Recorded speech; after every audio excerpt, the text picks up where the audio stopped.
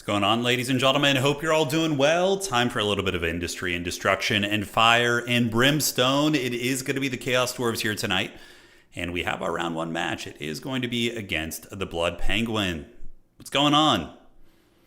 Chaos Dwarves have won a couple tournaments, Moogie. Not too many, Dane. I think we've seen...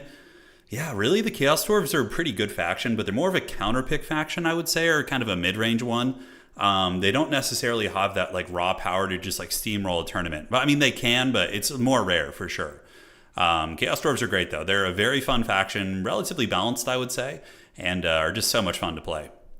Pork Chops, congratulations on buying the house. Where'd you settle down, man? If you don't mind me asking. All right, so we're gonna get the Penguin in here and get our first round opponent going. Yeah, you get the chill, man, and then Ent, you only need to win a couple after that. Okay. Let's see here. And did you check? Oh, Anticity, you might have an opponent actually. Let me see. Adam. Okay.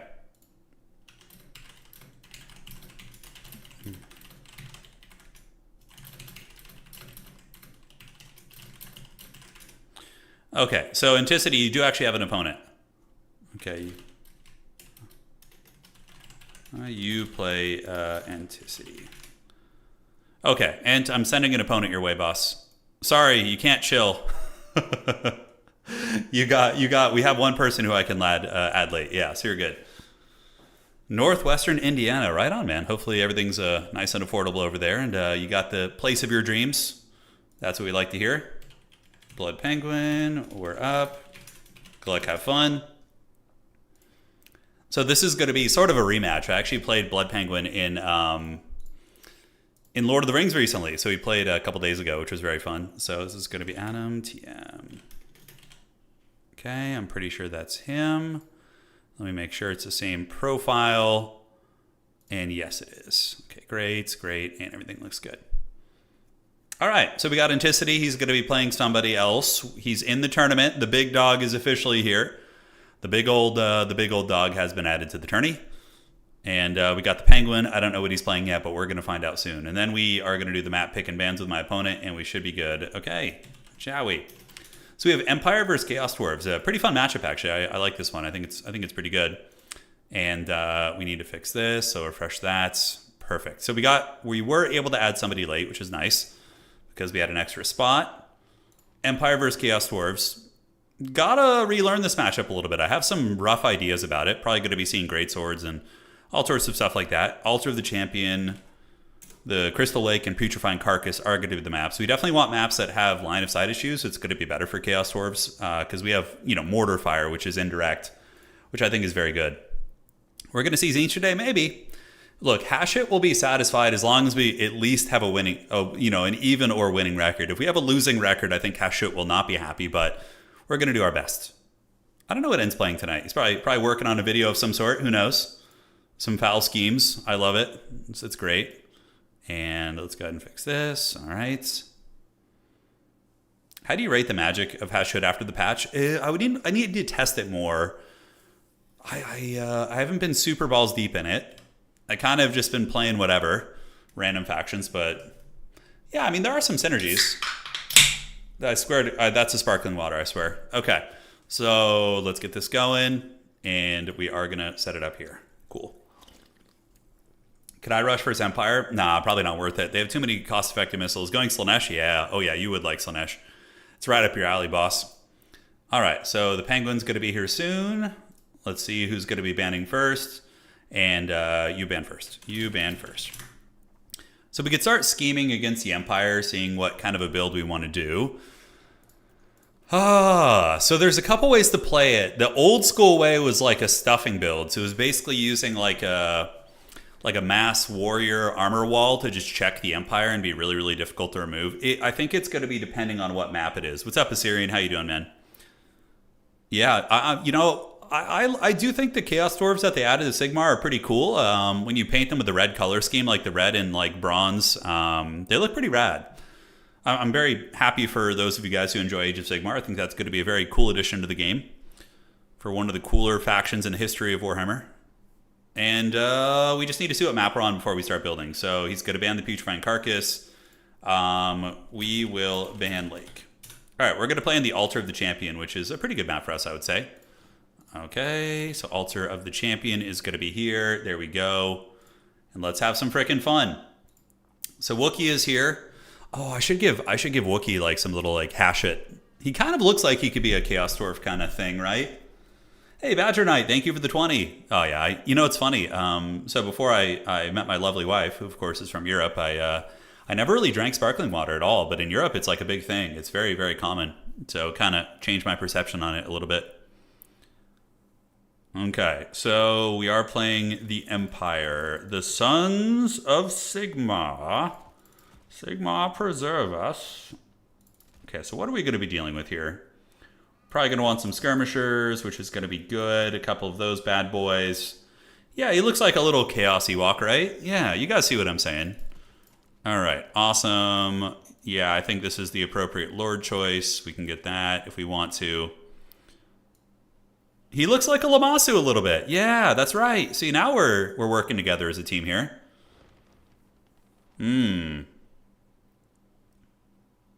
That's right, Kara. That's right, yeah.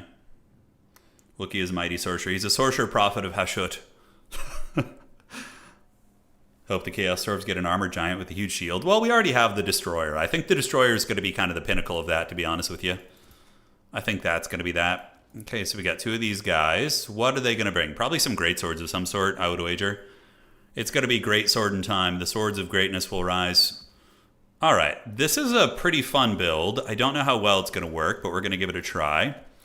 So we got all these, and then do we need a Pain Train? Pain Trains against Empire are all right. They do have some tools for dealing with them for sure, but I think in every Chaos Dwarf build, you should at least bring one Pain Train. I think that's going to be pretty necessary for us. And, all right. Bull Centaur Renders, probably going to be wanting some great weapon action. I think that's going to be good. Deathrakers are not bad either. Having those in reserve is always a pretty good call, I think, just to be safe. And this map has some weird line of sight, so you can definitely get away with it. Magma Cannons are going to get 2 line of sighted on this map. I don't think it's going to be good, so we'll cut you, and then we're going to get you and you.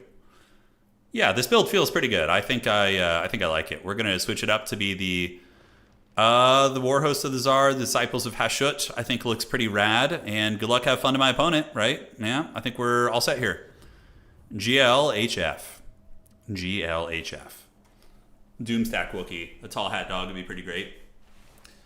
Both of his eyes were side eyes. Yeah, a little bit. All right. So how's life been treating you guys? You guys been doing well? Was there any other Total War action today? Were you guys watching some Own Goal, or maybe Anticity was streaming? Was there some fun action earlier in the day? It's always cool to... I love to tune into some of these other tournaments and just kind of sit back, hang out. But yeah, I think we have everything we need here.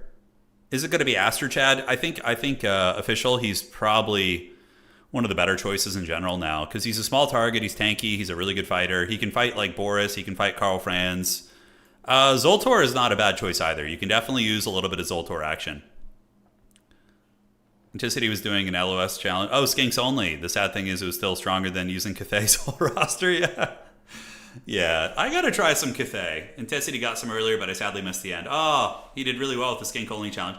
You know, here's the thing about Skinks. They're actually very good units. I mean, they're some of the best capture weight swarm infantry in the game.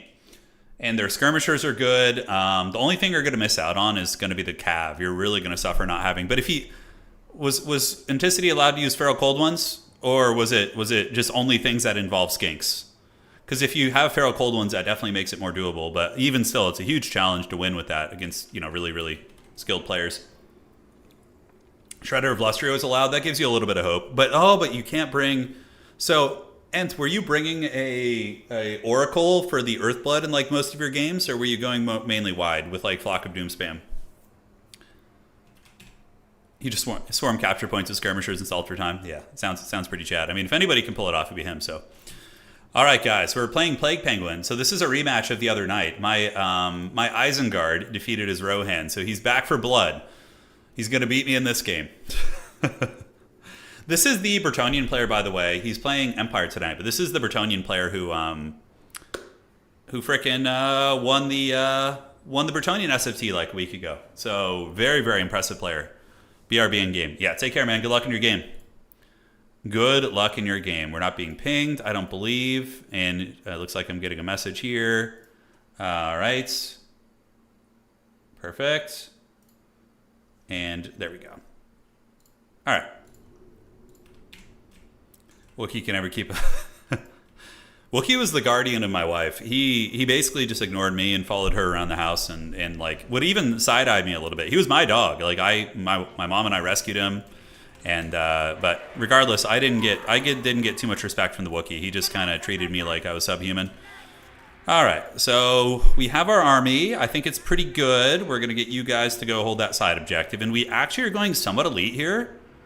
Yeah, we're going somewhat elite. Hey, the Dane! Get one of those new... Oh, dude, come on, man. I might, just because of that, I might grab one in your honor for my existing Chaos Dwarf army. Thank you so much, dude. Holy shit. That's way too generous, boss. I appreciate the support. Hopefully you're going to enjoy the action that's to come. And let's do it. Let's get it.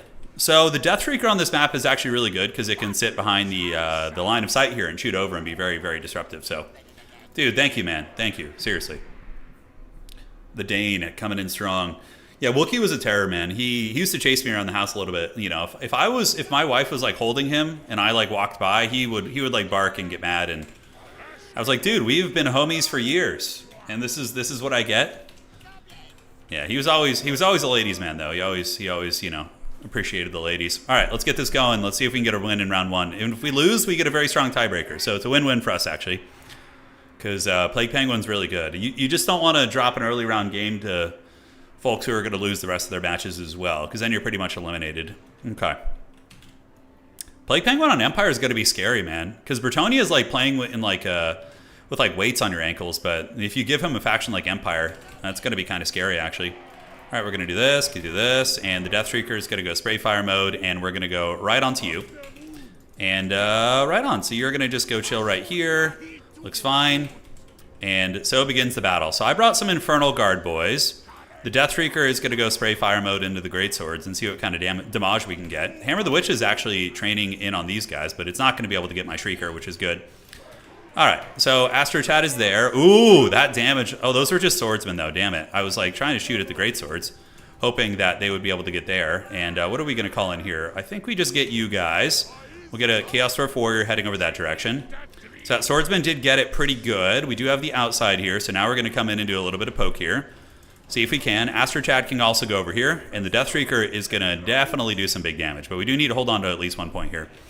All right, so Fireglave's going to be sitting in the wings. They can kind of help out on either side, so I think we can... It's just Balthazar Gelt, right? So we don't need to worry too much about that. These guys are on their way in, and we have 2 very elite infantry who are going to be hopefully game changers.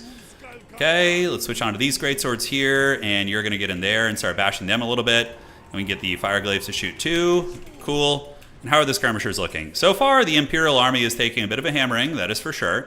And we're going to go ahead and get a sneaky get, call them in here, and see if we can hold this point. So there are going to be some cavalry coming in. Astro Chad's going to be helping. Let's shoot these guys, pull you back a little bit. And did I blunder here? I did. I blundered in a half. All right, so we're going to get you guys. What spells do we have? Final Transmutation and Searing Doom. Okay. And we're going to get you back and just kind of rain fire with our artillery, right? That's going to be the game plan. Okay, so Astro Chad's going to go in here. We can do a little bit of this and hopefully cook these guys. We'll have to see how that goes. And the skirmishers just kind of hanging tight. We have our good warriors kind of engaged in combat here. And my opponent is going to be detaching to go after that side objective, at which point I can call in a Wolf Rider to go battle those swordsmen. All right, so how are we looking? That Death Shrieker shot was pretty good. Astro Chad able to just cook this side point super, super hard, so that's really nice. And now we can rotate you guys over here. And it looks like there are going to be some Empire Knights coming around the outside looking to cause some havoc, so we don't want any of that smoke. All right, so far value trading is going very, very well, I would say. We've been able to punish the Greatswords. We do have silver bullets back there, so let's get you guys, start shooting into the silver bullets. We'll get you guys to loop down and under here.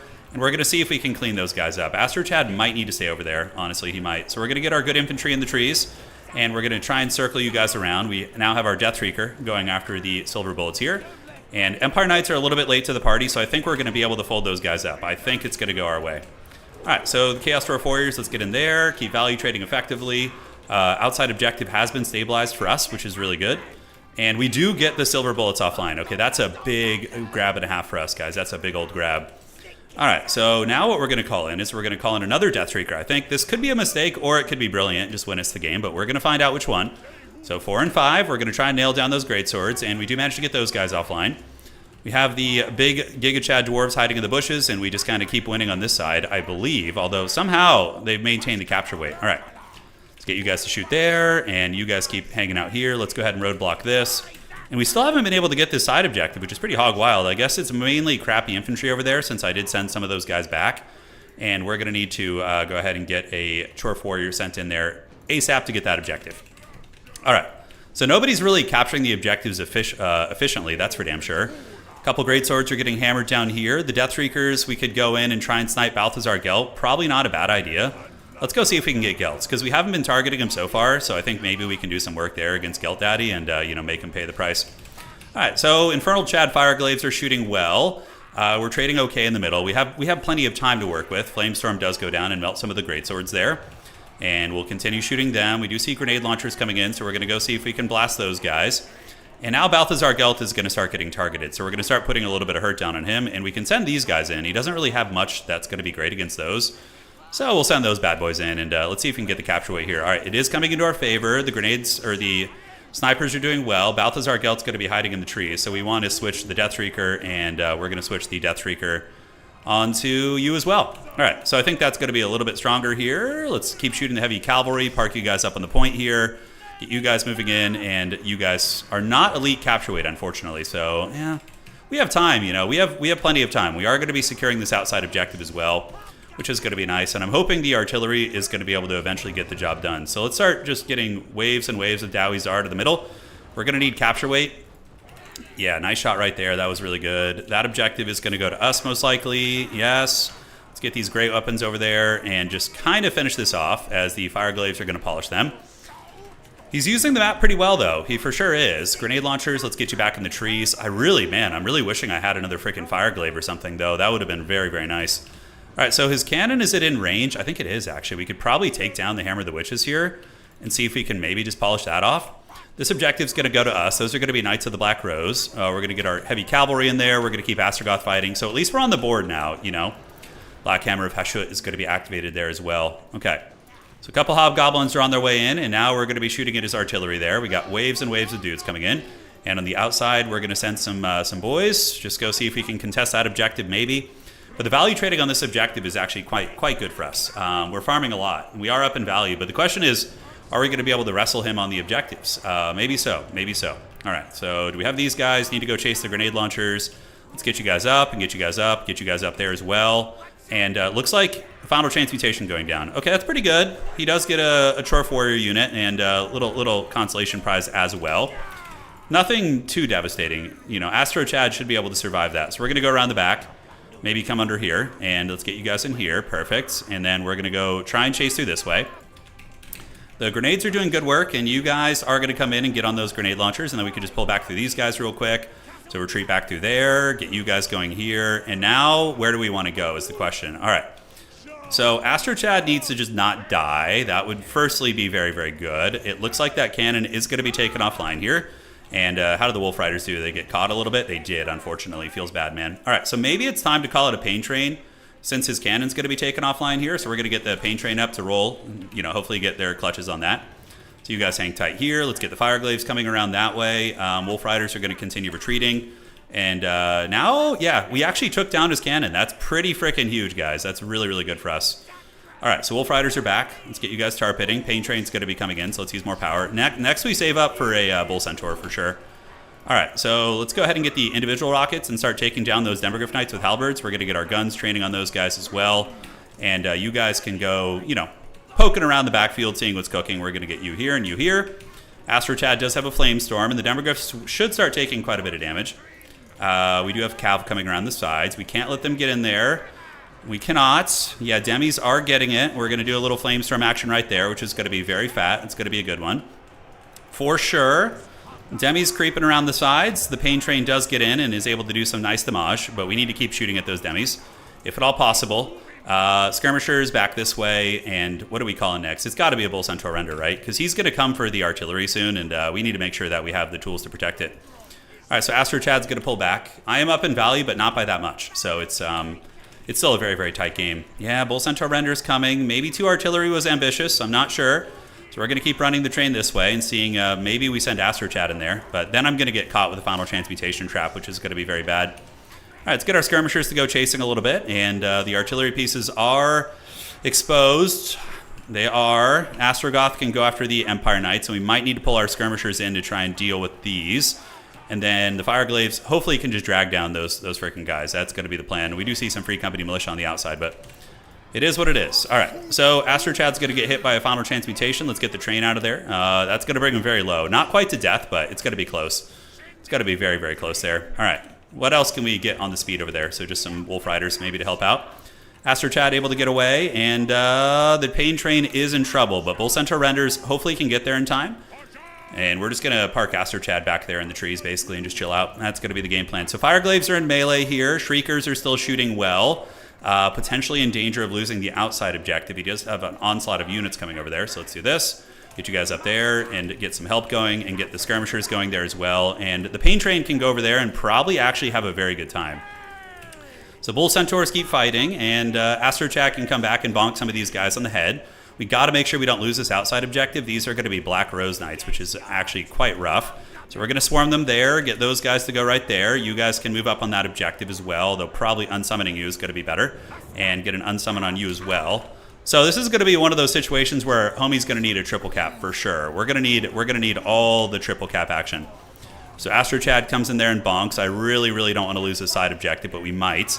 Deathreakers, are they still doing good damage? I mean, they are wearing down the Demogryph Knights for sure, but is it enough? That is the question, because the points are rapidly going against us. You know what I'm saying? It's tough. So Demis are low there. We do have some more Wolf Riders we can call out. Is the Pain Train going to be enough to win this objective? That is the question of the ages. It is going to be very good against those guys. We do see the character get hammered here. We can do a little bit of a Flamestorm right there too. Though going after you is probably fine, and then maybe a Flamestorm there. It's going to be a little bit better. I think so. All right, so Deathstreaker, let's get on the Outriders so we can put them in spray fire mode. Shoot at the Outriders here. Get another Wolf Rider to come out, so he's going to zip across this way. Astrochat is going to be killed, but Chaos Dwarves are pretty high leadership, so it's not really the end of the world there. It's not the end. All right, so we're going to go here. Astrochat is taken down for now. Let's move you guys up. And the Outriders with grenade launchers have run out of ammunition. I mean, there's a chance that his army is going to run out of steam. We'll see. There is a small chance. Okay, you retreat back. You retreat back. Let's get the Bull Centaurs coming over this way because it's a lot of heavy cav. And we'll get our speedy cav to come kind of run these guys down. How are the Deathstreakers doing? Yeah, they're doing all right. Pain Train's able to get some decent routing damage. So we're going to kind of continue running this way. We have a random Wolf Rider here, so let's have him just go run down some greatswords on this side here. So the Wolf Riders get in, do some good work. We're going to need to get you over there, keep the train going here, and then we're going to need some sneaky gets for capture weight there. Yeah, both sides are very low on units, correct. Yeah, that Deathstreaker shot was very good, but does he have another unit of Demis coming out? He does, okay. So the capture weight starts to go back to us. Let's get you guys on the greatswords over there, and we're going to start getting the Deathstreakers on single fire mode to start wearing on the Demogryph Knights. Perfect, and those are swordsmen out there, so we're going to need to go and try and secure that outside objective. For sure. All right, Fire Chads are back online. I think he's got me, though. I think Astrogoth getting killed was pretty devastating for sure. So let's get the Bull Centaur Renders back. He's also got the points advantage. I am going to be able to get one probably good Alpha Strike on those swordsmen on the side. But the Deathstreakers being, kind of indisposed here is tough. All right, so let's get the Bull Centaurs to fight there. Pain Train's going to go here. Let's get you guys in combat there. And what else do I have to call in? Yeah, man, if I had another Fireglaive, they were actually really good this game, but I didn't have quite the tools I needed to deal with them. So let's sandwich you. They didn't really get the charge off there, so that feels bad. And the Empire Knights are going to punish us there, so that's dodgy. All right, so those guys are getting low. The big Bull Centaurs do pay the troll toll. Let's use more power to get away here. We need to retreat. These guys can't. We cannot afford to lose them right now. We cannot afford to lose them. We gotta play the long-ish game. So we're gonna send a Chorf Warrior over there to threaten this, and then we're gonna run up the side of the map and hope for the best. All right, so the Pain Train is still going. The little sneaky gets are going to do their thing here. Chaos Dwarf Warriors are coming this way. Let's get you guys to shoot about face. Oh, boy. So, do we escape with these guys? We do partially. It's a partial escape. Not great. You guys get to the middle. And I think the Empire started to out-value trade us in the end. I'm starting to think the double Death Shriek was probably a little bit too much. Granted, their value is okay. They paid for themselves, right? And did some good damage. That's for sure. Bull Centaur Renders are back on the menu. Let's get up here. And Fireglaves can come and chase them down. I think like 2 Fireglaves on this map would have been really, really devastating, actually. That could have been very, very good. All right, so the Pain Train can work on you guys. We're going to get Astro Chat or those guys there. I don't think they're going to make it. GG, well played. Really, really good game. I mean, there's a reason he's one of our stronger players. Would an armor check have worked against the Greatswords? That's the question, you know. That is the question. It might have had some teeth. Let's get the shooting into the Demogryph Knights here. Pain Train is taking down that Empire Captain. But he could just stuff me off all the objectives now. GG, well played. Yeah, so Astrogoth was good, but he did also get killed by the final transmutations. Surprised that was able to do it. Let me say GG to my opponent there. GG, well played, dog. Report score, please. Oh, tonight is a 5-rounder, by the way. It is a 5-rounder. I felt like a lot went well. We got his cannon, which was good. So the cannon did go down. Greatswords, we held his Greatswords to a pretty low amount of value, except one of them. I think the elite infantry probably were a mistake on my end. Because these guys, yeah, my elite infantry were just pricey, and I just wanted to experiment with them. This probably cost me the game. I think I needed 4 regular Chaos Dwarf Warriors instead. The Wolf Riders are fine. They give you a lot of utility, but... Yeah, Fireglaive with 2,000 value. Astrogoth only 900, which is really tough. Maybe should have been more focused on killing the captains. The train got 1,200. The Deathreakers, I think, were really good on that map. 2,400 on one Deathreaker is really nice. His cannon held the 415 value. Demogryph Knights did good-ish. Grenade launchers really performed well for him.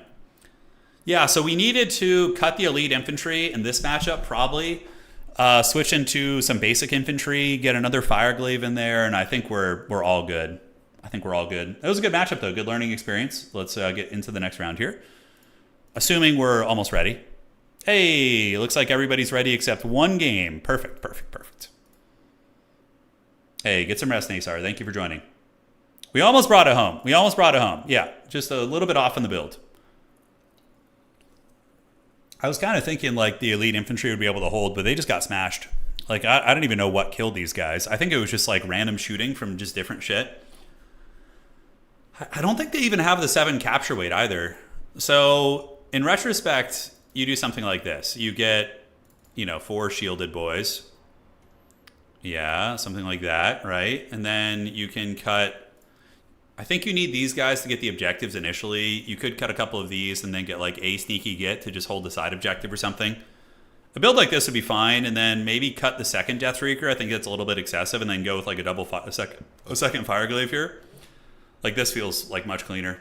Oh, we're just in round 1, Caleb. We just lost our first game. It was a really good match though, and we're going into round 2 in a moment. We will see who we will meet in the next round. Chaos Dwarves are good, man. They're a good faction.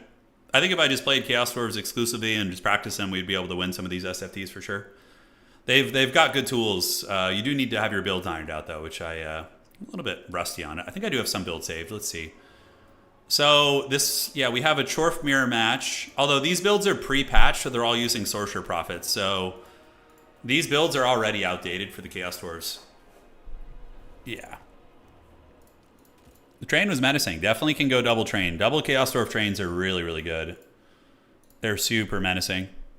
Okay, so Thundernut. I love the name, by the way. Thundernut. Is he still playing? Okay. Thundernuts. Let me know when done with your round. Cheers. Okay, I'm just hoping they're actually playing, because sometimes people don't report their scores. Yo, let me know when you're done in your round. Okay, so I messaged both those homies. We'll find out in a second. And we should be good. Yeah, Thundernut is here. Yeah, pray to Hashit. Maybe he's going to bring it home for us. So yeah, so these builds are all outdated now. They're all outdated. Yeah, there's terrible. That one might still be good. We could probably leave that one. This one's probably still fine. This one probably needs a rework. Chores for Skaven probably needs a rework too, although that does use Zachan, so maybe it's got some teeth. And yeah, okay, some of these builds are still good. The ones with the Sorcerer Prophets, honestly, the Dreadquake Mortar right there in that game would have actually been extremely good. Because it would have just wrecked all his greatswords. On that map only, though. On that map only. Yeah. Okay, do we have the next round? Are we ready? Is the dreaded Thundernut still playing? They must be having a titanic, thunderous duel, would be my guess. Having to go over big changes. Yeah, I know. Most of my builds are still pretty ironed out for Nurgle. The Nurgle builds are all still good. I have those ones on lock, but the Chaos Dwarves I need to rebuild. Is the new artillery worth it? The bolt throwers, not really, no. They're pretty lackluster, to be honest. I just think, like, why would you bring a bolt thrower when you can get a Death Shrieker, which is like a heat-seeking missile that can shoot like twice as far, almost. Not twice as far, but a bit, substantially further. I mean, maybe on against Ogre Kingdoms, you could use it against Lead Belchers, maybe. Like, if you're expecting to get Lead Belchered, you go triple bolt thrower, maybe. But every time I've tried them, I've always been a little bit disappointed, to be honest with you. Yeah. A little bit disappointed. Okay. These guys better not be AFK, man. Okay, I think they're done. Aces, winner, reports. They just finished. Cool. So we're going to be jumping into the next round now. He won a close first game in like 2 years. Well played. Okay. So report, please. And then we can advance and get round 2 going. Chevrons help the bolt thrower. Why are Sorcerer Prophets? They're not bad anymore. They're not bad, Michael, but Sorcerer Prophets are not OP anymore. They were like really strong before because they had an item called the Amulet of Blood and Darkness, or Chalice of Blood and Darkness, which gave them a map-wide healing ability, but now instead of triggering map-wide, it only triggers in a 100-meter radius. So it's a pretty big change, but Chaos Dwarves are still great. But that definitely will bring their win percentage down a lot, like probably like 5%. It was a good change. It was a good change. Okay. We need you to report your score, boss. If you're listening to the stream, Tarpon, please report it. Homie said match is over. Okay, he won a close one. We're gonna give him another 30 seconds or so to report the score, and if he doesn't, we're gonna have to do it ourselves. Bolt throwers do their damage faster. It's a cheap surgical tool, not a... Yeah, I don't know about that. The Death Shriekers definitely do way more burst damage. Like one Death Shrieker direct hit is going to be like several volleys of bolt thrower fire, like direct hitting. Yeah, it's very chipping damage. I think it has like 89 weapon strength or something like that. Yeah, Drazhoath needs some milk. He's pretty terrible, honestly. He is pretty terrible. Okay. Let's do this.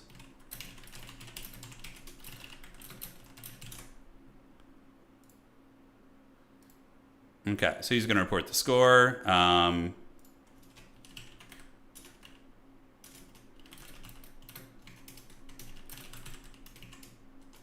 You should be reporting score.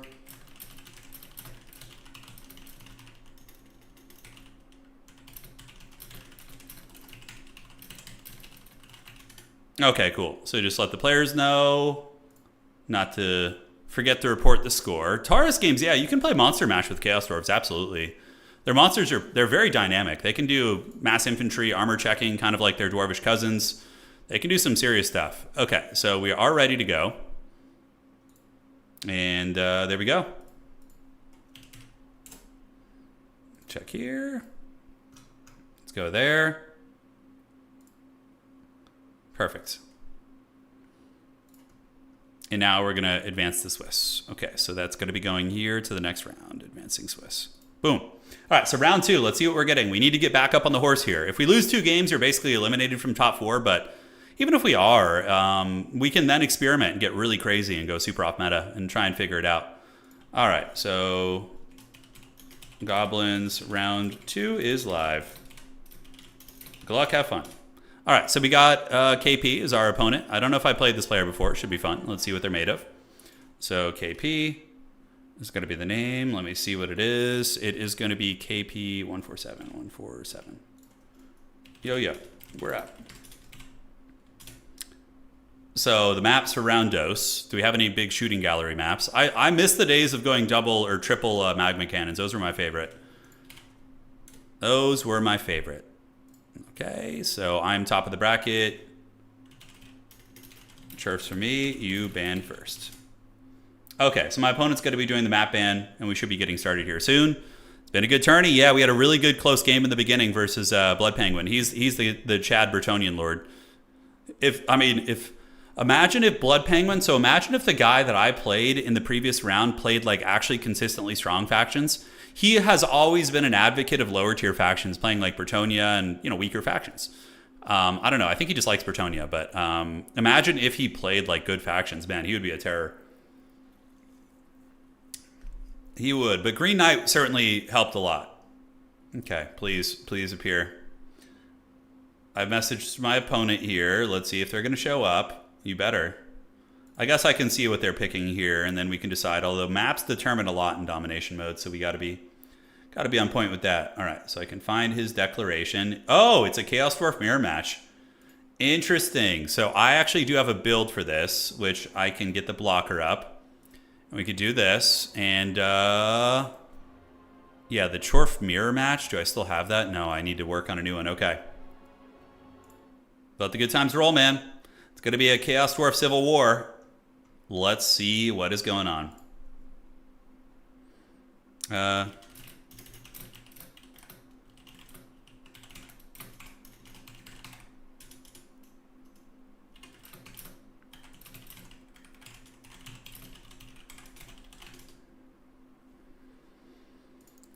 Okay, so still nothing yet from this guy. Hopefully he's not disappeared in the shadows. Maybe he thought he was eliminated. We do have a couple newer players playing tonight. If we get the buy round, that would be very sad. I would love to play the Chaos Dwarf mirror match. It's always very fun. And how do we win that? I think Fireglaves are probably one of the biggest elements in the mirror match. They tend to be very effective. You could also do like a full-on bum rush. You could do like a Bull Centaur, shielded Bull Centaur rush could be very fun too. Laborer spam, yeah, you know, Laborers... Orc Laborers against like a Chaos Dwarf Warrior. I would wonder how they would trade. They do actually have more HP, which is kind of funny. An Orc Laborer has 10.6k HP, whereas the Chaos Dwarf Warrior has 8,200. So pretty substantial difference. Okay, let me get you. KP. 146 was it? Yeah. Check your DMs, please. Okay, we are playing. I don't know where this guy went, man. He might have just disappeared off into the Shadow Realm. Who knows? Turin just said he loves a mirror match. You know, the Chaos Dwarf mirror match is fun because the fireworks, I think, make for a pretty good time. Yeah, it's my dog. He's not here yet. We can get rid of the blocker, so we don't need this yet. Blunderbusses are a little bit too short range. I think the Fireglaves typically are what you need. Okay, so is this guy, is he around? Let's disable this. He did play his first game. Maybe he dropped. I need to investigate with his opponent to see. Lord Gray. Lord Gray. Yo, did your first round opponent show up? Missed your messages, by the way. We'll respond to the above. Okay, just checking with Homeboy here. Let's see what he says. I'm having to do some detective work to find my opponents here. His game wasn't on the right version. And then, did he disappear? Is that the question? Did he say he was dropping? We might need to cast somebody else's game. We might need to. How can you hate mirrors when guns are involved? Yeah, it's just the mirrors I don't like are like Nurgle and vampire counts and that kind of shit. Because it's just like a grindy sausage fest, you know what I'm saying? Yeah, it's not fun. We'll keep tracking him down. All right, Kyle. I think this guy has a South Park avatar. Maybe he thought the round was going to be taking a little bit longer. Who knows? Worst case scenario, we play a match versus one of you guys, which would be pretty fun. So one of you folks will join in there, and we will take the bye round, which could be the case here. We've sent the message, and has he acknowledged it? Not yet. Okay. Come on, buddy. You can do it. Come on, KP. Arise. I could Discord call him. That would be pretty funny. That might actually send an alert through his computer, right? Vampire count mirror isn't always a grind fest. Yeah, sometimes it can be a little bit different. I miss the good old days of countering OP factions in Warhammer 2 by learning the mirror super well. Those were the forbidden days, yeah. Because nobody likes practicing mirror matches. That's truly like a villainous thing in Ticity. It really is. Like, people who train mirror matches, it doesn't get too much more villainous than that. Time to battle for the people's tournament. I can always get on and lose the turn if that's what the stream requires. Oh, you'd be fine, dude. You'd be fine. You would be fine. I just like, yeah, it's weird. I have to start putting some stricter restrictions on tournaments. Like people who just abandon games and don't say they're dropping and stuff, we might have to just like ban them from tourneys or something. I don't know. Because it happens a bit and it can hold up tournaments for hours and hours. A long time. Oh, of course you love the mirror matches, Ant. Of course you do. Truly sadistic over there. Let's see. What's it going to be? There he is. Dunes. Future. Okay, so he's going to ban the Dunes of Cain, and I will ban the Rapturous. We play Rise. Good luck, have fun. All right. So get on in here. And lobby. We're running late. Okay. So he has appeared. Finally, he has arrived. Yeah, usually it's 10 to 15 minutes and we boot people. Sometimes quicker, though. Yeah, but no, we've never actually done that. But I'm saying, like, you know, if someone just is offline straight up and not connecting or responding at all, it does depend. All right, guys. Let's see if he shows here. Come on, buddy. You can do it. You can do it. Put your back into it. Okay.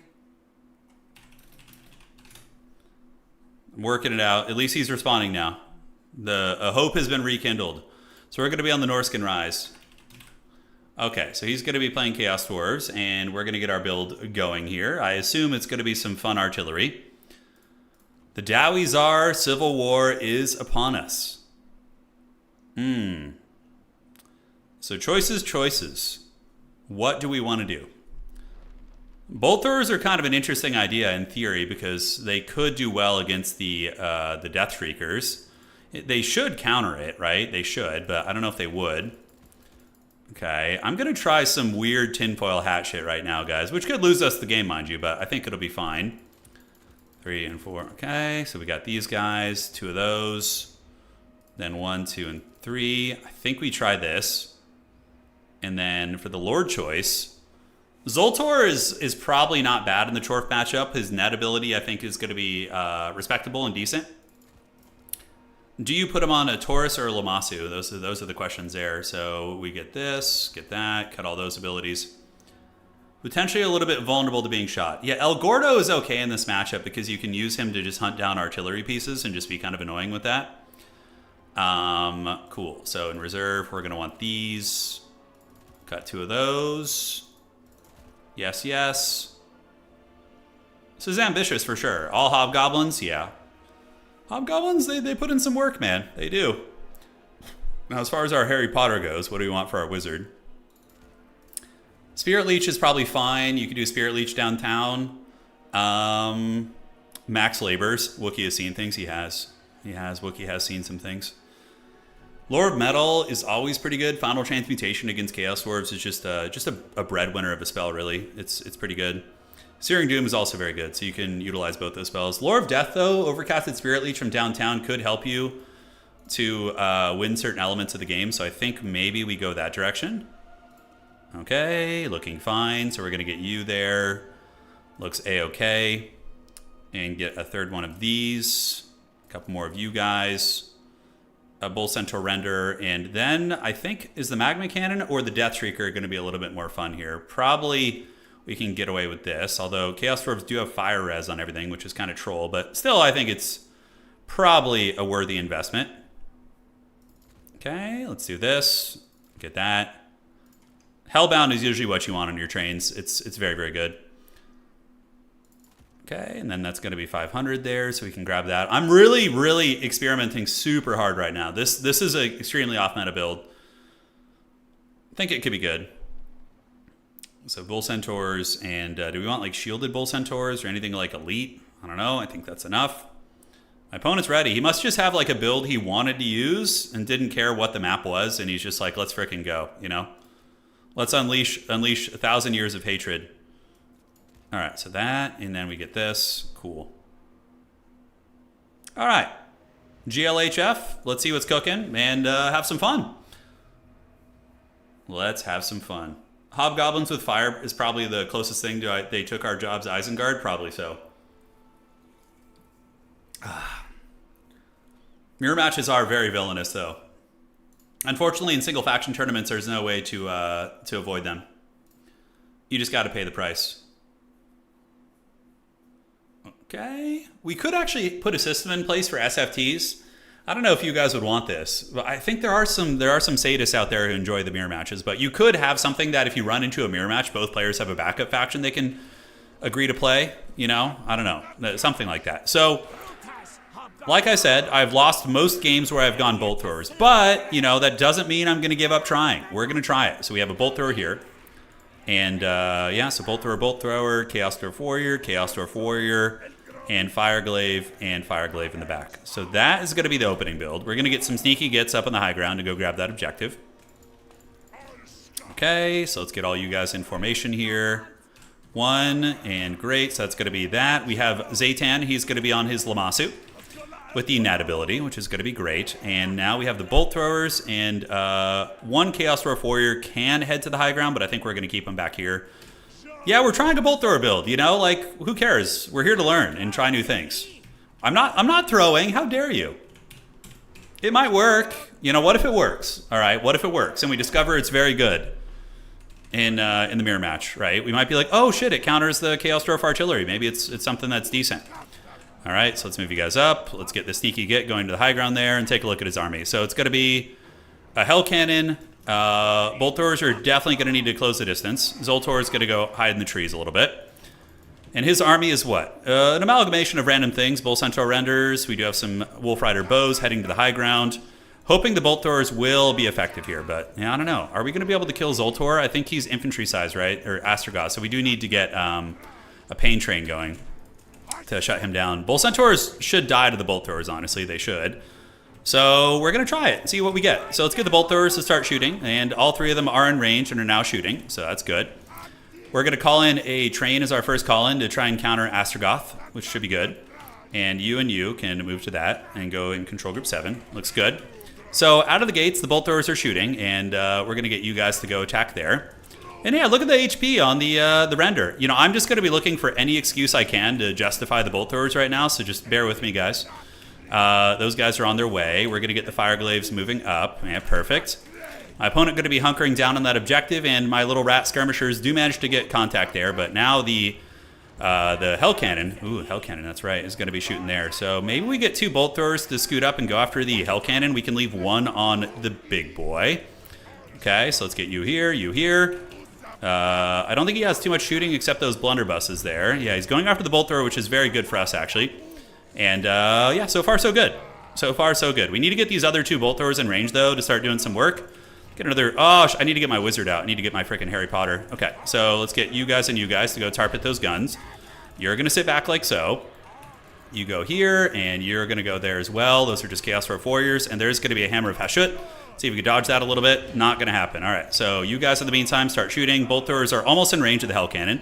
So this is a little bit sketchy. We are getting a little bit tight there. 1 Fire Glaive's got to move up and preemptively shoot you. You're going to do this. And the bolt throwers will be in range of the cannon soon. All right. So you guys have done this. And now we do have the big old cannon in here. So we're going to try and get on that if we can. Get you to start shooting. Fire Glaive's able to take down the goblins. And now we're going to see if the bolt throwers can do their job. All right. So we fly overhead. We're going to land on you guys. Use the pain train to go right there. And save up for a Bull Centaur render. One of these guys is going to go here. Guns are still overlapping and doing well. Let's get you back and do this and do this. All right, so retreat. Yeah, he's going to lure him into the guns, hopefully. You guys get back up to the high ground and cackle a little bit. So now we can use the Sadistic Snare on the Bull Centaur renders, and we're going to just kind of shoot him up here. So almost have the Soul of Damnation down, almost. It's not quite there yet. It looks like 1 random Chaos Dwarf Warrior is chasing through, which is fine. We do get the Net of the Gods, and we're going to get the Pain Train to come back here, finish these guys off, and the Net ends up being pretty good as the Hell Cannon is almost offline. So that's quite good for us. All right, so there is an Iron Demon coming out from my opponent. So we're going to go ahead and do this. We're going to keep those guns shooting, and the Bull Centaurs are getting very, very low. Up on the high ground here, we can go ahead and call in 2 Wolf Riders. So we're going to get them and make sure we get this objective there. And we are going to land and use the Withering on you. Try and lower you down a little bit there. So the Bolt Throwers have not killed that thing yet. Not quite, which is unfortunate, but they're working on it. All right, so you're going to get back. Side objective's looking pretty good. We do have the sneaky gets over there, so they're going to do this. And then we're going to get you guys to attack in there, and one of you guys can attack into there, and we should be all right. So the guns are really doing good. We're up in value. Fireglaves are doing work, so let's take down this. And okay, we did get it down. So the Bolt Throwers were able to get the job done. My only concern is they're very, very heavily overextended right now. They're like very, very far up there. All right, so on the backside, what do we call in? Definitely our caster now. So we're going to get our Harry Potter. That way we can do some overcasted Spirit Leeches and some Fate of Unas on good units and whatnot. So we need 1095, so caster is going to come out, put it in control group 5, and then we're going to chill. So Zaytan's just going to sit back. We're going to keep taking down the big pain train right there. And how are the Bull Centaurs? They're very low. We do win the high ground fight. That's good. And the Hell Cannon is offline, so let's dodge that. Nice hammer of hash hit from my opponent. It was very good.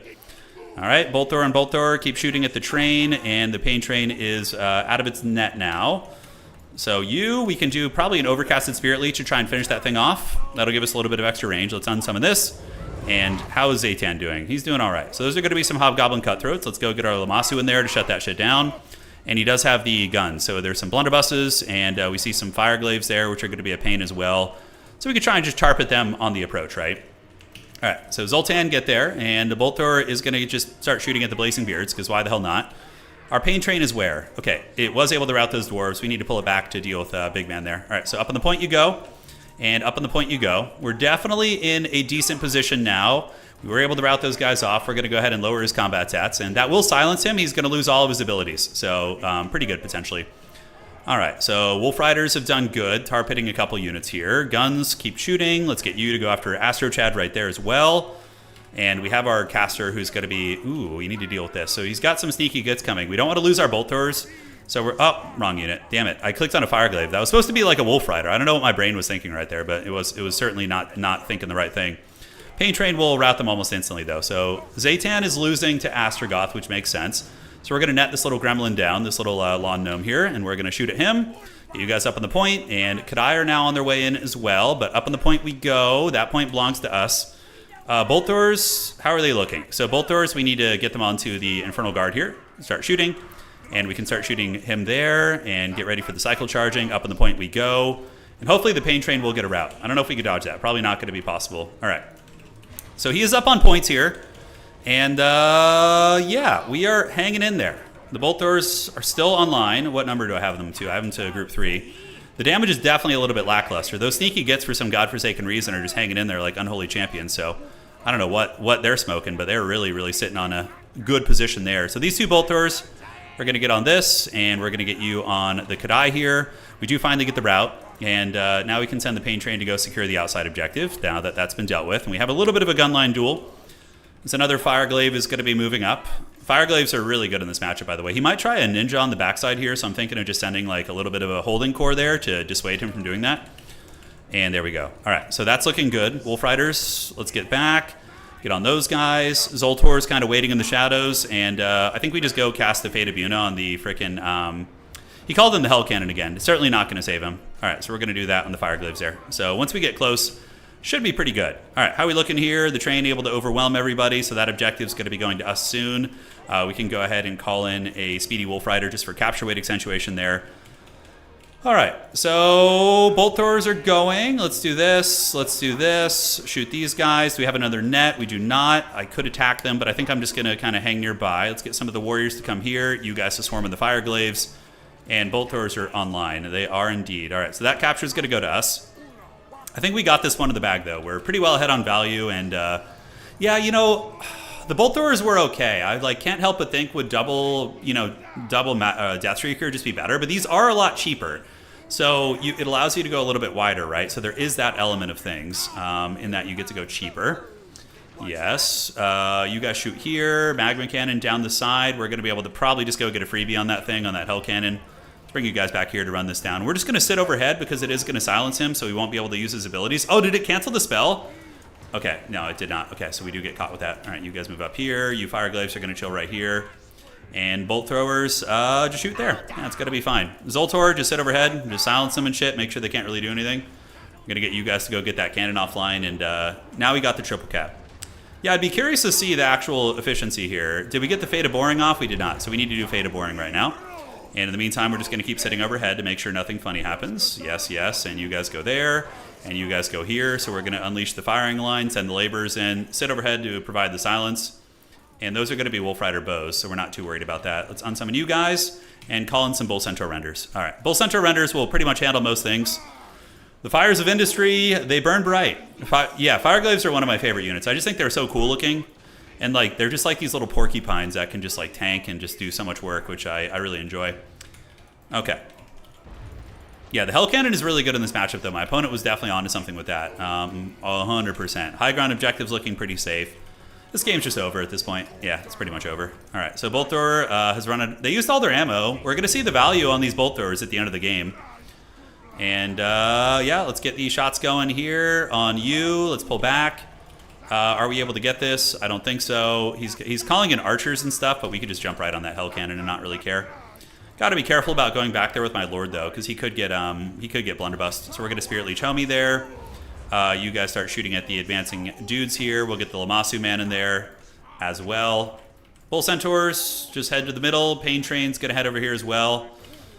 Astro Chad is coming in, but we can get all 3 guns to zero in on him if he comes close. That's going to be the play. I do have Reforge.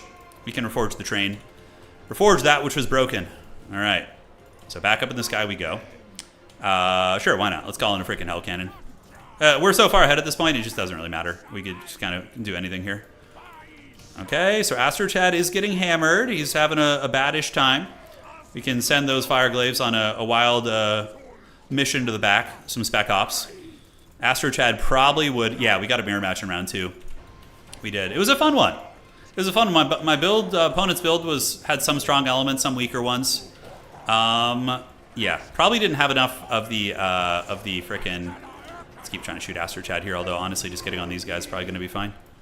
Stay overhead, and we were going to have another Spirit Leech for him in a moment, so we're going to Spirit Leech him. We're going to fly in with Zoltor, hopefully not die. Pain Train's going to go back there, because why the hell not? Let's get another Chaos Dwarf Warrior to move up and grab this point here on the outside. And are we going to get him down? He's pretty low. I mean, but the Lamassu is not a good AP fighter, so that's like the one issue with the Lamassu. Yeah, he does struggle a little bit in the armor-piercing department. All right, so we're going to run away from Zoltor. We're going to just shoot him with everything. Nothing's threatening the high ground here. Random guns moving across. He just doesn't have a whole lot. So, yeah, the Bolt Thrower tech I don't think is necessarily what won me the game. I just think, I mean, it did good. It wasn't the worst thing in the world. It did kill my opponent's Bull Centaurs. The range is a big problem. Like, honestly, I wouldn't be opposed to it if Creative Assembly just raised the range on Bolt Throwers for every faction. That would definitely be a very welcome buff for, because, yeah, the range is just so punishing on Bolt Throwers, you know? Yeah, GG, well played. It was a fun game. Fun little match there. So what did good for us? Let's break it down. Let's see what's cooking. And see if the Bolt Throwers actually got their value back. They must have, though, because we killed a Hell Cannon. But, you know, the crappy part is, like, we move up with the Bolt Throwers to shoot his Hell Cannon, then they become heavily overextended. And if my opponent had a more aggressive build, like, the Bolt Throwers would have gotten wrecked, you know? GG, dog. Okay. Let's do this.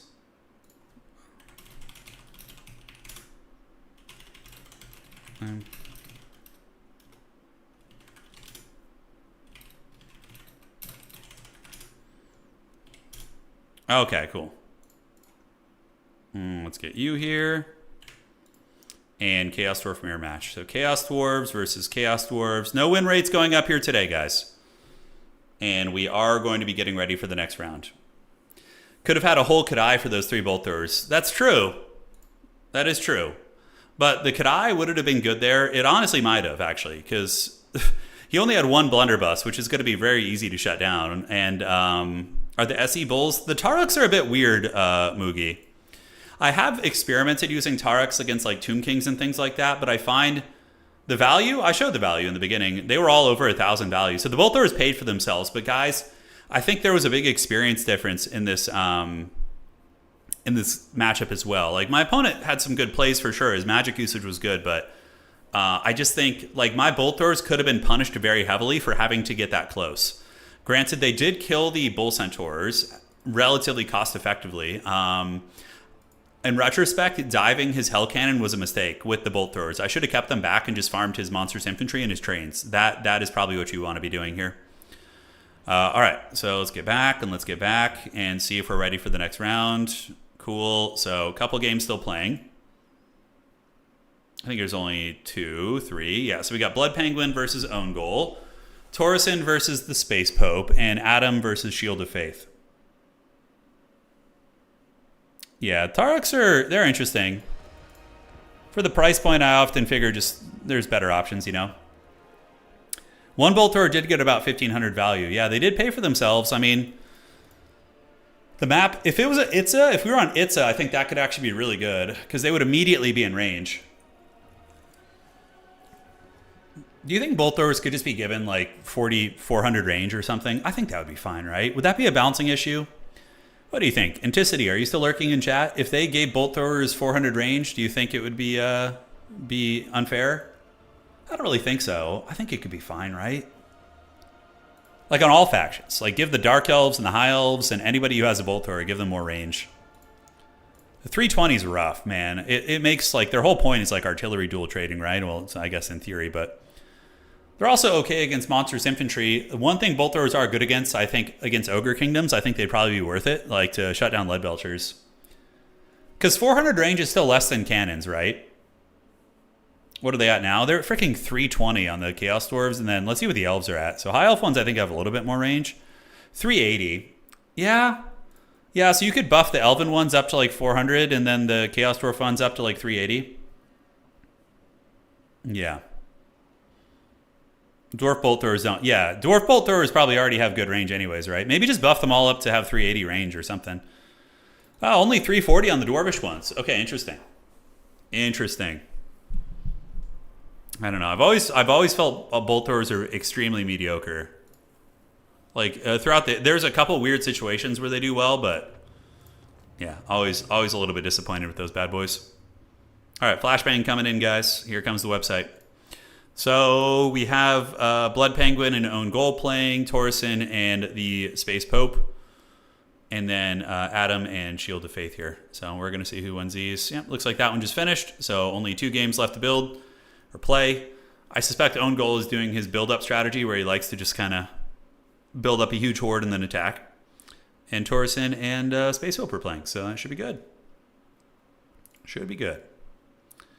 I saw someone take bolts recently to counter Monstrous Infantry. Not sure if it was good or not. Well, apparently that's what I've been told or heard and also seen a little bit about the Hobgoblin Bolt Throwers is that they're actually not terrible against the Crossroads is the big map. Yeah, Crossroads multiplayer. There we go. Is that Bolt Throwers are not the worst against Monstrous Infantry. So we could like try 3 of them, put an AI in. The AI are taking over. So let's see what this does. Like get some Croxagors and see what kind of damage we can get, right? So we're going to do like 2 Croxies. We'll get a couple of labor units to get hammered in the front. We're just going to test it out real quick. Hey, take care, Cowboy. Thank you for joining, man. And welcome to the stream, everybody. Yeah, the party's firing off tonight. It's going to be good. We'll be back streaming tomorrow. I don't know what time. Maybe earlier in the day, maybe later. Depends on schedules and whatnot. Nangao Grenadiers kind of aren't great. Cathay seems like a very, very hard faction to play, honestly. There are some, they're polarizing. There's probably some matchups where Cathay rules, but then there's a lot where it's like, ugh. Yeah, Edward, yeah, it's the same person. Yeah, he just changed his name. He's like Prince. Okay. Let's get you guys up, move you there, do a little bit of this. Okay, and then we're going to get 2 of you guys and you guys here.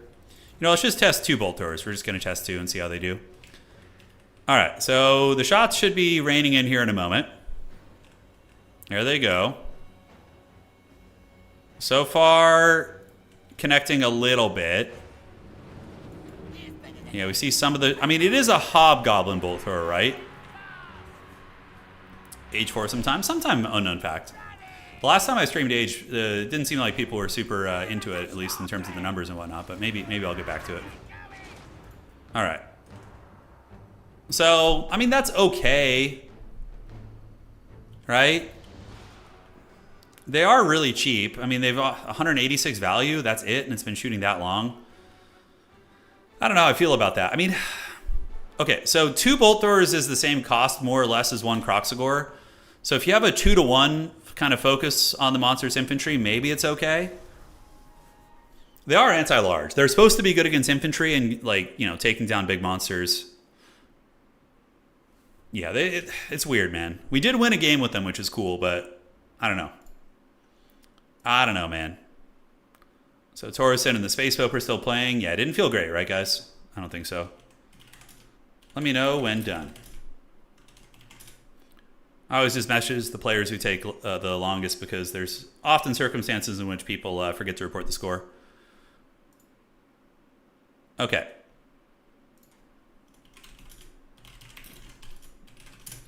Okay, outstanding, and there we are. Yeah, Granite Guard are very short range though, so you know, obviously in theory they're going to seem that way, but okay, so setting it up here in tabletop, the Chaos Dwarf Bolt Throwers are actually pretty good. I use them often in my my Chaos Dwarf list. If I just have like an extra 60 points to throw 2 of them in there, and they can often pay for themselves. It's really nice. Hey, we got the Space Pope in here. Is it going to be fun? All right. Okay, we're up.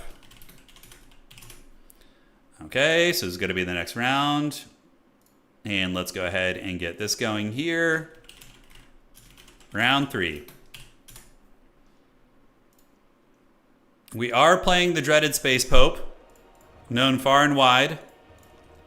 Let's get in here, do this, add a player slot. Invite him, and there it is. Okay. Let's find him. Perfect. So who's going to be banning first? He bans first. This is round 3, and we have our maps here. Great. You ban first. Chorfs for me. I don't know what he's playing. He usually plays like Lizardman or Corn or something, if I remember correctly. I could be wrong. But he's coming. Death Tree Rocket Launchers are very good, though. They're a very effective artillery piece. Because you see they can kill infantry and monsters. They're kind of okay against both.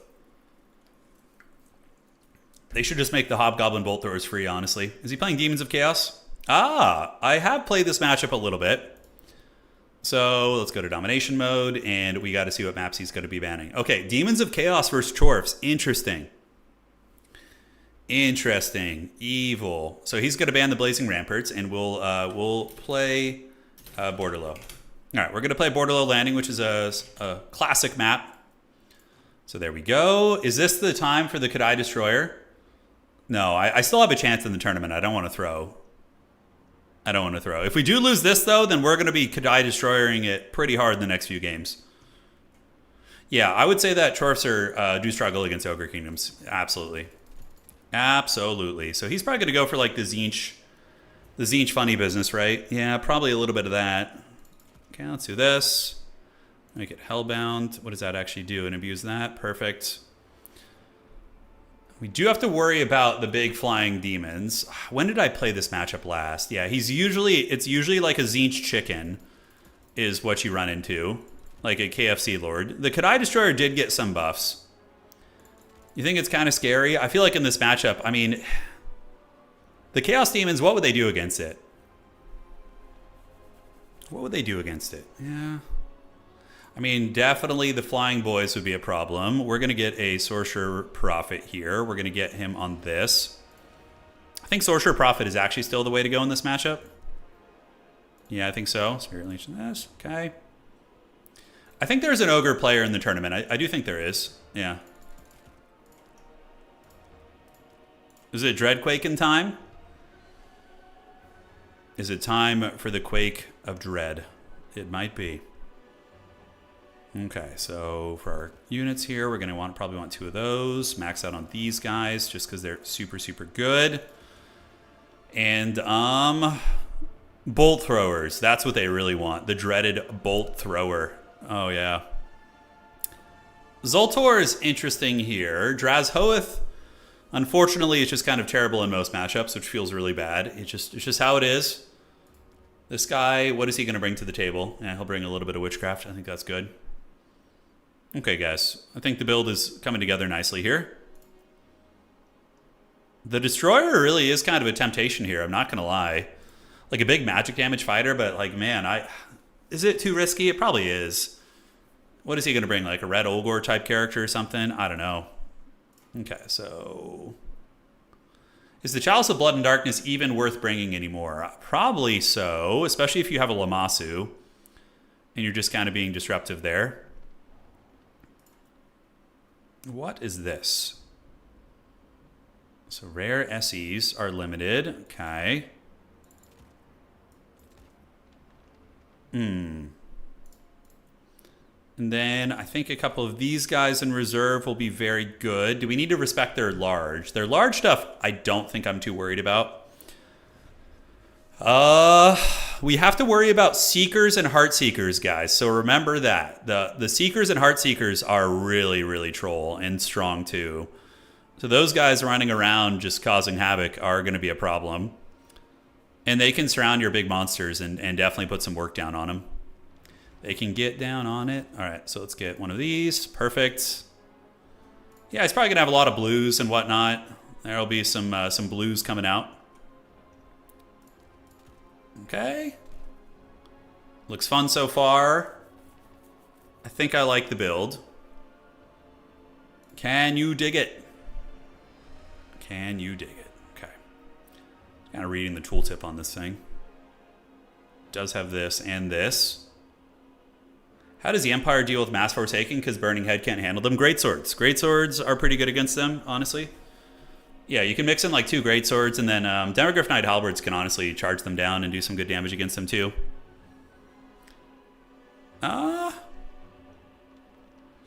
Demons of Chaos are so hard to predict, man. They can do so many weird strategies. They really can. They can go super hog wild with it. Set you up. I think this build's gonna work. I think I like it.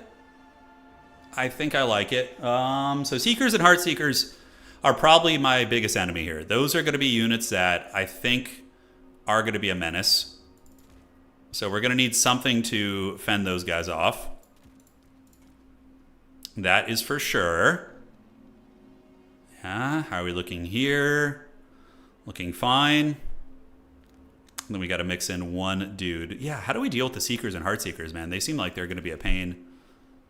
They do seem like they're going to be nasty as hell. All right, I guess we just have to raw dog it and figure it out. Chevrons, and good luck, have fun to my opponent. Let's see what he's got. GLHF, man. GLHF.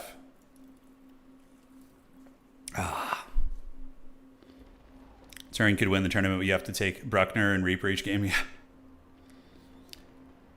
No, but Empire dealing with Forsaken, it is tricky, but Greatswords are pretty good. Demogryph Knights are pretty decent. If you have a Steam Tank or something like that, it's also quite good.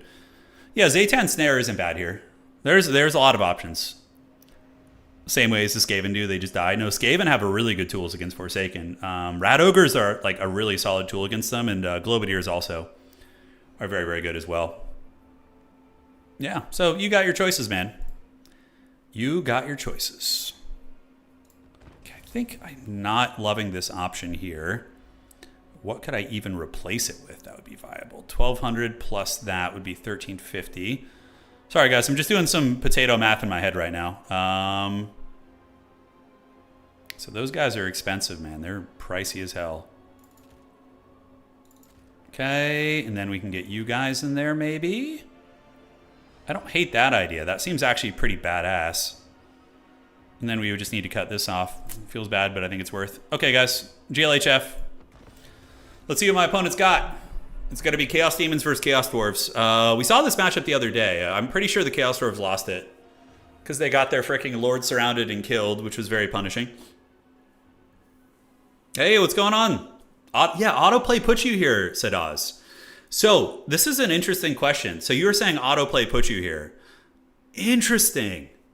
So this stream is going to be covering Total War Warhammer, and it's an RTS, so it's like watching, StarCraft, Company of Heroes, whatever, and it's a tournament, and we're playing a battle right now where it's going to be the Chaos Dwarves versus the Foul Demons of Chaos. So really interesting. How many of you guys were sent here by autoplay and you have no idea what's going on here? It's just, you're just in the Twilight Zone right now. That's what I'm really curious about.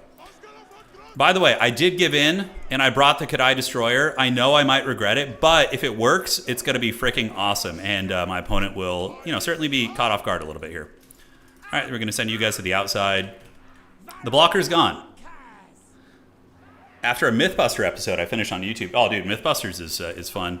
You know what show I've been watching, said Oz, recently is Hoarders. Holy shit. Have you guys ever watched Hoarders? So, I don't know. There's a couple versions of it, but we watched probably the most disgusting Hoarders episode you could possibly see. It is nuts. Hoarders is a horror show, dude. All right. So, on this Hoarders episode, this woman like lives in this house, okay? And her toilets have overflowed, okay? And she basically uses buckets, like plastic buckets, to use the restroom, but she doesn't throw them away. Her entire house is filled with them. It is absolutely nuts. And like, it's getting cross-contaminated with her food, and she's like eating it. Dude, holy shit, that was nuts. That is foul. Okay, so here's the craziest part. This is going to be the last part, then I'm going to get back to playing the game. So in this episode, the cleaners come in and they're literally gagging. They're like basically barely able to do this shit, okay? And they're trying to take away her contaminated food, which is obviously covered with, she doesn't wash her hands. So it's covered with mold. It's covered with like all this shit, right? And they try and take it away from this woman, okay? And then she's basically saying like, well, can I have one last bite of my disgusting contaminated food? She literally word for word says, I want to go out in a blaze of glory. It was the craziest shit I've ever seen. Oh my God. I could show you guys clips from it, but I don't know if it would be appropriate for YouTube. That shit was nuts, man. You're eating? I'm sorry. All right. But she says she wants to go out in a blaze of glory. Oh, man. I felt so bad for these people, man. Yeah.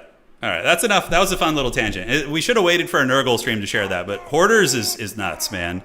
That's the long story short of that. Okay. Okay, let's do this. We're going to get you guys on the outside here. The Lamasu's going to move up. And we do see oh my God, the mass chicken force. Okay, so thankfully I do have a Lamasu. They have crazy magic res, so we're going to be kind of chill. You guys are going to go. We're going to get you on magic missile mode, and we're going to shoot at the Exalted Lord of Chicken right here. You guys are going to go on the outside, and we can send, I don't know what. Don't worry, I didn't even give you guys details. You guys are fine. I didn't give you any details on that. Just the basics. Keep it from the foe. It's wild, though. My wife and I were, like, taken aback. We're like, because we had watched a lot of the Hoarders episodes. This isn't going to be disgusting, this next tangent. A lot of the Hoarders episodes are just like, they're just depressing. It's people who have, severe issues, and they're coping with things through hoarding, right? But there's usually a pretty happy ending and whatnot. But this one was just next level. This was the first one where we were just like, dear God, that is so gnarly. All right. No bolt thrower this time. Yeah, no bolt thrower here. So we're going to get some guns coming up. They're going to roll up here. We have the destroyer waiting, and my opponent is going to need to do something here. You guys can follow the chickens around, and we can use the Death Shrieker on the Plague Bears. It's actually really effective against them because they're super slow. And yeah, we're in good shape. Boromir would have eaten it already. Yes, of course. All right. So my opponent trundling around here a little bit. We do make contact, and are the Plague Bears going to move in? It looks like the big boy is going to be moving now. And are they going to be trying to snipe my lord is the question, right? That is the question. So we are going to go for it, and we're going to start working on this chicken here. The destroyer stands at the ready to, as you would guess, destroy. And he's diving pretty greedily and pretty deeply with his chicken here. We're actually going to go chase him and see if we can get some damage on him. And oh, going for an artillery snipe. I respect that grind, but if you lose like half the health on your lord, it for sure is not worth it. You guys are going to move up. We're going to get the destroyer in there as well, and we're going to form ranks and form ranks. Okay. Now we get the pain train coming in, and that thing's going to zip over here. We do manage to get the enemy lord very, very low. And the guns are able to fend off the other chicken. So this is a big win for us, I would say. A big old win. The destroyer, in theory, should be very, very good here, too. So we're going to get the destroyer back, make sure it doesn't get surrounded, and we're going to get this. Keep chasing that chicken, and hopefully I don't get hit by the rocket there. Okay, we hit him again, and we're just going to kind of keep following him. We don't necessarily have to go too crazy. Yeah, you guys shoot here. Let's get the destroyer back. So destroyer pulls back here. Yeah, cool. So the chicken is going to be landing on the ground. It tried to lure me down, but I do have a little bit of shooting here, so we can put some hurt down there. All right, so the chickens do manage to get their prize back here. There's 2 of them. I couldn't fend off 2 chickens, but still okay. Seekers of Slaanesh are taking some damage, and we're just going to kind of keep following this lord around, right? So we can do a little bit of that, debuff these guys, and the Pain Train is going to roll through over here and help out. And now we do get some Furies coming after us, which is fine. We can just run away from those things. Not too worried about that. All right, so the chickens back here are slightly surrounded. We can get one of these guys and come in and help, and that should actually help that fight out. Destroyer's doing pretty good. We're going to get you in there, and we're going to kind of keep following the big man around. So we're just going to kind of keep hustling and shooting and doing our thing and holding on to the objective, really. All right. So if he casts spells, it's going to heal me, so I do have the amulet. So we're going to do this. We're going to Spirit Leech him again. We're going to try and wear that man down. And the Destroyer is actually having a decent little fight here. It's not doing badly. Pain Train needs to come back this way. And we're going to use more power. And in the meantime, we're going to keep hunting that giant chicken down. And we do have his 2 big single entities trapped back here, which is great for us. It's very, very good. We're going to keep chasing the chicken. Yeah. And we're going to use the Enfeebling Foe on him. See if we can get him a little bit lower. We're going to get the train to come here, help out versus those guys, and we just keep chasing it. But we got to be careful that he doesn't bait us into landing on the ground. That's how we lose the game. If we get caught and like pulled into like Seekers or something, so we just need to keep chasing, right? Just like that. All right, so these guys are going to retreat back. Oh, hello. Just pulled up the whole game menu there. And he's trying to pull us into the Angels of Decay. So this is a little bit scary, but we do have his Lord trapped here. We're going to Spirit Leech him, and then we just need to stay away from the Angels of Decay. The Destroyer is doing pretty good, although it is taking a bit of a beating now, so we need to retreat that thing back. Let's get you guys around the side. And now we just run away from the Angels of Decay and hopefully call it a day, but his chickens here are in big trouble. They're in big trouble. Like, all of his chickens are in a bad situation, I would say. Okay, Destroyer, just fight. You're not going to get away there. And the Chaos Dwarf Warriors are doing good. Pain Train finishing these guys off. Just got to keep getting away and overcasting those Spirit Leeches. 1 giant chicken is down for the count. It is probably going to die. And we can overcast the Spirit Leech to get the other one. Okay, Destroyer, put up a fight. Let's get it behind this pillar. Let's get you guys in there and keep that Destroyer alive. It has earned a couple chevrons, actually, which is very awesome. 1 chicken's in trouble here. So what we're going to do now is call in some elite infantry in the middle. And just keep running. Like, as long as we don't get caught there, we're absolutely good. So we're going to go and we're going to Spirit Leech this one. I think that one's actually already dead. So we'll keep running away from the Angels of Decay. Value trading here should favor us. So let's get up on the Exalted Pinks. Let's hide you behind the pillar. Oh, those aren't Angels of Decay. They're just Plague Drones. No shit. Okay, so we can come and get this other chicken here. Let's chase that thing down and just call in Kadai from here on out, basically. Yeah, this is Borderlow Landing is the map. Yeah, correct. So this map is good. But now we got our 2 guns online, and both of his big chickens are going to be offline. And the Kadai Destroyer is just going to be waiting for the late game, basically. He's got a Beast of Nurgle coming in. I think my opponent's pretty cooked here. So we're going to call in Kadai Fireborn to get up in the middle of the map and start, causing havoc. But yeah, tar pitting both his chickens cost him the game, because his whole build was built around these Lords of Change, and they kind of just got karate chopped here. All right. So Pain Train is doing good against the Exalted Boys. Let's get you in there against the Sour Guts. The Destroyer will re-engage with soon. We do have some guns here. So the big elites, why I like the elite infantry here is because they do magic damage. So they're pretty sweet. Yeah, pretty good here. All right, let's get the train back, pull this thing away. We do see some Furies lurking over there, and I'm going to Spirit Leech his Lord again if we can. The Kadai can move in. Let's see if we can get a little bit of action here. We're going to keep trying to work down the big boy. So we're going to Spirit Leech him, and we're just going to keep running because we have the Lamasu, so we're fast and furious. Let's get you guys up. Get you guys up on the point. Get you guys up as well. And keep chasing the chicken. All right, so the Destroyer, we don't want it to just sit there and do nothing all game. So we're going to get it in to kill the Sour Guts. We're going to keep waddling after you. Furies are contesting our back point, so we're probably going to need to send some Wolf Riders over there, maybe. Yeah, to go try and help with those guys. Cool. Train is looking good. Let's get in there. The Kadai Destroyer, you know what? Low-key a menace this game. Yeah, a little bit, right? Like, it wasn't the worst thing in the world. All right, so now we have Fireborn. Fireborn are really, really good against demons because of the magic damage, and the fire damage is relevant against Nurgle demons as well, so we're going to try that out. All right, guys, the Blasting Charge boys are here, so let's get you guys up. The Destroyer is being super Chad. We're going to pull it back through the ranks so it doesn't hopefully get surrounded. And do we have enough for another Overcasted Spirit Leech? We will soon. All right, in you go. In you go here. How are we looking? Yeah, we do manage to fend off those guys. The Sorcerer is going to be here. And remember, if we're near his Lord of Change, he's not going to be able to cast any spells because of the silence effect, so that's quite good. Blasting Charges, hell yeah, let's go. And Beast of Nurgle gets shot there. The Pain Train is surrounded a little bit, feels bad. I could still lose this game, so I need to be very careful. Yeah, because those freaking Slanesh Cav, look at that shit. They're still just so insane. The Destroyer's down for the count. We should have his chicken cooked here. So we're going to have a little bit of Thanksgiving in this game here, guys. Let's pull you guys in. Call in another Kadai here in a minute. And we've almost got his chicken. We're just going to keep hunting him down, Spirit Leeching. Yeah, the damn Seekers, man. Those things are so freaking good. Thankfully, we do have a uber giga elite infantry in the middle that isn't going to care about them. So that's very nice. All right, so let's just keep hunting. He's trying to bait me onto the ground, but we're paying attention. The boy is watching this game, and I do not have enough for more. Ugh, if we lose our Chaos Dwarf Lord, man, we could actually be in trouble. So I need to be very aware of that and get away here. All right, so those guys do get folded up. The Beast of Nurgle's nearby. We can get the Kadai to kill that. And I will have enough for an Overcasted Spirit Leech Soonish. Let's actually follow his chicken here. Probably going to be trying to land on the ground, calling some more Kadai. Very good against demons. All right, guys.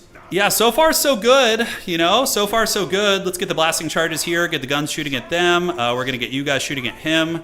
And I do have enough for a Spirit Leech now, but he's a little bit far away from me. I could land on the ground, maybe. Could land on the ground. If I can kill his chicken, though, it's worth it. It's like a worthwhile trade. Overcasted, I think, costs like a little bit more than I have, unfortunately. Look at this thing. It's like literally sitting at like no HP. All right, so how are we doing on leadership? We're just barely hanging in there, man. So now my Lord is going to get broken, which feels bad, but I'm hoping I can rally him with a little bit of gun support from the ground. Let's take down some of the Plague Drones. So those like units chasing me was pretty troll, actually. Yeah, it's pretty troll. I think the Kadai are going to be too much for him, though. I don't think he's going to be able to stop us here. Okay, so let's get you guys on the back objective. Just kind of threaten that one, and the guns can shoot here. These guys are out of ammunition, but we can use them to rear charge into the Fiends, and you guys can rear charge into whatever the hell else we need to rear charge into. Okay, so don't think my Lord's going to rally. Maybe if those Furies do get picked off, maybe. But overall, it's going to be tough. Yeah, nice rear charge there into the Fiends. We have our elite infantry, the Infernal Ironsworn, holding all day. It is going to be a triple cap for my opponent now, so we do know that, so that's good. Let's get another Pain Train in here. Trains are just so good. And his chicken is flying overhead. We might be able to get a pick on that thing since he's not really paying super close attention here. Let's run you guys away. Looking good. Looking good. All right, Infernal Ironsworn, Fireborn going to be behind that. Yeah, Lord's still getting hunted by those Furies. I'm really surprised that happened, actually, but his chicken is at 700 HP, guys. That is so freaking low. I just don't think he's going to be able to break through here. Plague Drone's going to die. He's at 600 HP right now. Jeez Louise. All right, let's go guard mode. Just rip some shots. Just rip fat ones and see if we can get it done. Let's form ranks. And you guys need to stay over here. Can we keep the shooting going? 665 HP. The Lamasi Lord does get chased off, but the train is going to be good. It should be pretty strong against most of these guys. All right, so I probably need to consider that I need to Helm's Deep the back objective. Like, there could come a point where the demons break through. I don't know if they will. Let's reform up here. Keep these guys fighting. Yeah, let's get you guys. And you guys can go to the back point as well. Try and capture that. Oh, it looks like he does have some Nurglings on the point, so we're going to go try and bash them off. Okay, now do I go for like a threat on the sides here? How do we play this? A Magma Cannon is kind of cute. You can't really interact with it too much, so we're going to get a Magma Cannon in here and start shooting at the Slaneshi Cavalry. So you guys get in, you guys get in. Let's get the train into the Seekers here. Perfect. Keep the support cav nearby. You know, interestingly enough, the Giga Chad elite infantry in here, the frickin' Infernal Ironsworn, are just holding. Like, no shit's given whatsoever. So they may be able to actually carry this game. We'll see. All right, so the train's going to pull back. Let's retreat. Magma Cannon's going to be zipping up to get in range here. Nurglings are battling the warriors. And I could actually threaten his back objective considerably well here by getting a Wolf Rider and ambushing into the back of that Nurgling. That might be good. All right, so he's moving in. We can countercharge with our Wolf Riders. And the Magma Cannon is now going to be shooting at the Slanesh Cav. Fireborn doing good. And I'm very happy to have gotten a potential win with a Destroyer against a good player, you know?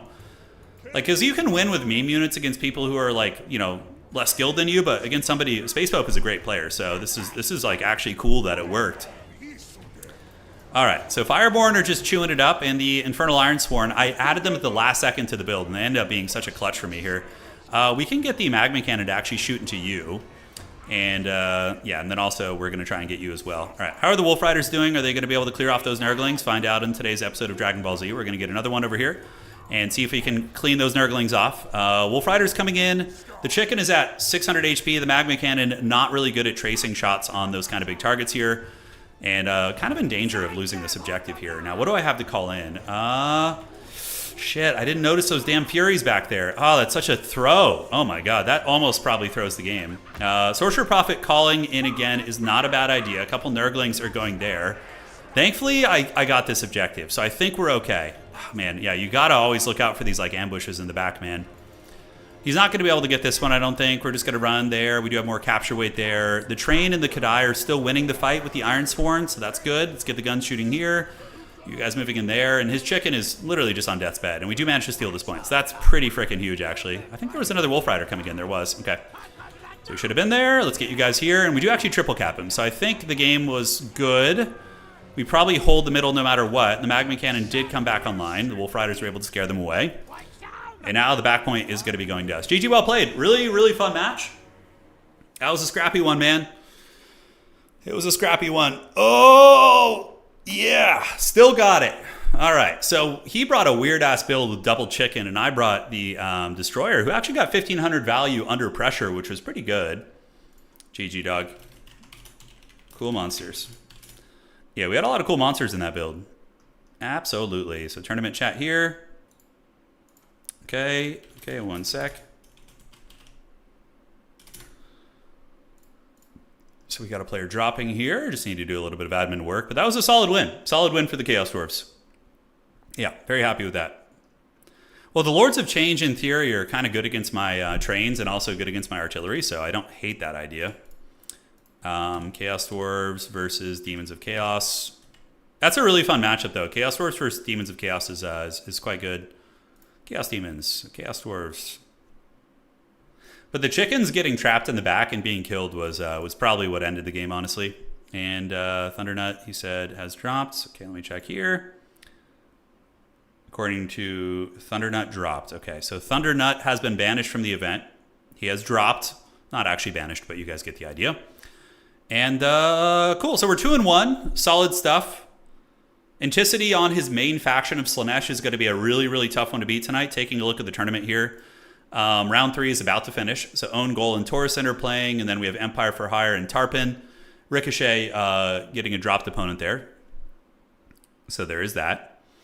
Yeah, and for all of you guys who have been sent here by the autoplay, welcome. Hope you're all doing well. This is a Total War competitive tournament, so an RTS tournament, real-time strategy. Yeah, so there's this weird thing that YouTube does. Like every 5 or 6 streams, I think they feature you on some sort of an autoplay thing where people who are watching other videos and who have fallen asleep get sent to your stream. It's a very, very strange thing. I don't know what the causation is for it, but for all of you guys, welcome. Yeah, so far we're doing okay. We need Blood Penguin to win the rest of his matches, and then we need to win the rest of our matches in order to get there. So, yeah, we'll see if we can pull it off. Let's look at the value here. So value on the Sorcerer Man.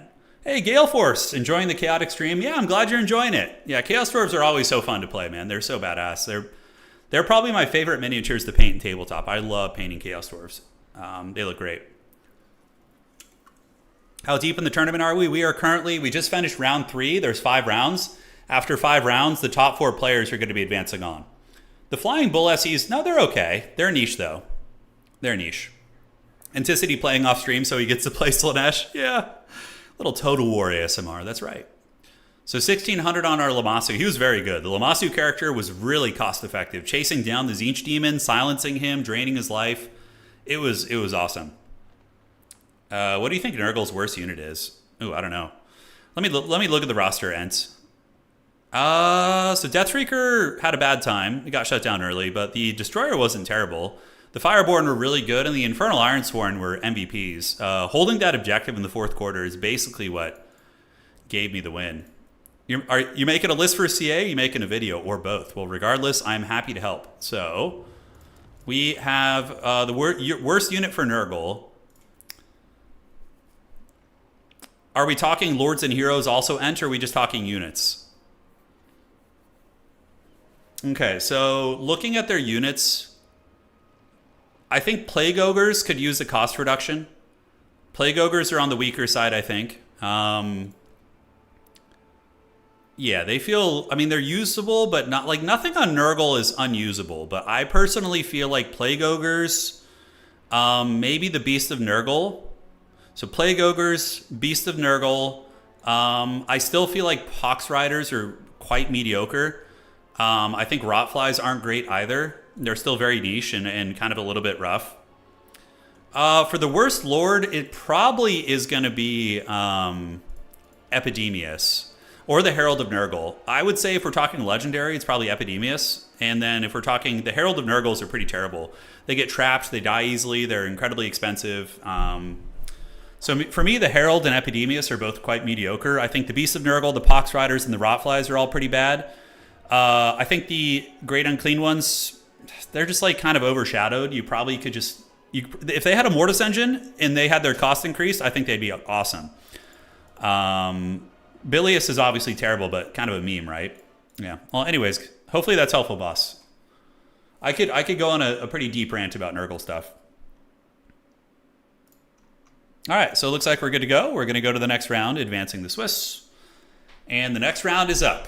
Yeah, the Great Unclean One is pretty terrible, and honestly, that might be the worst unit on the roster. Like, the regular Great Unclean One is just not good. All right, we got Scrambled Egg Special. This is do or die. Very strong opponent here.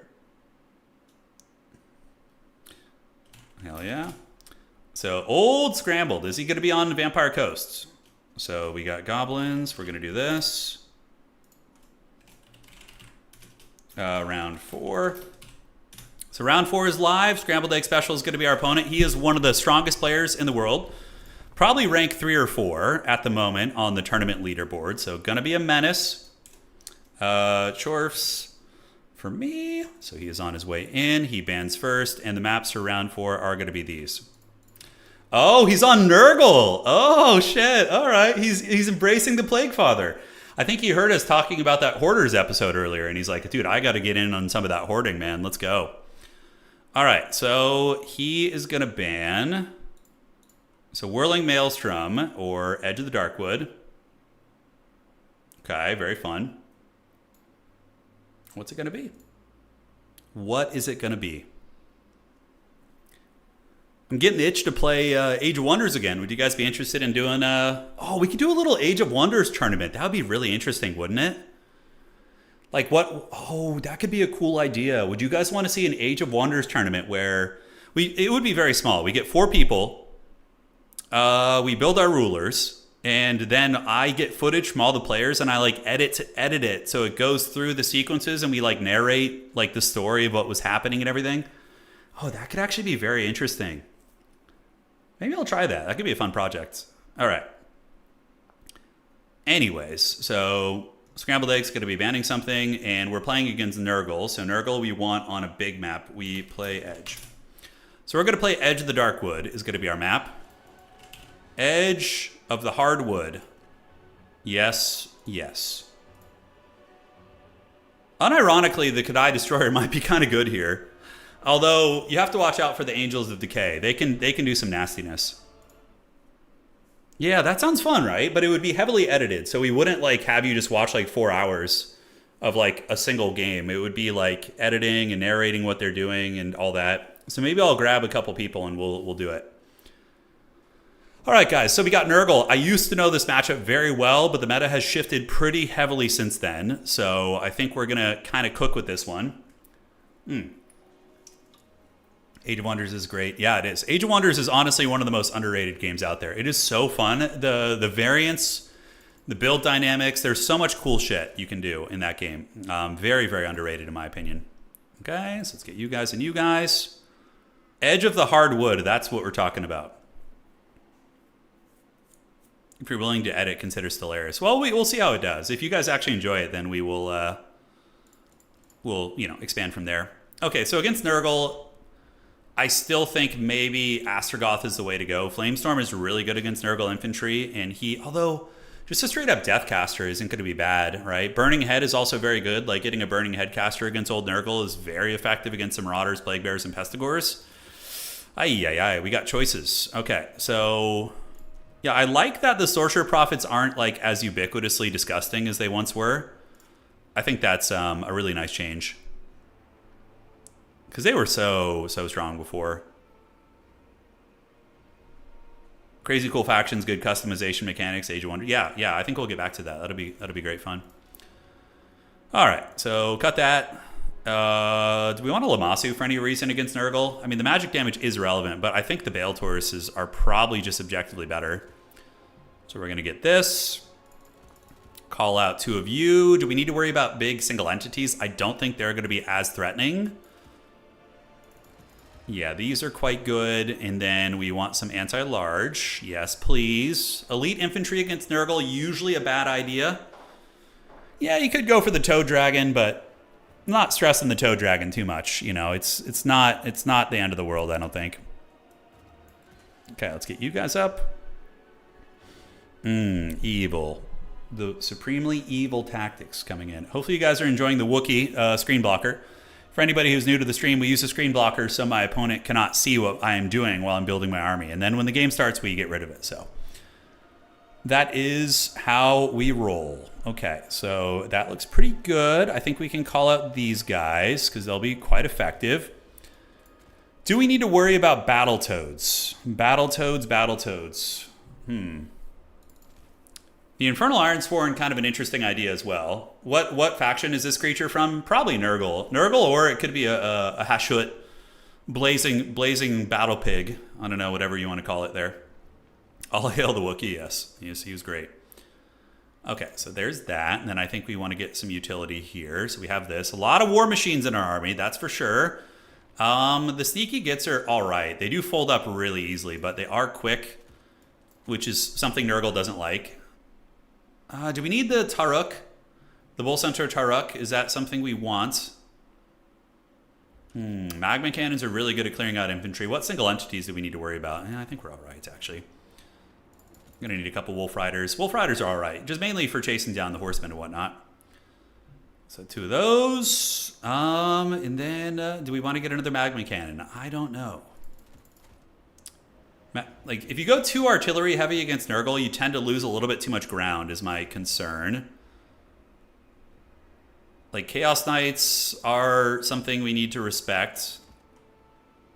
And then for our last disappearing act here, we get you.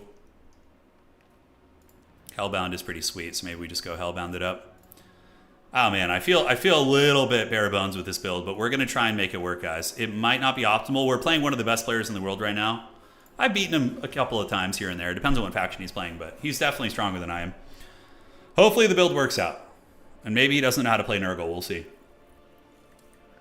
Yeah, artillery spam is actually pretty good against Nurgle Gale Force. I didn't necessarily go that route, but yeah, you'll see in a moment. All right, the blocker's gone. Let's get this party started and let's cook. Let's see if we can roast some Nurgle. You know, we are the people cleaning up the Hoarder's house right now. This is us fighting the Horde. All right. Hobgoblin archers are not so good. They don't do enough damage. Yeah, and a lot of Nurgle infantry have shields and or armor, so you're going to be suffering a little bit right there. Epidemius Plague Bearers, I would probably beat that, I think. If he goes Epidemius Plague Bearers, I think I'm equipped to deal with it. All right, so here we go. We got a big old army here, and it is going to be Chorf Warriors, and then we're going to get some Haggard Laborers in the front. But check out what else we got. We went with a Kadai build. So we have 2 Kadai Fireborn in the opening build, which I think are god tier against Nurgle.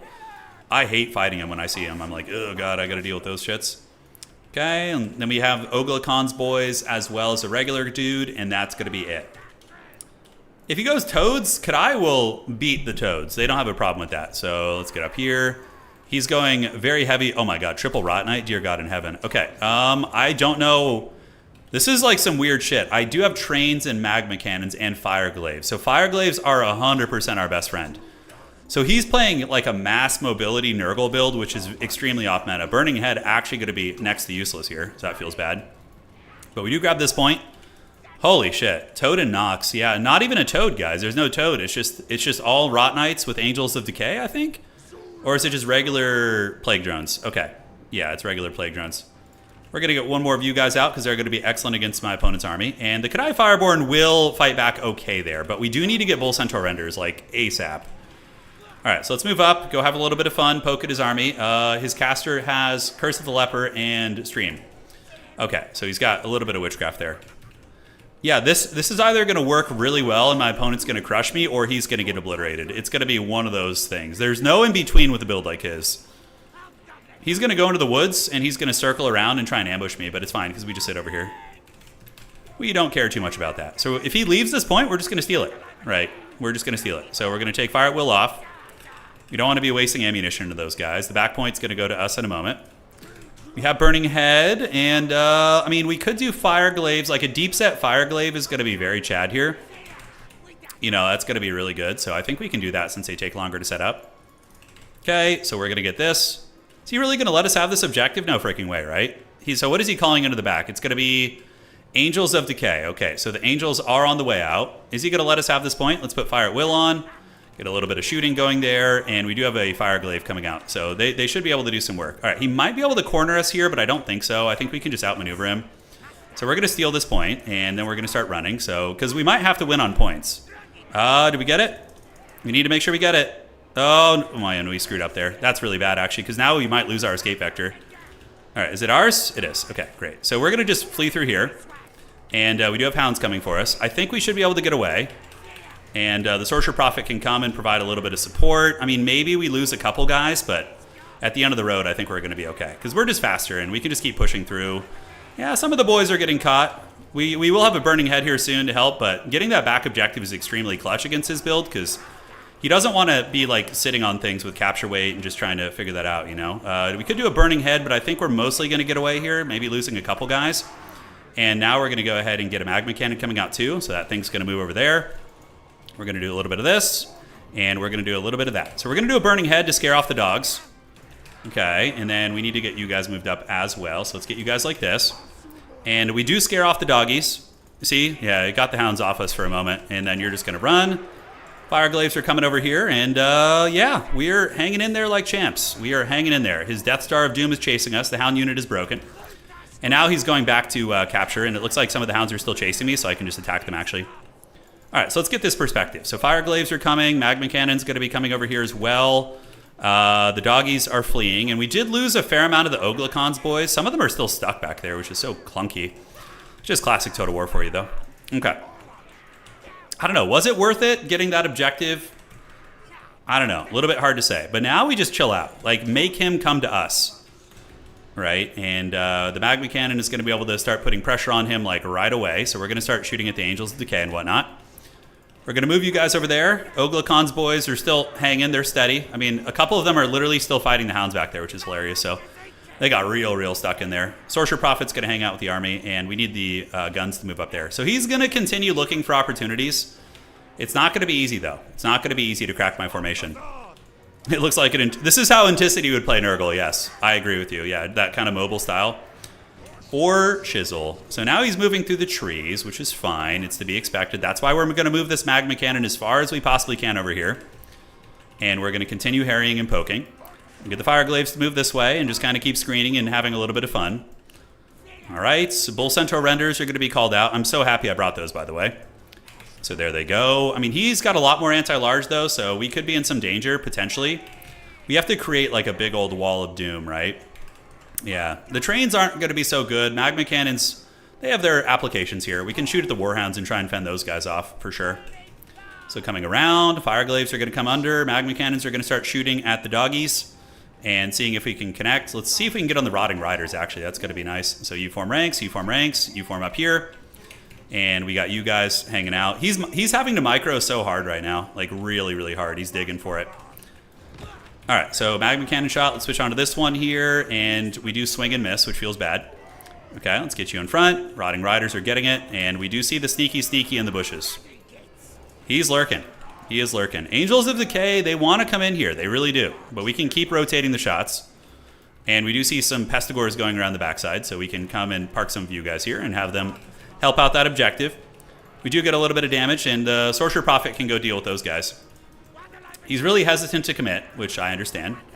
And now it looks like there's going to be hounds moving in, so we can charge those guys and form ranks here. We're going to go ahead and get the Fire Glaives to start shooting at you guys, and that's going to be some sort of witchcraft, Stream of Corruption. All good in the neighborhood. And we just kind of hang back and enjoy our life. All right, so the fighting is on. Let's get the Kadai in there, and the guns are about to train into them, which is going to be very nasty. We get a full volley on them, which is great. And we see the Rotting Riders coming out, and or something coming out of the trees. Yeah, it's going to be these guys. All right, let's form. Form ranks, and good. We route those guys off. Let's pull back onto the objectives, hang out a little bit. These guys are going to be diving into melee. Bull Centaurs can go help out as well. And the Sorcerer Prophet probably going to want to come back here. Yeah, that engagement did not go super good for him. So let's go ahead and switch on to the Angels of Decay, shoot this. This is like a really good defensive like micro practice, basically. It's like very, very good for that situation. Sorcerer Prophet can go to the middle and help out where he's needed. And you guys get in there. We can do a little bit of this. Magma Cannon, keep shooting here. Get you guys back like so. And I think sending a Pain Train actually to the outside here is going to be brilliant. That will basically counter, you know, these shits here. We'll get past them there. All right, Sorcerer Prophet going to dive, but we got to be careful not to dive onto the wrong thing. I think we can afford to go there. Let's keep maneuvering, keep shooting here. Magma Cannon is going to switch on to whatever the hell we can hit. So we're going to go after the Angels, which is going to be fine. Bull Centaur is going to head that way too. And what do we have in the woods? It is going to be a couple of Pestigores. All right, so the Pain Train out there was the right idea. So how are we looking here? Yeah, chasing these guys back, holding on to the middle objectives. Value trading is going pretty good for us. He's had a hard time cracking us, but he might be able to get our back objective here if we're not careful. All right, let's slam jam, space jam you guys in. We see some Furies moving for the backfield. Pain Train is on its way in, and now he's really squared up to us here. So Sorcerer Prophet probably needed back here.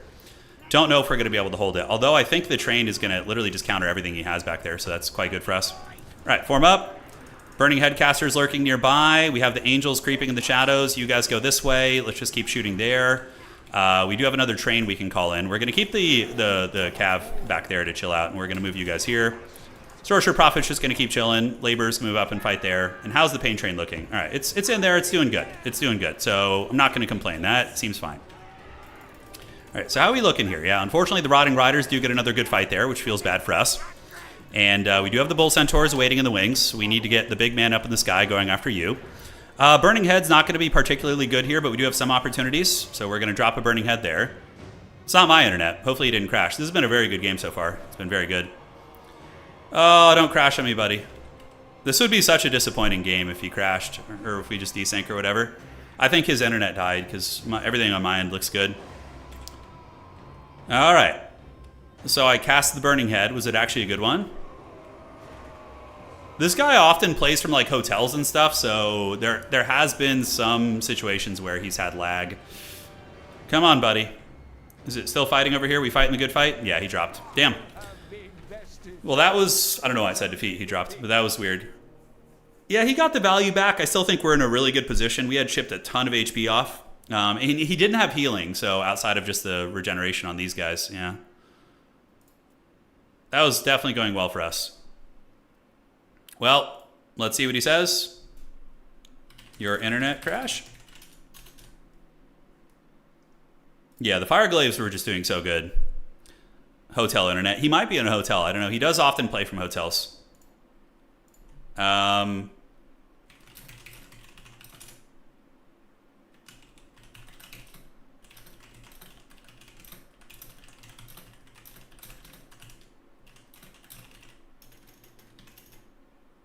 He's like, are you still alive? Yeah, I think he just dropped. I mean, I'd be happy to play again with him, but it's just a time concern thing. The playstyle he was using was very, very hard to execute. It was very hard to execute. Yeah, I mean, that would probably be, unfortunately, go to us. Because usually if it's an equal game and then somebody disconnects, the person who disconnects will get the loss. Really interesting, though. That was you were up on points and value. Why did it say it doesn't? The thing doesn't matter. Yeah. Let me check. We could try. I don't have my build saved though. Let me check here. We could do same builds, or do we? I think I might have. Oh no. Oh wait, it's here. Let's see what he wants to do. I'm down to replay it, you know, if he would like to. Yeah, he's gone. We could just do new builds. You know, that's fine. Or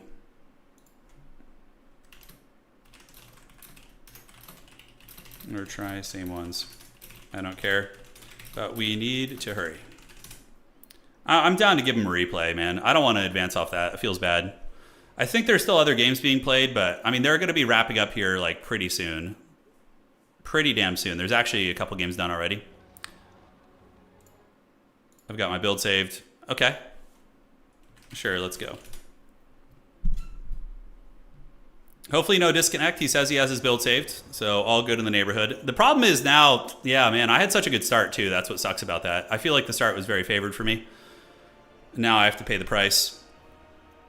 Trying to ready up here. He says he has his build saved. I'm not sure if he does. Okay, so we're ready.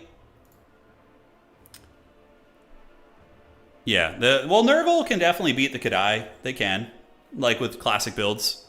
You just crashed too. Just replay your game ends. It's fine. This is going to go longer, so just go ahead and replay it.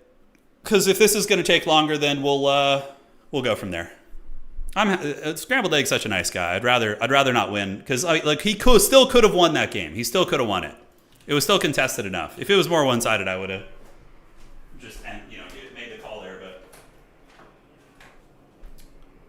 we're all about the sportsmanship here, guys. It's time. But that was a very good start for us. That was a very good start.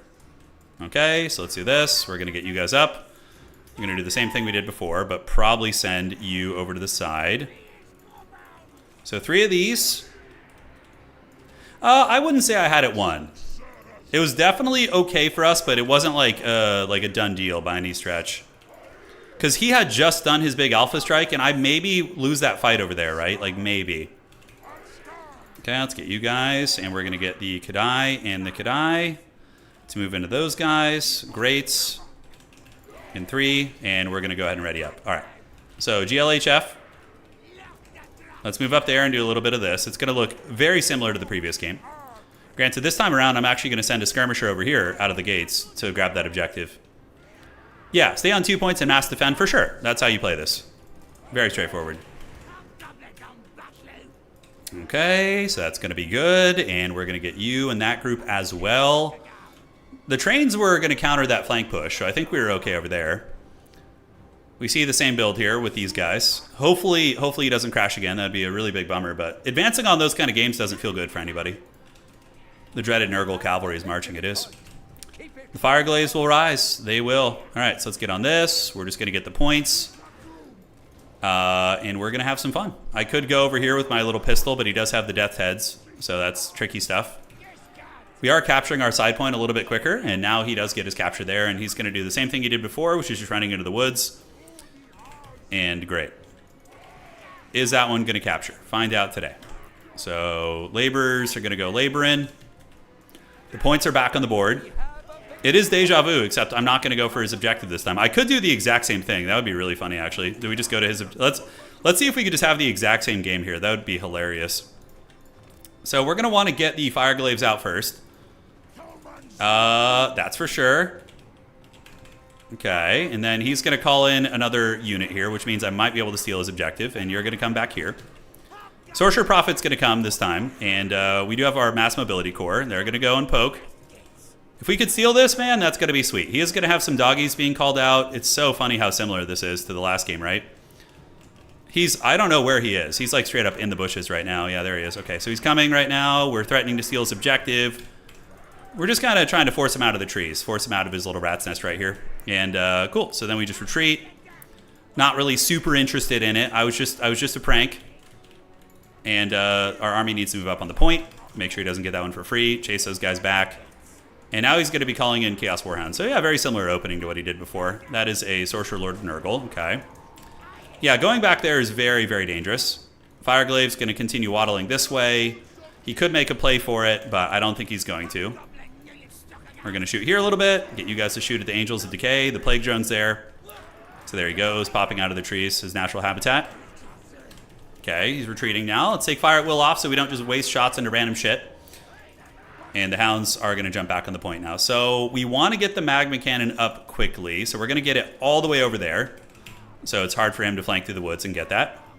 We have the double cap now, so we just need to kind of skirmish and poke, really, and not waste too much ammo. No, my opponent's internet went out. Yeah, so we gave him a replay, even though we were probably in a winning position. It was looking good for us. All right, so Fireglaive Chad's going to move here, and they're just going to set up shop, a very deep set. Cool. And then it's Bull Centaur render time. That is going to be the play. Man, we did so much damage to him last game. Hopefully we can replicate that success. All right, so those guys are on the point. We could send one Kadai over there to hold that if we want to. Probably not a terrible idea. So let's send one Kadai to the back point maybe, although let's wait and see what he summons there. We know he doesn't have any snares or anything like that. You know, nothing to snare. We're just going to wait for him in open field. And, yeah, we do see the Angels of Decay kind of chilling over here. Sorcerer Prophet can hang by the middle. Make sure he doesn't get there and cause havoc. And you're going to just continue rolling dirty this way. We have the Pain Trains, which, of course, are going to be quite effective. We could do a push on his back objective, which is kind of an interesting idea, mind you.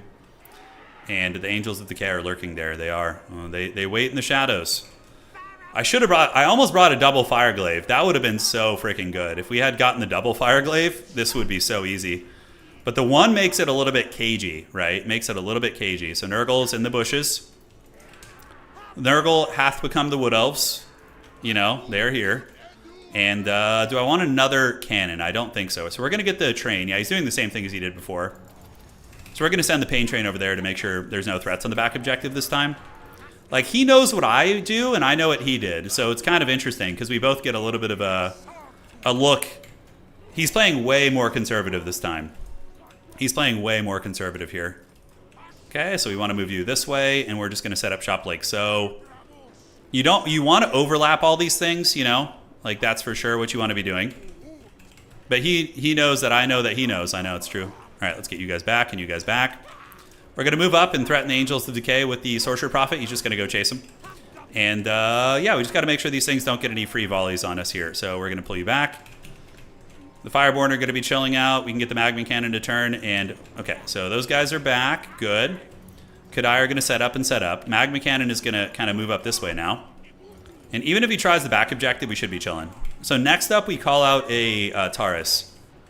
It got quiet. Yeah, he's just doing a build-up. He's just trying to wait for vulnerabilities and, you know, other things like that. So we should be all right. We're chilling. So that's going to move up this way a little bit. He might try, like, to move through that opening there. We'll have to see. 1500 is going to be on as well. Okay.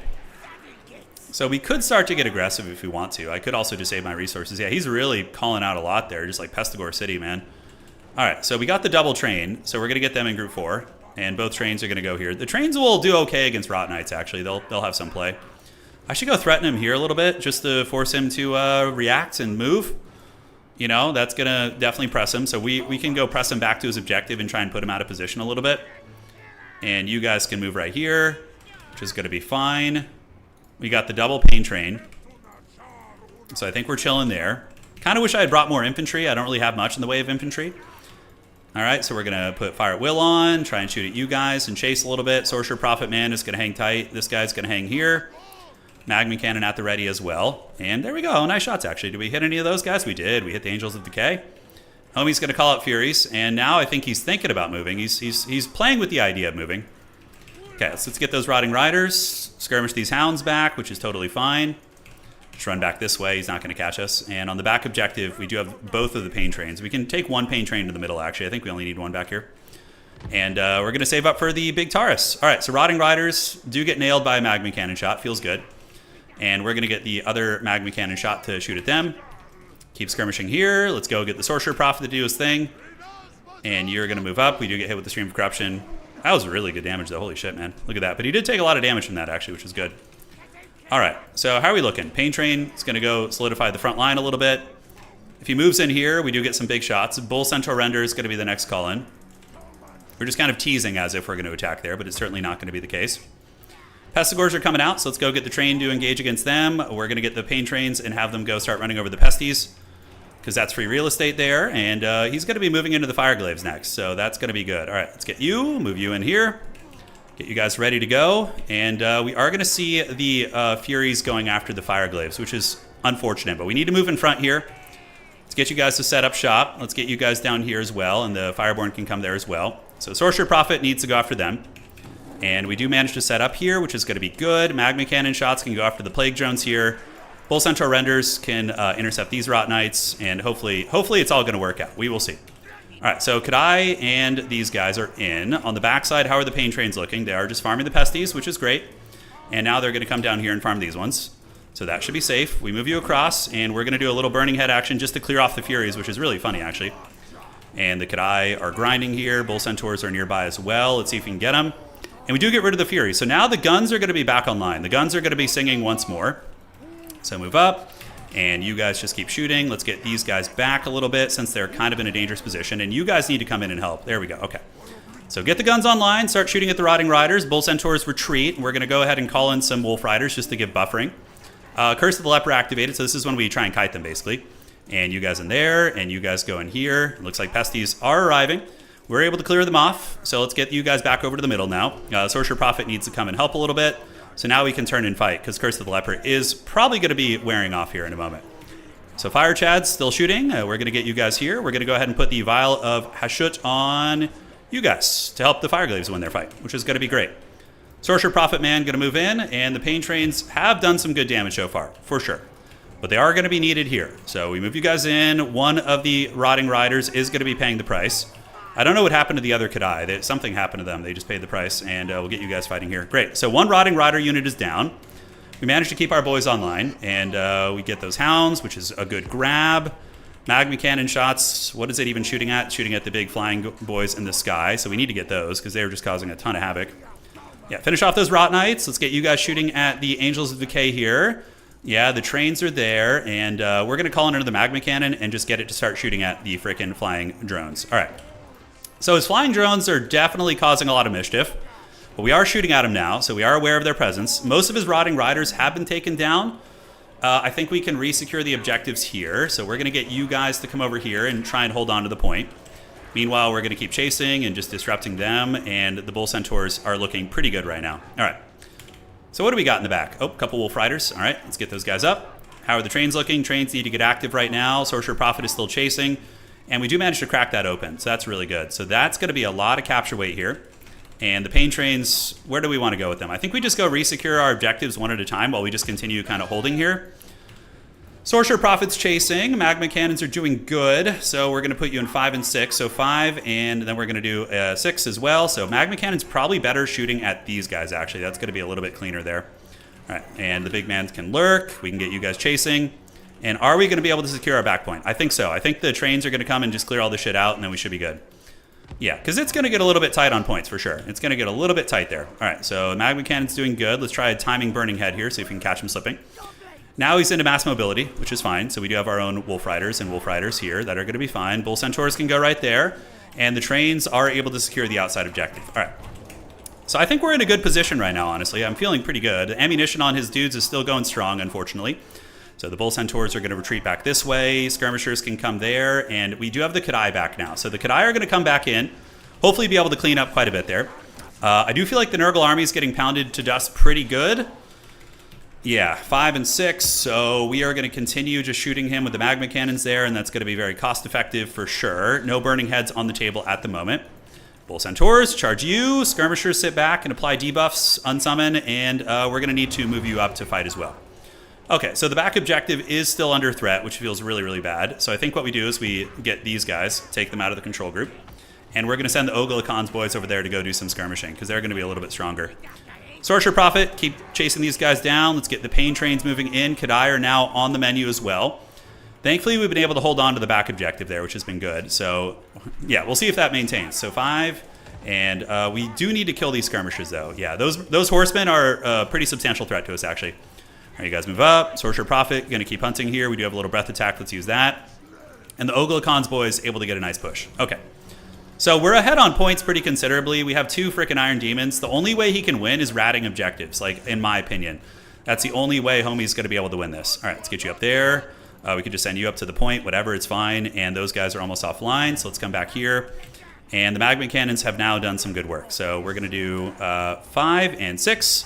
Get the Pain Trains to come back here and route pretty much everything. Sorcerer Prophet can help finish off the Angels of Decay. You guys move up on this point, move up, and move up.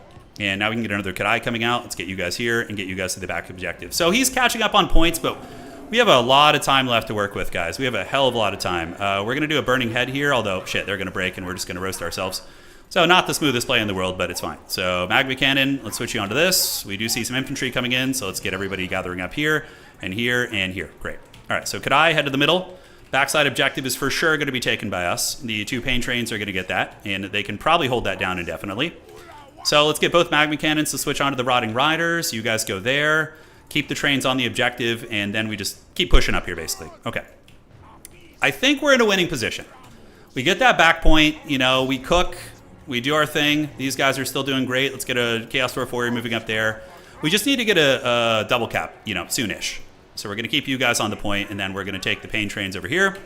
We could actually send that Chaos Dwarf unit back here to this, and let's get you there, and send the pain trains to the middle. All right, so pain trains heading to the middle. We got double Kadai coming in. The rotting riders there, the Rot Knights are going to be the biggest problem here for sure. I think we can still brute force them down. We managed to chase those guys off. With the 2 trains coming in, it's going to be very tough for them for sure. Let's get a Wolf Rider, and he can just come and guard this point. We gotta get ready to push the middle. We gotta do it, right? It's gonna have to happen here. So, Stream of Corruption, he's just trying to trigger a heal for his army. And the Magma Cannon shots, let's go here, and where's this one? Yeah, we're still shooting at those guys to very little effect, mind you. I'm actually happy to take this fight, I think, because we just have so much stopping power here with all these characters that I think we don't really care. I think we just win this fight. We're gonna go ahead and do a Burning Head to trigger the Kindle Flame, so we're gonna do that like this. He's gonna dodge it, but you can see we just have such a brute force there that I don't think it really matters too much. All right. Yeah, you see that? Like, we just have 2 Kadai, 2 trains, a Sorcerer Prophet on a Bale Taurus. It's going to be a little bit too much for anybody to handle, so let's get you guys back here, hunt down these guys. And those Rot Knights just get absolutely crushed in half. We can probably stay here and get this. Let's get both Kadai to move up on the point. And he's just going to rat now. He's just going to rat on the objectives and try and be a gremlin and win that way, which is probably his best chance here, to be honest. All right, so he's catching up on points, but the middle is flipping, and we do have the infantry getting it pretty good. These guys are coming back. Let's turn around and go after you guys. Just going to need to get the cap here soonish. This one does belong to us. Magma Cannon shot singing pretty well. Oglacon's boys on that objective are going to be our call-in. Yeah, we got to do that. The middle is going to go to us. We're going to crush him in this fight here, I think. Sorcerer Prophet does not have any fire spells, but we do have 2 trains, which with all steam ahead should be fine. Yes, okay, so now let's switch on to these Rot Knights and get them. Charge into the back of those, get the Despoiler ability. And how are we looking on the back objective? We safe?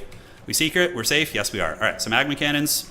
That's going to go to us as well. And the Nurgle army has been broken. Okay, I think we just got this one in the bag now. I don't think there's too many chances. We're going to unsummon you, get Oglacon's boys out. Now that we have Chaos Dwarf sitting on the back point, it's going to be very hard to remove us. And we're looking pretty good. All right, so that's a great win for us, guys. A very strong opponent. Getting the dub on the rematch. You gooned with that Magma Cannon shot. Oh, man. Yeah, GG. GG, dog. Glad we got to replay.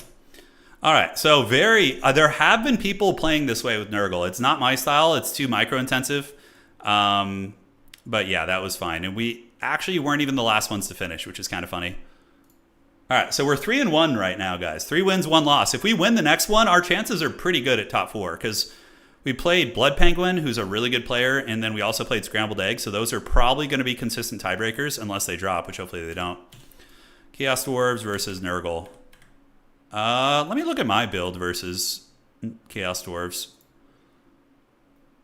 Yeah, well, the Rot Knights are good, but man, against 2 Demon Trains, a Bale Taurus, and 2 Kadai Fireborn, that's literally like... Yeah, let's look at the gold comparison. Hey, William Lang, thanks for being a member for 62 months. Jesus Christ, dude. That's a long time. Thank you, brother. Thank you. Kadai were really good. And the Bull Centaurs did okay. The Fireglaves are really MVP there. And the Trains did good. Magma Cannons did pretty good. I thought everything worked pretty well, to be honest. I would have been sad, though, if we lost that. I would have been a little sad because I felt like the first game had a good start. But that honestly went pretty smooth there. So, all right, what do we got? I'll maybe do Spice Wars again someday as like a weird one-off. Yeah, like when Dune Messiah comes out, maybe we'll do like a little Dune to get hyped for it. Yeah, so that's like 2,600 plus 3,000. So like, you know, that was over 6,000-7,000 gold versus 1 Rot Knight. So obviously the Rot Knights are going to have a rough time. And I think Rot Knights are weak to fire. Let me double check. Yeah, they are. Oh shit, yeah. Rot Knights are also being weak to fire. Jeez Louise. My build against Chaos Dwarves is like such. I don't know if it's super effective, but we'll see. Nurgle versus Chorfs. This is the build I have right now. So it's a character squad, an exalted hero, and a chaos lord to fight the characters, horsemen, skirmishers. Yeah, it's a little all over the place. Hey, Britton, everything's going good. Thank you for joining, man. We are having a very fun stream. We're 3-1 right now, so 3 wins and 1 loss. So Hashut is happy no matter what. He's having a winning night. And looks like Anticity just won his game against Jack, so now we're going to be advancing to the next round. Yeah, CZR, if you can shoot me a message in Discord. All right. So it's cooking. That's going to be that, and we're going to advance to the next round now. Hopefully Scrambled Egg and Blood Penguin continue winning their games. That's what we need, and we're playing Jack. Okay, so we're playing the dreaded Jack. This is for a top 4 spot, basically. If I win this, I most likely get top 4. But if I lose it, oh shit, is he a dwarf player? Oh, that's such a bad matchup. Round 5. Dwarves are actually, I would say, a 70-30 counter against Chaos Dwarves, most likely. Okay, got it. And we will do Taurus is going to do this. So we're going to fix you up there. Perfect.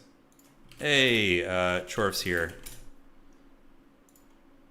And he's going to be banning the maps first. We would need a map that has like... Oh, God. Yeah, guys, shit, he's on dwarves. He's on the dwarves. A new power is rising. This game was on sale, so I just started to get into it and learn it. It's really fun, dude. This game rules, man. You must slay your cousins to take a top 4 spot. Do you have any tips? Oh, man, I don't know. Bolt maxing? Bolt throwers? No. No bolt throwers against dwarves. Are you kidding me? That would be a disaster. But regardless, this is great. A dwarf is going to be advancing either way, whether it be chaos or regular. So he bans Chateau, Imperial Ambush, or Jade Tomb. We shall play Jade Tome. Jade Tomb. Tomb. Imperial Ambush, yeah. We're going to play Jade. All right, so we got the lobby. It's going to be here, and it's going to be Chaos Dwarves versus regular dwarves. I don't know quite how to go about this, because he's going to have a ton of cannons, which I just really can't shut down. Oh, all right. Let's see what's cooking. Because if we get this, we get top 4. The hardest person to get through in the tournament probably would be dwarves here, and then Anticity on Slanesh. But we also have Bostos and Blood Penguin in this event. We have a lot of killers playing tonight, guys. Really, really strong. All right, so we're going to fix you. Torsen's going to go down to 3 points.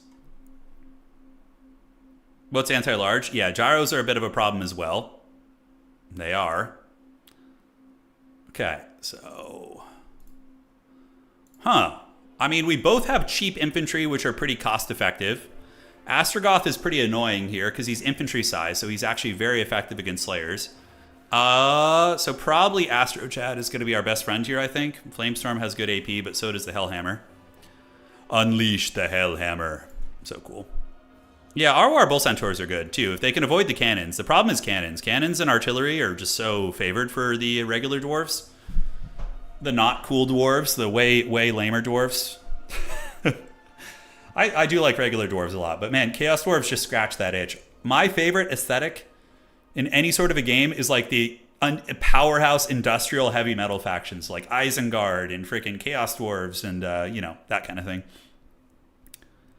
Fireglaves are all right here. They get out traded by Thunderers pretty hard, though. They're good at screening out what they are going to screen out, but bring the shooting to the field, Deathstreakers. Now, Deathstreakers get sniped by cannons too easily.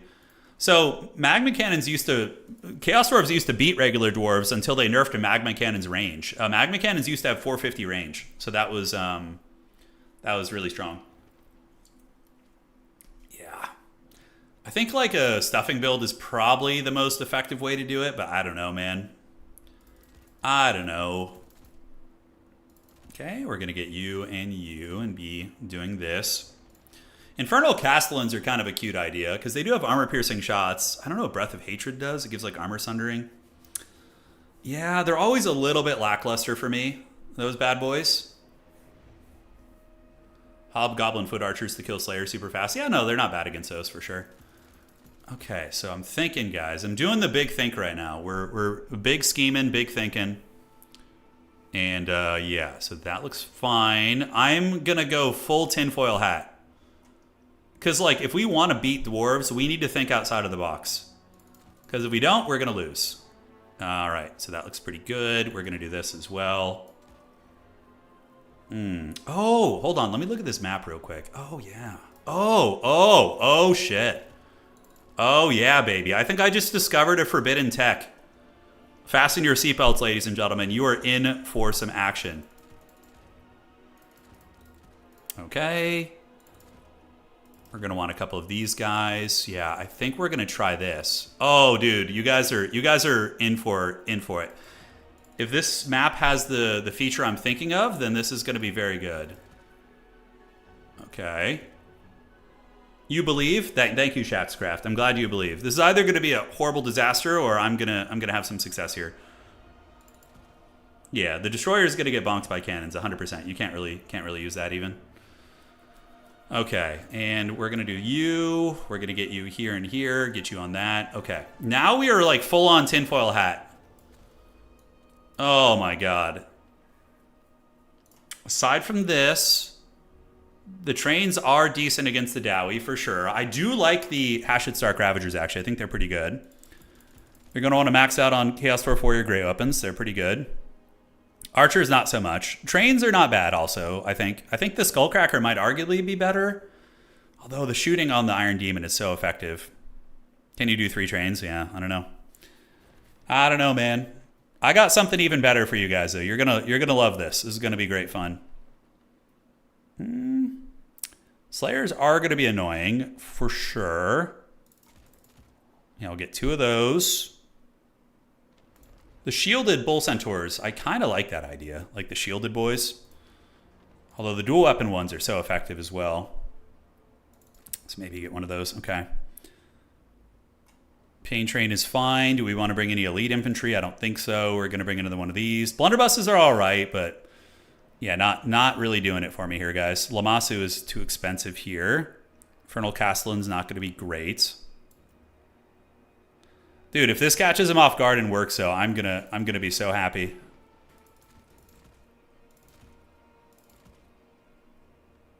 Okay. Fasten your seatbelts, ladies and gentlemen. Get ready for the ultimate forbidden build. Yeah, this is gonna be the shit, I think. Ooh, actually, you know what? That might actually be the way to do it. Mix these guys in. Oh, yeah, I think so, actually. I think we do mix those guys in. Great.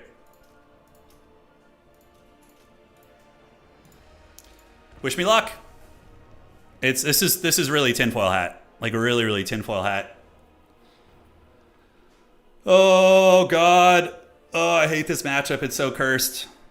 The stuffing strategy I feel like people are just too practiced against. Okay, is he over the unit cap or something? Maybe we have a bug. We might have a bugged lobby. Okay, so we might need to remake a lobby real quick, which is fine. I'm going to tell him right now.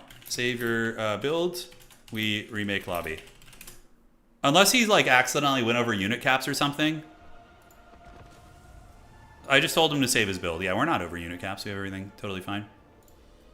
So, Chorfs versus Dwarfs. Sometimes like you need to refresh your lobby. Otherwise it can have some problems.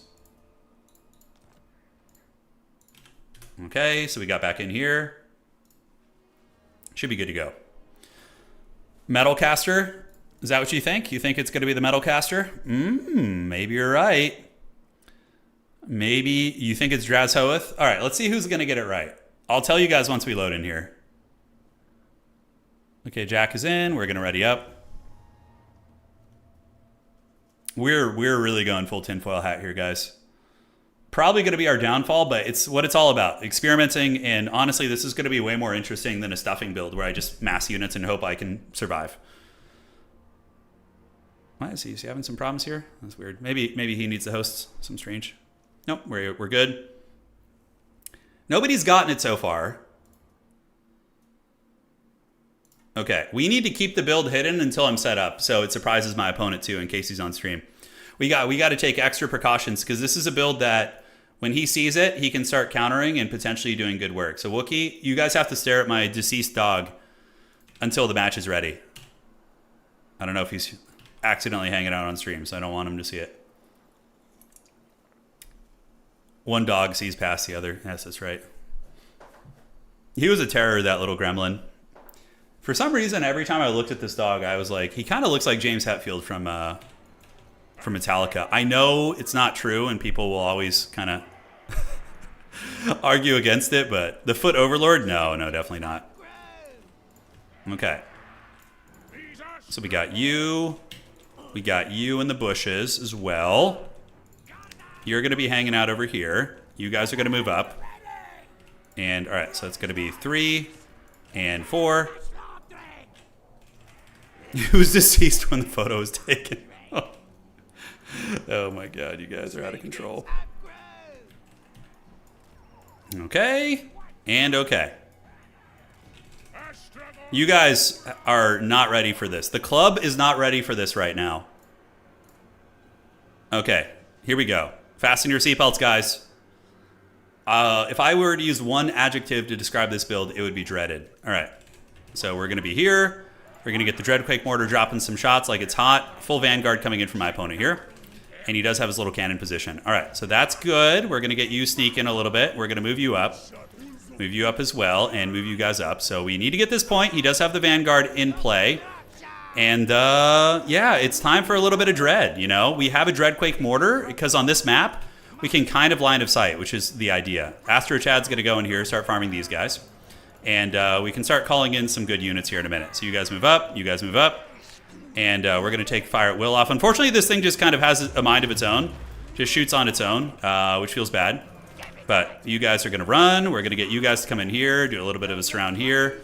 You're going to move up there. Looks good. Astro Chad is going to go be a menace, and we're going to get you guys looping here.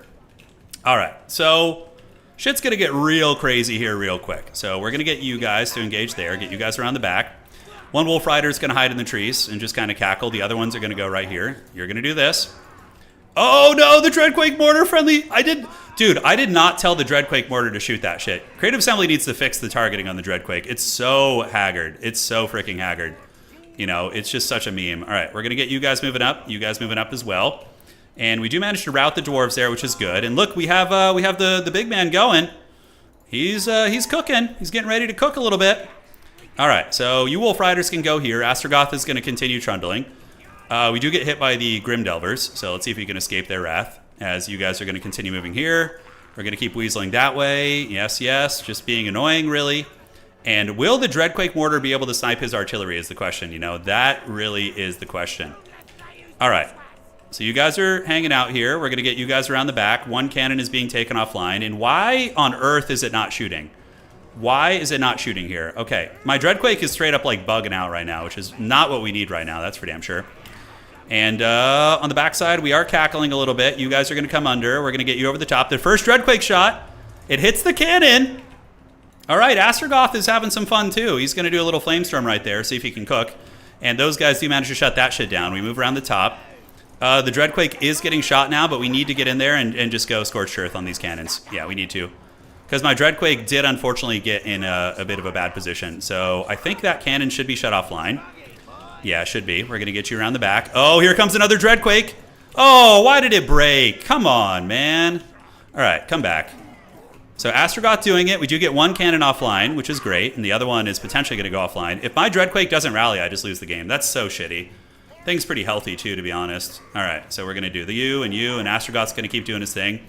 One cannon is fully shattered. We do have the ambush here, and El Gordo's going to do it. That thing should come back. I mean, it really should. Yeah, we're going to move you up. You're going to do this. Hashid Stark Ravager's going to go there. We can keep you here. And the dreaded Dreadquake has returned. Oh my god, really? There's still a cannon shooting it? What the hell? That thing should be offline. Yeah, kill that goddamn cannon, man. Let's get the dreaded Dreadquake back into the trees where it belongs. All right, so you guys get back on the point. And we're going to go get on these freaking dudes back here. We do manage to take that thing down. Dreadquake, it can start Dreadquaking here. We're going to start quaking the Dread. Astrogoth is just being a Chad, and we need to get you away. We're going to get on these. Both cannons are offline, and now it's time to Dreadquake. Oh, yeah. The power fantasy. It's happening. All right, so now we call out just like waves and waves of Dawizar infantry, and we just value trade, really. All right, so you're going to go up there. Astrogoth is going to keep farming on that point. We do have the dreaded Dreadquake. Yeah, perfect. So the sneaky gits want to go back here and get this. So we were able to dive the cannons offline, but hopefully this is where I can get my value back. And we still have a fair amount of ammo in the Dreadquake, so we're going to go after healthy units next. All right, so we need to sit at things that are sitting still. We're going to do another Flamestorm right here on these. Yeah, should be good. Okay, and the Hashid Stark Ravagers are going to feast on everything on this objective for sure. So where do we go, actually? Probably shooting over where old Astrogoth is and, like, knocking those units out that he's blobbing up are going to be a little bit better. Let's get you moving. Both cannons are offline. And do we have our Kiro back? Is Gordo going to come back? I don't think so. El Gordo's trying his best. So we are pulling value back. Oh, there's another shot right there. The dwarves are certainly not having fun with it. So we're going to call you out. Yeah, Chaos Dwarf Warriors into the sunset. Come on, baby. If we win this game, that's going to be so good. Oh, if we win that, it's going to be nutty. So the Dark Ravagers are doing work. The Dread Train is, I would say, doing an exceptional job here. So we're going to shoot at the miners here. See if we can wear them down. A lot of infantry coming in. We're going to need to get it before it's too late, though, obviously. And yeah, that shot was a miss. The Dreadquake is not the most accurate piece of equipment. That's for damn sure. And the Wolf Riders are now back as well. So he is moving through to try and get to the Dreadquake. So we're going to call in Wolf Riders to protect it. And right here, we're looking pretty good. Hashid Stark Ravagers probably can solo most of what's on the board. Homie does get some cannons back online, but thankfully the Dreadquake has already kind of done its part. We're going to move it back a little bit, get you in there. And the Fireglaves can sit and keep shooting here. We're going to get these Chorf Warriors to go push there. And we're going to go across. Astro Chad is still fighting the good fight. The Dreadquake Mortar does get saved there, so it's going to be living its best life. Let's just keep shooting at, you know, these units, see what we can do. And it looks like in the woods there is going to be some miners as well. And I'm pretty sure they lose to Hobgoblin, so we're going to just run them down there and see if we can cook. All right, guys, let's get these guns. Shoot here. You move up there. We're going to go start trying to get this objective. Those are Slayer Pirates, so we're not too concerned about them. We just need to target these guys. All right, so Chorf Warriors and Chorf Warriors are going to run. I think the Wolf Riders should be able to get this. We're going to pull you guys back in, deal with these guys. Looking great. Let's get the Dreadquake train. Ooh, it did take half health off that unit. That's really, really good. All right, so in you go. Hashid Stark Ravagers can go there. And Astro Chad and company were able to get this. So now we need to find a way to have a little bit of fun over here. So we're going to do this. We're going to send you up around the top. And the Wolf Riders should beat Miners. Miners have terrible combat stats. This thing is shaken and stirred, but the shooting is helping. We're going to move you guys up. We want the Dreadquake to shoot here into the Grim Delvers. This objective is looking pretty good for us right now. Hashid Stark Ravagers are going to be nibbling. Yes, let's get you here. And we do have another Flamestorm, so we're going to do a Flamestorm right here on these Slayers. Try and punch them down. The cannons are hurting pretty bad, though. So let's get the Dark Ravagers back. See if we can cook there. The Dreadquake Mortar is almost salvaged. I'm hoping it will be. Let's keep you guys fighting. Keep doing your thing. It says I'm down in value, but like I feel like I'm not the worst on value right now, right? Like, am I crazy? Am I crazy, man? I don't know. Maybe a little bit. Yeah, I guess a lot of his value is tied up in the dreaded Dreadquake, which is still, again, very functional here. So we're going to go get these Wolf Riders out. Chaos Dwarf Warriors are getting into combat and doing very well against all these Slayer Pirates. The Dreadquake is almost out of ammunition. I think we go for the cannon, or we just get the Grim Delvers offline. That's probably the smart play. And I don't think there's anything left back here now, so we could probably go steal his home objective here, believe it or not. Okay, so Sneaky Gits. Let's get the Sneaky Gits up to pressure the objective over here. The Hashid Stark Ravagers are getting cannonballed really badly, so that's not good. Astrogoth is also getting a little bit low. The Dreadquake is going to be using all of its ammo, so we're going to unsummon that thing now. Cool, so those guys were taken offline. Let's get you guys, and let's get you guys and run you all down here. I think we only need one to shut that thing down. Got to make sure Astrogoth doesn't die, too. That's going to be uber important here. So call-ins for the back. We can get Chaos Dwarf Warriors coming up. We're going to need some real sustained infantry in here. The Shawi Warriors are doing quite good. Hashid Stark Ravagers are alive, so we need to keep them functional. And my opponent is going to be losing their home point here. So, whoa, how the hell did we not kill the Skolder Guard there? They should have died there, I feel. Well, okay.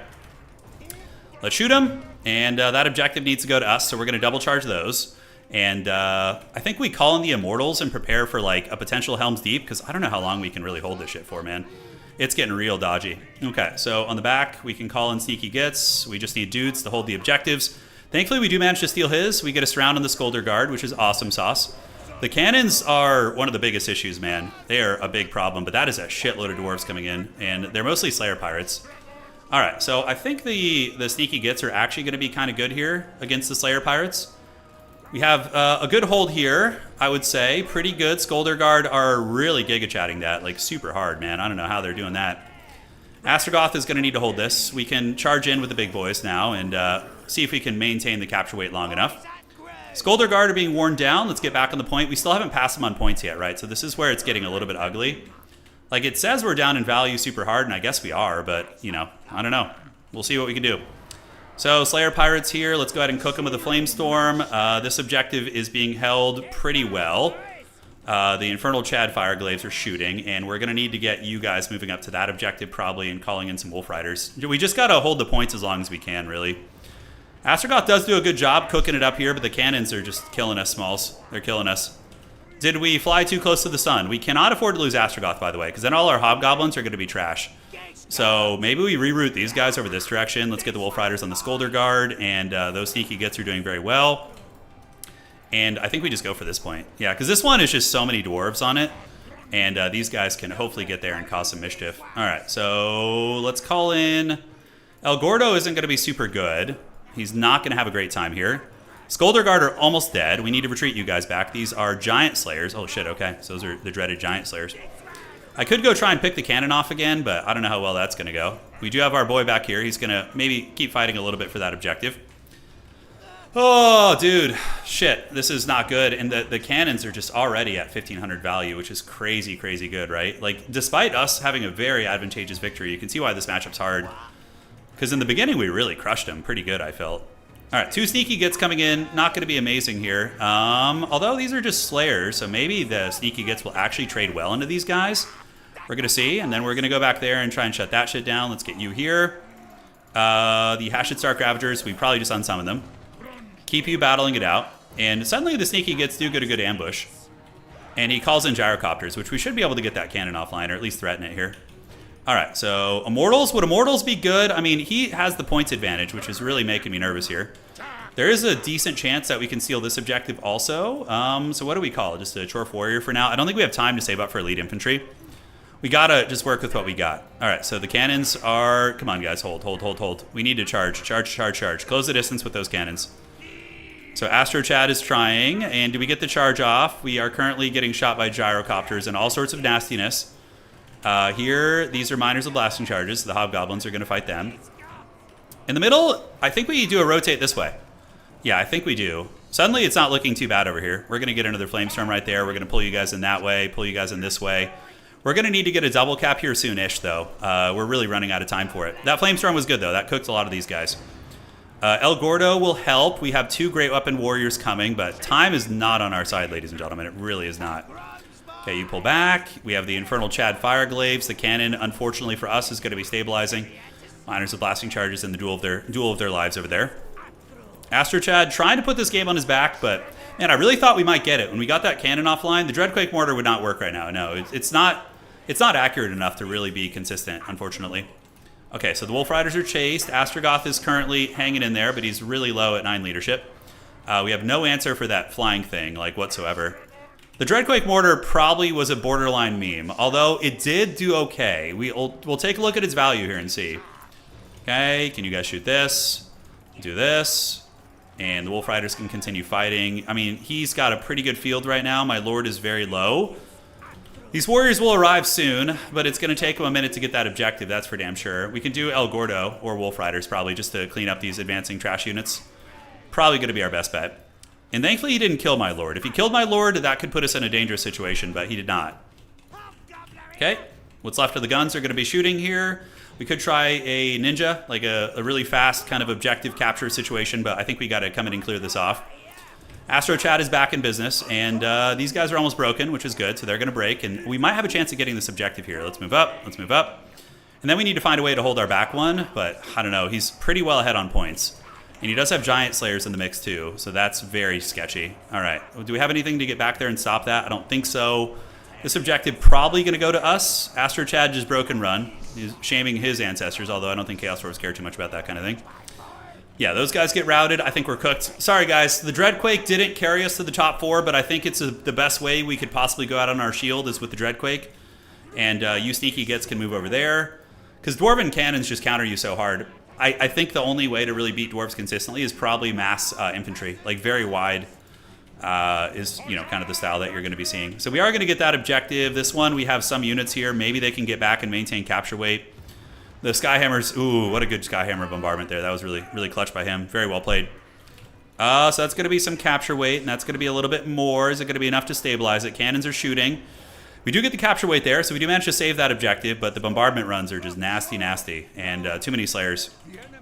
Too many Slayers. All right, what do we call in? El Gordo, Backstabber, is going to go up there, try and maintain it, but he's got it. GG to him. Well played. Very good Dwarf game. It's a hard matchup, and we took a big risk, and it didn't quite pay off. But the Dreadquake was sick. We had like a good close game. It was contested for sure. And the Dreadquake probably could use ammo, right? 1,700 value on a Dreadquake. Like, look. That's not bad. That's not bad. And then El Gordo was a good assassin. I mean, we shut down his cannons real quick. Aside from that, the Hashid Stark Ravagers were probably a mistake. I think that they just gave up too much value. Let me message him. GG dog. Buck in top 4. Report score, please. So, unfortunately, no top 4 for us tonight because we flew a little bit too close to the sun with the experiment, but it was cool as hell. It was very cool. Now, I'm going to show you guys what a meta build looks like. If you are an aspiring Chaos Dwarf player and you're really looking to beat your homies, probably Astrogoth is still going to be the way. He's really good against Slayers. You can keep both of his items, to be completely honest with you. Oh, another day, the Dreadquake will return. It will return to us. But this is unfortunately meta, which is super boring. It's basically mass armor checking your opponent. And then from there, I mean, you can even cut one of these and get like 2 Wolf Riders. Like 2 of them. This is like meta. You basically just push them back and take as many objectives as you can. And then you eventually lose on value. But the idea is you hold the objectives long enough to win. Yeah, it's a pretty cursed matchup, though. GG to him. The Dreadquake did good, though. I mean, it got 1,700 value, which wasn't bad. The map is what enabled it, though. The Dreadquake being able to sit there and do that. He said it was scary, the Dreadquake. Fear the Dreadquake, yes. It certainly sends a message. So, looking at the tournament here, looks like our top 4 is coming into play. So we take a look. We have Blake and Adam, Space Pope and Scrambled, and Ratlord and Empire for Hire still playing. Top 4 is going to be Anticity. I actually need to refresh this to see. I feel like I pushed for the Dreadquake, I'm sorry. No, I liked the idea, though. Using the Dreadquake to hide behind the trees. But for some reason, his cannons were still able to draw line of sight. Probably because I mismicroed. But yeah, we're going to have Slanesh, Dwarves, whatever Boss Toss is playing, and maybe the winner of the next match. Yeah, Blake and Adam, I think, will be playing for top 4. Let me see. We actually might have a 3-win player make it. That would be kind of interesting. Blake and Adam are not contenders, but they could affect tiebreakers. Blood Penguin is sitting at 14 tiebreaker points. I'm sitting at 12. Shit, someone with 3 wins might actually make top 4. A Dreadquake also sends a message to all of your Hobgoblins, get out of line or you get mortared. Yeah. Bosses Norska? Nice, nice. That'll be fun. What about Gray? Gray Lord he is 1 win. So it looks like it's going to be, yeah, no Nurgle. Scrambled Egg didn't make it. He's the same score as me. He's got 3 wins, 2 losses. I don't think the Overseer is good in any matchups, really. The Overseer is terrible. Astrogoth was so good that game, guys. He was like cleaning out the Dwarves on that side objective all freaking day. A train would have been cute, but his cannons would have killed it for sure. I think this like Great Weapon Infantry would have been, to spamming them would have been the best choice. Blood Penguin is playing, we played him earlier, didn't we? Yeah, and he's playing Empire. So we have Empire, who probably really doesn't want to face Dwarves. Yeah, really good range. Empire, Norska, Dwarves, and Slanesh in the top 4. That's super fun. Okay, so we got 1 game left. Yeah, could it affect tiebreakers? Oh, we might have a tiebreaker. Jimmy Beans and Blood Penguin will have to play for a tiebreaker game. If they stay the same, then we are going to do a tiebreaker match. So what we need to do to figure that out is do... okay... So who did he play? Did he play? He did play Scrambled Egg Special, actually. So this is going to affect Scrambled Egg Special's tiebreaker, which could put him up to 14, which means we would have to do a 3-way tiebreaker, which would be really hilarious. And then Empire for Hire played Empire for Hire, played Torreson, and did play Jimmy Beans, actually. So this match actually is extremely significant to the grand finals here. It's very, very significant. Cool, man. So potentially going to get some extra games tonight, some tiebreaker games. That's going to be very fun. Oh, we didn't have the right background on. Of course the game was harder. We needed the Forge of the Chaos Dwarves. Oh, I'm going to play Chaos Dwarves tomorrow. Going to play a big infantry list because infantry got buffed in the old world. So elite Chaos Dwarf infantry can actually get 2-up armor saves in melee, which is super sick. Because they get the full plate, the shields, and then they get a parry bonus. Lots of cool changes. So let's see. The old world army builder. If somebody could let me know when that match is done, that'd be great. All these builds are completely outdated. So yeah, Chaos Dwarf infantry builds might be on the menu. That is for sure. Let's do this. Take a look at that. Do that. Because now in Warhammer the Old World, the tabletop game, there are objectives and whatnot. It's very, very different. So if we're going to do Chaos Dwarves tomorrow, so let's do Chaos Dwarves, Grand Army, 2,000 points. Infantry. So infantry are much better now. Yeah, Army Composition, Grand Melee, Combined Arms.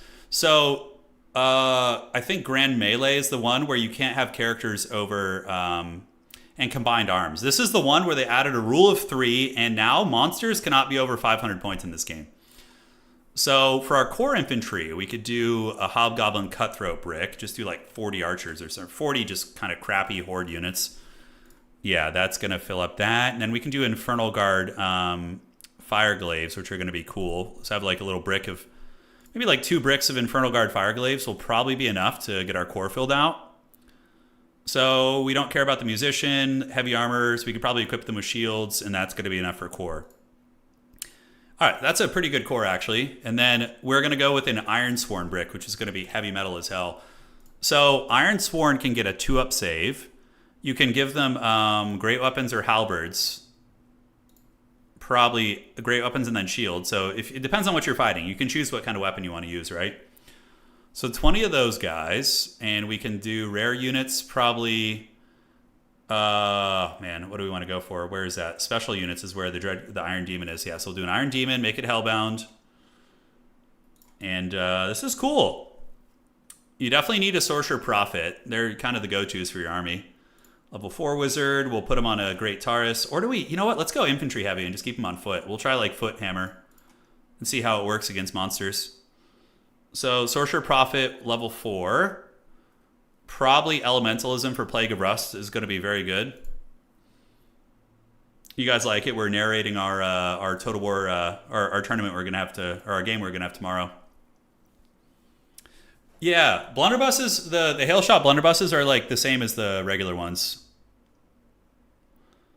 I want to see if like an infantry list can compete. We'll do 2... We have enough for the Deathreak rocket launcher. Oof, that's kind of an awkward amount of special points. Yeah, it puts us in a weird spot. We could do a Dreadquake mortar, actually. Like a single Dreadquake mortar could work. Ironsworn are pretty Giga Chad. We'll come back to this in a minute. I need to make sure the tournament isn't waiting on me, guys. Our people need us. Wow, they're still playing? For reals? Okay. Dark Elves, I don't know what Dark Elves look like in the new meta. Do Fireglaves get fight in an extra rank? Yeah, what's the rule on the new fighting in an extra rank thing? Fireglaves are pretty badass though. They're pretty stalwart little infantry units for like a gun piece. Okay, we're still waiting, so we can keep working. Okay, so we have our core. We could do a Castellan, or let's just do a Black Orc War Boss to go with the infantry, because he's super raid boss. I think he's leadership 10, or is he 9? He's only 9. So I think the Chaos Dwarf hero is 10. The Castellan, let me check. He is 10. But so too is the Sorcerer Prophet. So if we have the Sorcerer Prophet nearby, it's fine. The Black Orc is a much better fighter. So we could do a Black Orc War Boss with the brick. Yeah, get him a shield, get him on foot with the infantry. And then, yeah, we'll figure out his items from there. Or, you know what? We could even do a Battle Standard Bearer. That might be better. So we'll do an Infernal Seneschal. Battle Standard Bearer. I'm just experimenting with the new meta, because infantry were terrible in the previous updates, but now maybe they're good. So we could actually try the banner. We could do the Lamassu. The Lamasu's Beard banner. That thing's sick. It basically gives the whole unit a ward save and magic res, which is so good. So magic resistance 2. He's going to need a shield and heavy armor and all that. Okay. Sorcerer Prophet's going to be the general. So how do we kill big monsters is the problem. This list probably still isn't super capable of killing big monsters. Could mix in some Bull Centaurs or like a couple Hobgoblin Bolt Throwers on the flanks to put a little bit of pressure in. Maybe put one in each corner or something. The Black Orc character could definitely put in some work. But yeah, this website's great. Old-world-builder. It's where you kind of build your armies. You have 229 points here.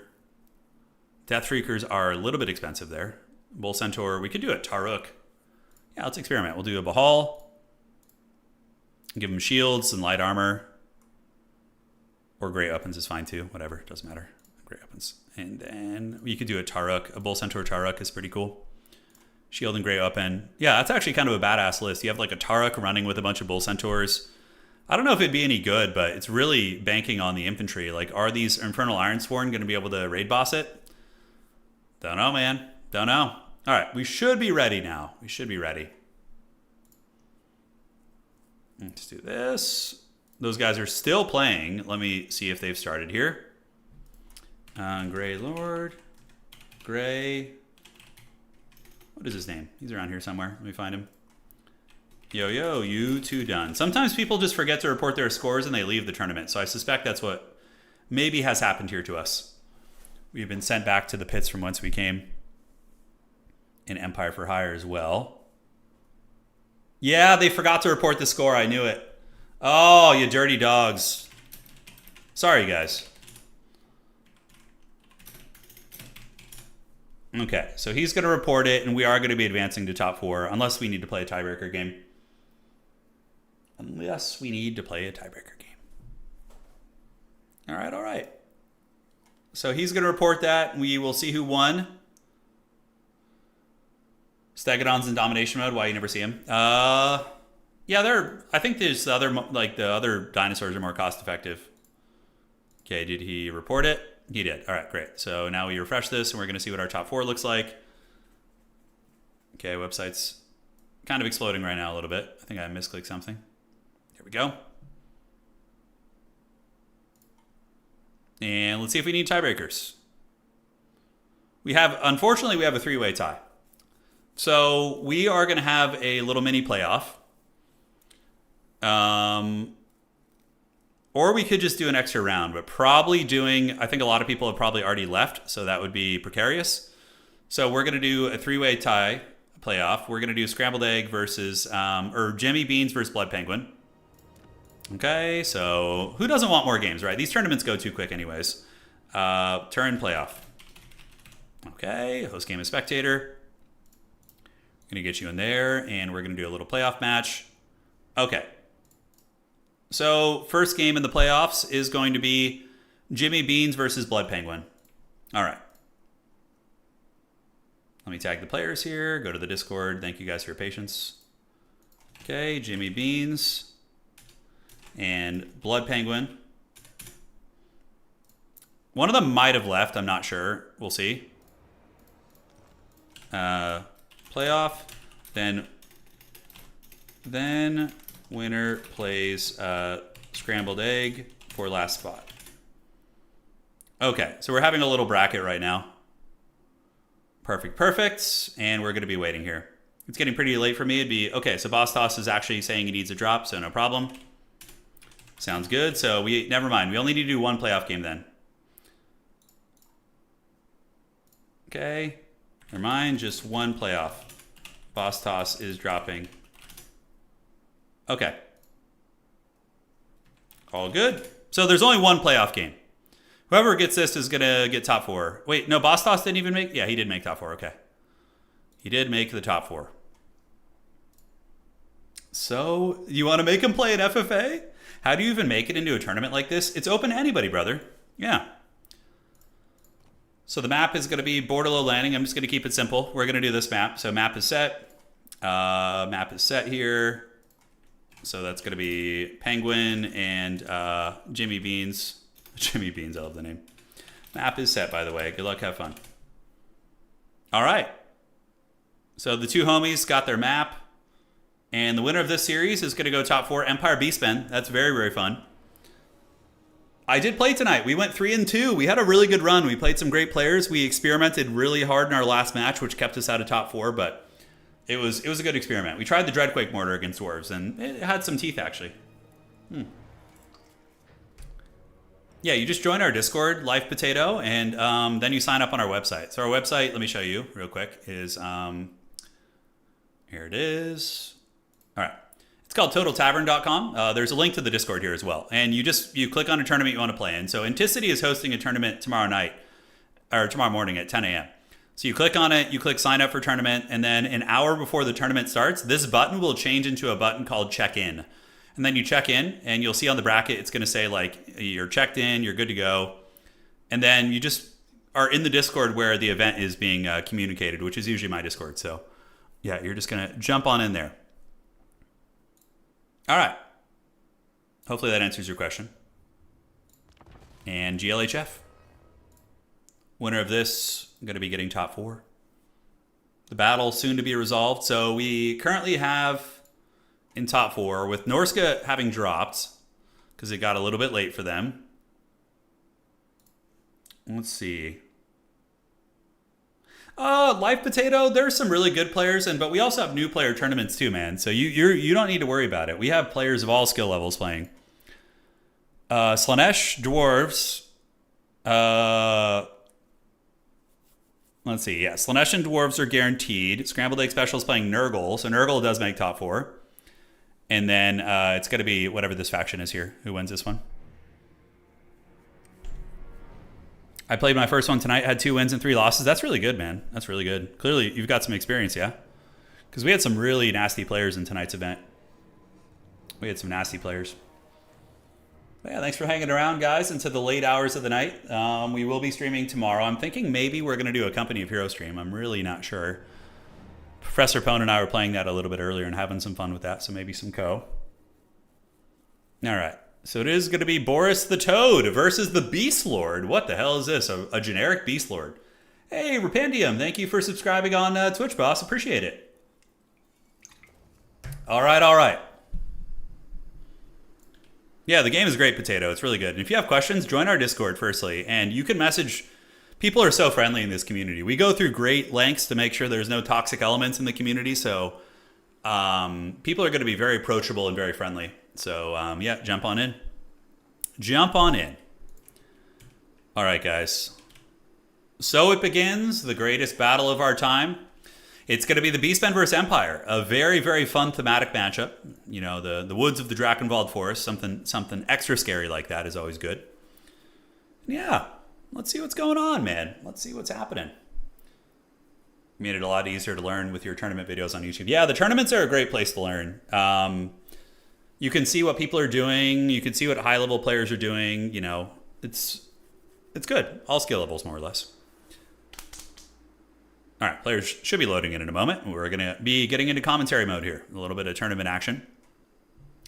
Yeah, I really like the idea of doing an Age of Wonders like a thematic tournament. That would be really fun. The Beastmen will have Boars in reserve, maybe, but Centaurs are usually their go-to. Centaurs are just so good. All right. Ladies and gentlemen of the old world, welcome to the playoffs for the grand finals. It's going to be the Sons of Sigmar led by Plague Penguin facing off against Jimmy Beans and his dreaded Beast Lord. So, the army for the Empire is going to be a front line of state troopers with Sigmar Sons to provide an unbreakable bastion, which is very nice to mix in. Caster is going to be a fire wizard, so the Beastmen have very low armor across the roster, so using Burning Head to clear Ungor Raiders and Gore Herds and all that sort of stuff is very, very good. In the back, it's going to be basic archers. Archers are pretty good against the light armor of the Beastmen. Now, he's going very wide with his archers. 1, 2, 3, another gun unit, silver bullets, 4, 5, yeah, so a ton of missile units here, guys. Which is going to be tough to protect for sure, but if he's able to protect it, that DPS will be quite nasty. Now, Boris Todbringer is extremely meta and very strong against Beastmen, because of the fact that he has basically 2 leadership debuffing abilities, and Beastmen infantry are not the highest leadership. So he does have the Crush the Weak, which is -4 leadership, and then Blood Roar, which is -8. That in tandem with the fact that he causes terror is incredibly good. Now, looking at Jimmy Beans, the Bean Lord, he's going to be using a lot of Gore Herds, which of course will dominate state troopers, but they will get wrecked by archers and by heavy cavalry. So There is that. A Beast Lord on a Chariot with the Horn of the First Beast, which is an AoE buff of 24 melee attack, which isn't bad. And then we do also have the Apocalyptic Vision. So this is a kind of a cool combo, actually, because this one Beast Lord here can give a total of 48 melee attack to nearby allies. So he can basically send the nearby Beastmen into an unholy frenzy and really give a lot of damage. 2 Centaurs with throwing axes. These guys are excellent against heavy cavalry and monsters. They're fast, faster than any of the cav the Empire can really present. And they do throw armor-piercing axes as they're getting chased and as they're chasing. So that is very, very nice. All right, so objective 1 going to be going to the Beastmen. And here in the middle, we are going to be seeing the Bray Herd of Jimmy Beans advancing up. While on the flank, it is going to be Zangors. I like this, using the Vanguard deployment from Jimmy Beans' Beasts to get over on objective 3 is going to be nice. Now, all different units on this in this game do have different capture weight. Infantry have 5 capture weight. Single entity characters have 3. Cavalry have 4, so Centaurs would have 4, and artillery and siege engines have 2 typically. That's going to be the case there. But we do see Boris Todbringer going for a little bit of a freebie, landing into the Gore Herds. He does kill 10 of them with his initial impact, and then is going to be retreating away before the Beast Lord can arrive. Caster for the Beastmen is going to be Devolve, which is a nice little debuff there, so lowering melee attack and speed, and then he does have Bray Scream as well, which is okay at killing infantry, and I haven't seen it against Cab, but we're going to find out how that actually goes. So the Empire does not have an objective yet. The Beastmen are going to be holding on to 2 objectives here. Meanwhile, over in the woods, we do see the Descending Beast, Boris Todbringer, going to be coming in and feasting on the souls of these Zangors. So the glorious Elector Count of Midland does arrive atop his beast and is going to be feasting on the Zangors. The Zangors' Protoss shields did absorb that initial damage, but now the shields are gone, and Boris is going to start really messing these guys up. I wouldn't be surprised to see a Burning Head cast here also, just to KO this unit. Now, front lines have clashed. Spearmen do engage versus Gore Herds, but it looks like the archers put a lot of hurt on them, and the Empire front lines are going to be meeting the Beastmen. The archers are going to have to put in a lot of work, because the Empire troopers, pound for pound, will lose a lot of these fights.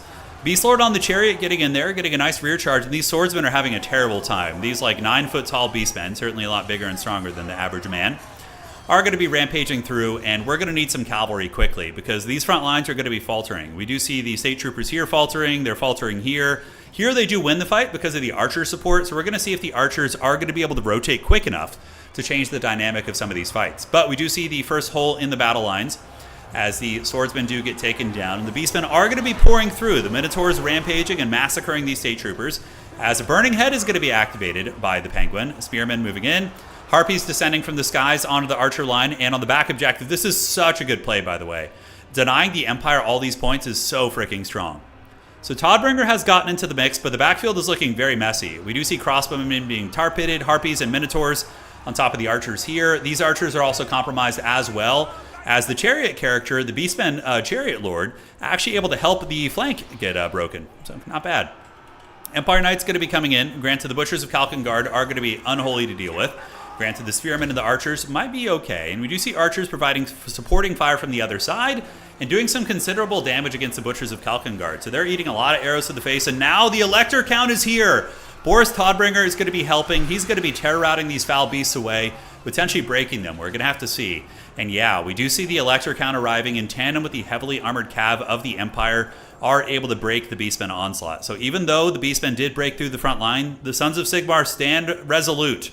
And now the big guns are going to be getting called in. Well, not really big guns, more of like a medium gun. But the Empire Knights are going to be very good against these infantry. Zangors and Gore Herds, those type of units, they don't really have good armor piercing. So against cavalry that have 110 armor, you're not going to have a good time. Beastlord on the other side, though, having a little bit of fun. He does have some chariots out, and we do see the Devolve activated, which is going to be lowering the stats as well as the leadership, which is kind of cute. Chariot's getting a lot done. So Jimmy Beans is not going quietly into the good night. He is getting some good chariot pressure here on this side. One archer unit going to be folding up. On the backside, the Zangors are engaging versus 2 state troopers, and they'll probably lose that. Zangors are pretty good. They beat state troopers 1-1. But Spearmen with Shields, one of the most cost-effective infantry units in the game with 42 melee defense, and the Swordsmen having a full surround on these guys, probably going to be enough to win that fight. But the Beastmen are holding on to the points, and the Empire is not yet on the board. Beastmen are tough to wrestle objectives from with their speed and their hard hitting. They can certainly do some good work. I would expect maybe Corngors to be getting called in soon as a secondary wave unit. Oh, the dreaded Cockatrice is here. Enjoy the wiener. It is on its way. So the Cockatrice is out, and I'm not really sure about its applications other than just being very phallic and very epic. So it is going to be charging to the middle. I guess it can fight Boris, and in theory, it's good against the Empire Heavy Cavalry in a way as well. Beastmen are holding on to the middle objective, getting very cost-effective throwing axes right here into some of the Empire Heavy Cavalry. And Evolve is going to be activated, lowering the stat line of these Empire Knights, but they're simply going to retreat, so it won't matter too much. And here comes the Cockatrice. It is going to be going after Boris. You should probably use the Petrifying Gaze to try and save your caster. And look at the Wiener getting in there. The old cock is doing quite a bit of work, as we do see the Cascading Fire Cloak activated. And the Beast Lord with the Chariot Charge doing a lot of damage. Charge bonus of 81 is no joke. And suddenly, it looks like the Empire is in a little bit of danger, guys, as we do see it moving in. Petrifying Gaze is activated, lowering his speed by 50%, and it's eventually going to freeze him in place when it's activated. Okay, 75%. The Cockatrice is trying to turn him into stone. 3,000 HP on Boris Todbringer, and the Centaurs at Throwing Axe is also getting some big work as well. Dude, fear the Wiener, and now he's snared for about 5 seconds, guys. So -3 leadership. Boris Todbringer probably going to be breaking here, and we do see him wavering, sitting at 3 leadership, but the Empire Heavy Cavalry do arrive to maybe salvage him. And when the winged Empire Cavalry arrive, yes they do. So the Empire Heavy Cav moving in to protect the Elector count, so they do get in, run down those Beastmen Cavalry right there, and the Centaur is going to get folded pretty badly. And it looks like Boris Todbringer is going to be able to get away. 2,800 HP, Cockatrice going to be hot on the tail there. Butchers of Kalkengard somehow have returned. But the Empire has been winning this fight here, and now they're moving in with a lot of State Troopers as the Cockatrice continues hunting down the Toddy. Toddy is shaken, but he is healing. He does have the healing ability, which is pretty nuts. Brave Scream activated there with Devolve. And the Beast Lord is looking pretty cool. I don't know if like he's doing a lot, but his buffs are kind of nice as well.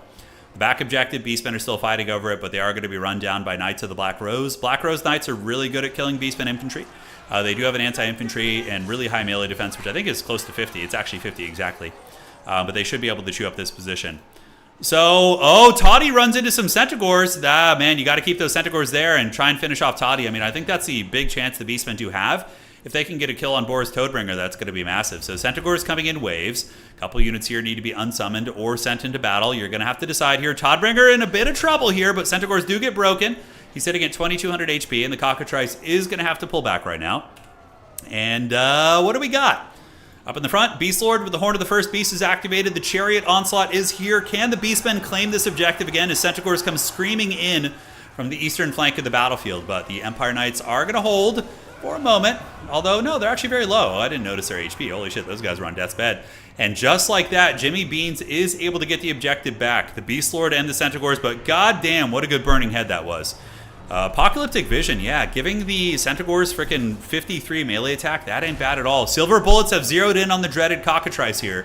So they do have their long rifles, or their regular rifles, zeroed in on the Cockatrice. They definitely need to shut down these handgunners.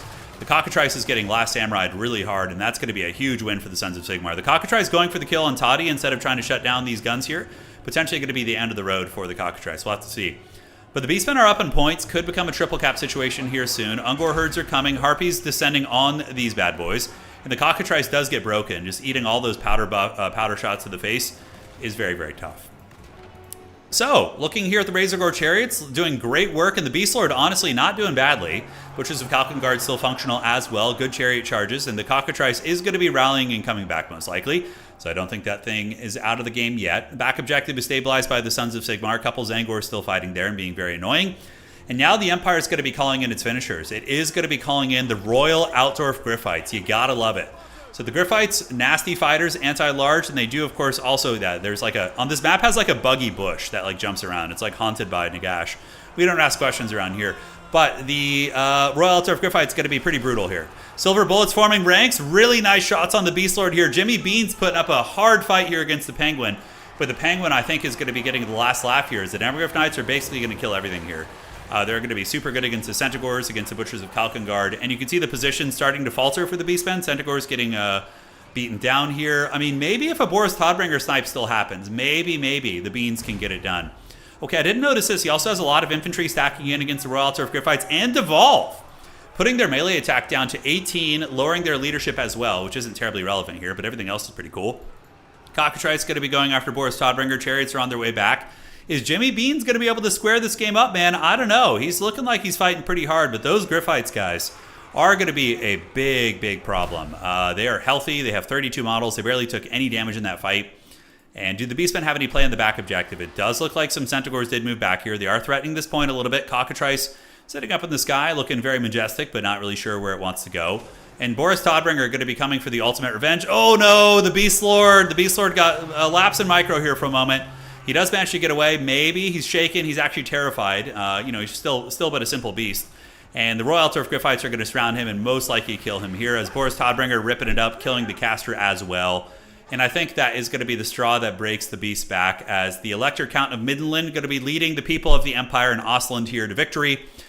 Free Company Militia being pinned there doesn't really matter too much. Empire Knight's going to be there as well. Beastmen do win on one objective, yes, but I don't think it's going to matter. They just simply don't have enough on the field, and we do see the fall of the Beast Lord. I gotta say, the Beast Lord, as much as he is not enjoying himself right now, he's here on the ground, you can see, let's get a nice close-up of him. He was pretty cool, like a little mobile buffing station. Not bad, but also the big MVP for me was the Cockatrice. That thing was actually kind of badass. Didn't do bad. The snare ability, definitely a little bit underrated. And, the Beastmen could Helm's Deep on their back objective. We'll see. Is it possible? If they had some Corn Gores, I haven't seen Jimmy Beans use any marked gore units. Maybe he's like a no DLC enjoyer, which would be pretty Chad, but I don't think that's going to be the case. If he were able to spam like 4 Corn Gores to that back objective during all this, maybe like 2 or 3, he would have a chance. A slim one, albeit, but maybe a chance. And on the other side, guys, we do see this objective here being held by the Empire. A couple Beastmen trying to vanguard through the woods. I love this. This like sneaky kind of objective shenanigans is one of the only ways you're going to be able to rat into the game. And we do see Warhounds being sent into Griffites. That is not going to go well. The Griffites are going to be able to just tear them to shreds. Warhounds are designed to like fight weak units. They're a bully unit. And the Griffites and the Firecaster are able to get it done. So what do we see from the Beastmen? We see 1,000 saved up, maybe a Centaur with great weapons, but the Griffites are going to beat any mobile unit that you send to this back objective. So that one's going to start going to the Beastmen. Meanwhile, over on objective number 3, we do see the Sons of Sigmar stabilizing it, despite the double Goreherd push, which I don't hate. Oh, yeah, Zangors are marked. That's right. Yeah, so there were Zangors. Okay, you caught me. You caught me, you dirty dog. Well, this is a good play, though. Centaurs with throwing axes can run circles around the objective a little bit and maintain capture weight. But there is 7 capture weight here, so you have 3 from the character and 4 from the demis. And then here we do have the Centaurs with throwing axes. So they're going to be circling, getting the throwing axe shots right there. And Royal Turf Griffites, just going to get him. A little bit of a lapse in micro there by the Jimmy Beans, but he's trying his best. All right, on the rest of the battlefield, Cockatrice moving up. There still is a points lead for the Beastmen, so, maybe it's going to be enough for them. We'll see. The Goreherd Infantry massacring the State Troopers, but they're about to have a really, really bad time. So here they come. Big, heavy lances on the couch. Couching the lance being couched. They do move in, and with Boris Todbringer, you're going to see an immediate break. The leadership plus the shock damage from the heavy cavalry able to break that unit and send them running to the hills. And looks like the Cockatrice has finally been tamed. It has finally blown its load and is going to be surrounded and killed by these cav here, most likely, whereas the back objective is also being taken by the Empire. So that triple cap situation is rapidly disappearing as the Empire does have all 3 objectives. The Beastmen are scrapping and fighting, but what a good playoff match. Extra games, I think, are a win for everybody. So what is not to love? GG, well played. Ungor Herd's going to be charging on up, so here they come. Here comes the Unga Bunga Herds. Beastmen kind of threatening the back objective a little bit. The Bright Wizard does get slightly surrounded. Granted, he doesn't care too much. Centaurs with throwing axe is not the most offensive unit in melee. They're still okay, I guess, but yeah, the Bright Wizard could cast a Burning Head too and cook them if he wants to. I would imagine he still has the Winds of Magic for that. So the Centaur is going to need to retreat, and we do see the demis moving out of the trees. Beastmen still fighting for the objectives. Do they have any play on the back objective? They do not. And Jimmy Beans is going to be tapping out. And the Sons of Sigmar are going to be advancing to the top 4. Very good build on both sides, honestly. The Beast Lord was incredibly off meta, but the one thing about Jimmy Beans' build that was off, against Empire, you always want to have Corn Gores, because Empire has a lot of heavy cavalry, so having the Corn Gores to tar pit them late game is very good. Great game, though. Really fun. Toddy, 1,500. Fire Wizard did pretty good. Silver Bullets carried pretty hard, too. The Cockatrice with 1,400 value, not bad. Butcher's got 12. Beast Lord got about 1,000. All right, so now we're going to be advancing to the top 4. So we are going to do Turin top 4. And it is going to be the Penguin. The Penguin is going to be advancing, yes. Fear the Penguin. So we'll refresh this. Sigmar does prevail this day. Doom Bulls are very good, actually. Yeah, Doom Bulls are very meta. Because they have a slow. When they hit you, they slow you, which is very good. So Anticity, Jack, Boss Toss, Scrambled Egg, and Blood Penguin. So I just need to replace Boss Toss with Blood Penguin, and we're good. Okay. So advancing to the top 4, and we're going to get some fun matches, man. We're going to let the good times roll. So Turin late night top 4 here. And we are going to replace Boss Toss. So we're going to have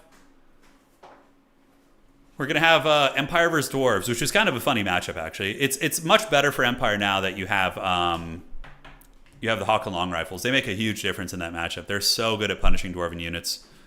So that's going to be Penguin. The Blood Penguin, yes.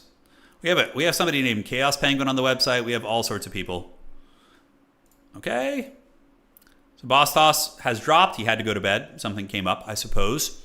And then we got Scrambled Egg Special. Oh my god, you guys want to see Suffering? We're gonna watch Suffering. Hey, you guys want to see a dead body? Let's go watch Nurgle versus Slash. Oh man, okay. So it's gonna be top 4 time. Turn top 4. Okay. So Inticity and Scrambled Egg Special, go ahead and join here. If you want to see the definition of suffering, you are about to see it. Although, if it's a win-win for us, because it's either a really funny illustration of the matchup or it's an upset. And then it's going to be Scrambled Egg on Nurgle. So Chad Nurgle, top 4. And we got them in here. And then it's going to be on the other side. It's going to be this. Sure. Okay, we'll come over here. Let's go ahead and join Inticity's lobby there. There we go. And then the other side, we need to have, that's going to be Blood Penguin versus Jack on the other side. Okay, fun. Play on. Okay, so we got this set up here. All good. Come back to Ent's lobby. Yeah, we just moved there. All right. The snail against the Ferrari. Who's going to win? Let's find out. Yeah. This matchup is really, really hard for Nurgle, in my opinion. It's really hard, but it's winnable. It's also Inticity, so that makes it way harder than it would normally be, right? Yowza, that was a good game. I really fumbled on not bringing Corn Gores. Jimmy, you were a beast, dude. You played really well.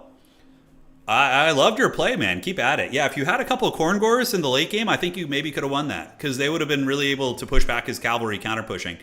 Like, when the Griffites came out, if you had a Corn Gore in the middle, I think you probably win that game. You were a beast, Jimmy. You deserve your beans. Tell me, Jimmy, what is the story of your name, Jimmy Beans? Do you live in the United Kingdoms? Are you really into the breakfast beans or something? I have no idea. What's the story? I'm always curious about people's names. We don't know what the map is yet. So they're doing their map pick and bans. Let me know map. We have 3 maps. These tournaments do use pick and ban system for maps. So let me show you how that works. So if you look at every single round, we're in the semis. So the maps are Road to Talipine, Valley of Lies, or Decrepit Moor. Whoever is on the top of the bracket will ban one, and then the other player bans one of the 2 remaining maps, and then you just play the one that's left. So it gives players agency. The best map for Nurgle here would probably be the Decrepit Moor. Valley of Lies would not be good. It's very open. And Road to Talipine would be okay also. Valley of Lies is probably the worst map. All right. So a teacher called me Jimmy Beans one time and never explained himself. I'm in the USA though. Okay. So it's a good story. It's a good anecdote there. I love it. It's the Decrepit Moor. So yeah, this is a good map for Nurgle because not good. It's still favored for Empire probably, but there is some line of sighting that you can work with on the sides and flanking. So, oh, actually, oh no, wait, I thought it was against Empire. Oh, none of the maps really matter here then. Yeah, Nurgle, I was thinking Empire. Nurgle wants a home field map, a home objective. If Nurgle can sit and hold its home objective and grind value and slow push, then they have a chance. Probably going to see the Noxbringer. Yeah. Probably going to see the Noxbringer. Okay, guys. Well, thank you all for joining. It's been really, really fun so far. Been having a blast hanging with all you guys tonight. Gonna go hang out with the hot wife after this. Smoking hot wife, I do dare say. And we're gonna go watch something and paint some Isengard minis, which is gonna be cool. Just finished painting the first 12 Uruk-hai scouts. I got Grima Wormtongue painted up. Now moving on to the fighting Uruk-hai, which are way cooler, the warriors with the plate armor. The cool thing about being really slow is that when you rampage, it doesn't matter. Yeah. Anticity is going to go with probably 4 Marauder Horsemen, Okay? He's going to have 4 horsemen. He's going to have Inkari. He's probably going to have mass seekers and heart seekers of Slaanesh and like 1 infantry unit. Like, he is going to have the most degenerate mobile build you could probably think of. Nurgle needs an Oxbringer to counter the mobility a little bit, at least give you something, in my opinion. But Nurgle could also go wide and try and stuff Slaanesh, but that's really hard to do because Slaanesh is great at counterpunching. Anticity is going to take as many Marauder Horsemen as you can. Against Nurgle, you should. They really suffer against it. And we're going to see who's going to make the final on the other side. We have Penguin and Jack playing on the other side here. And yeah, it's going to be good. It's going to be good. Is the Unclean One viable against Slaanesh? Yeah, the basic Exalted Great Unclean One is.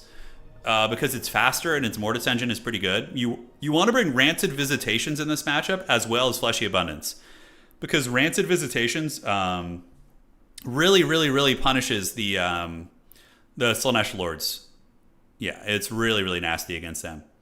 Because they have low HP, so the sniping spells are very good. You could even go Nurgle Sorcerer with Lore of Death and just Spirit Leech Bam. That's going to be very good as well. But the Great Unclean One is probably safer because he's harder to kill.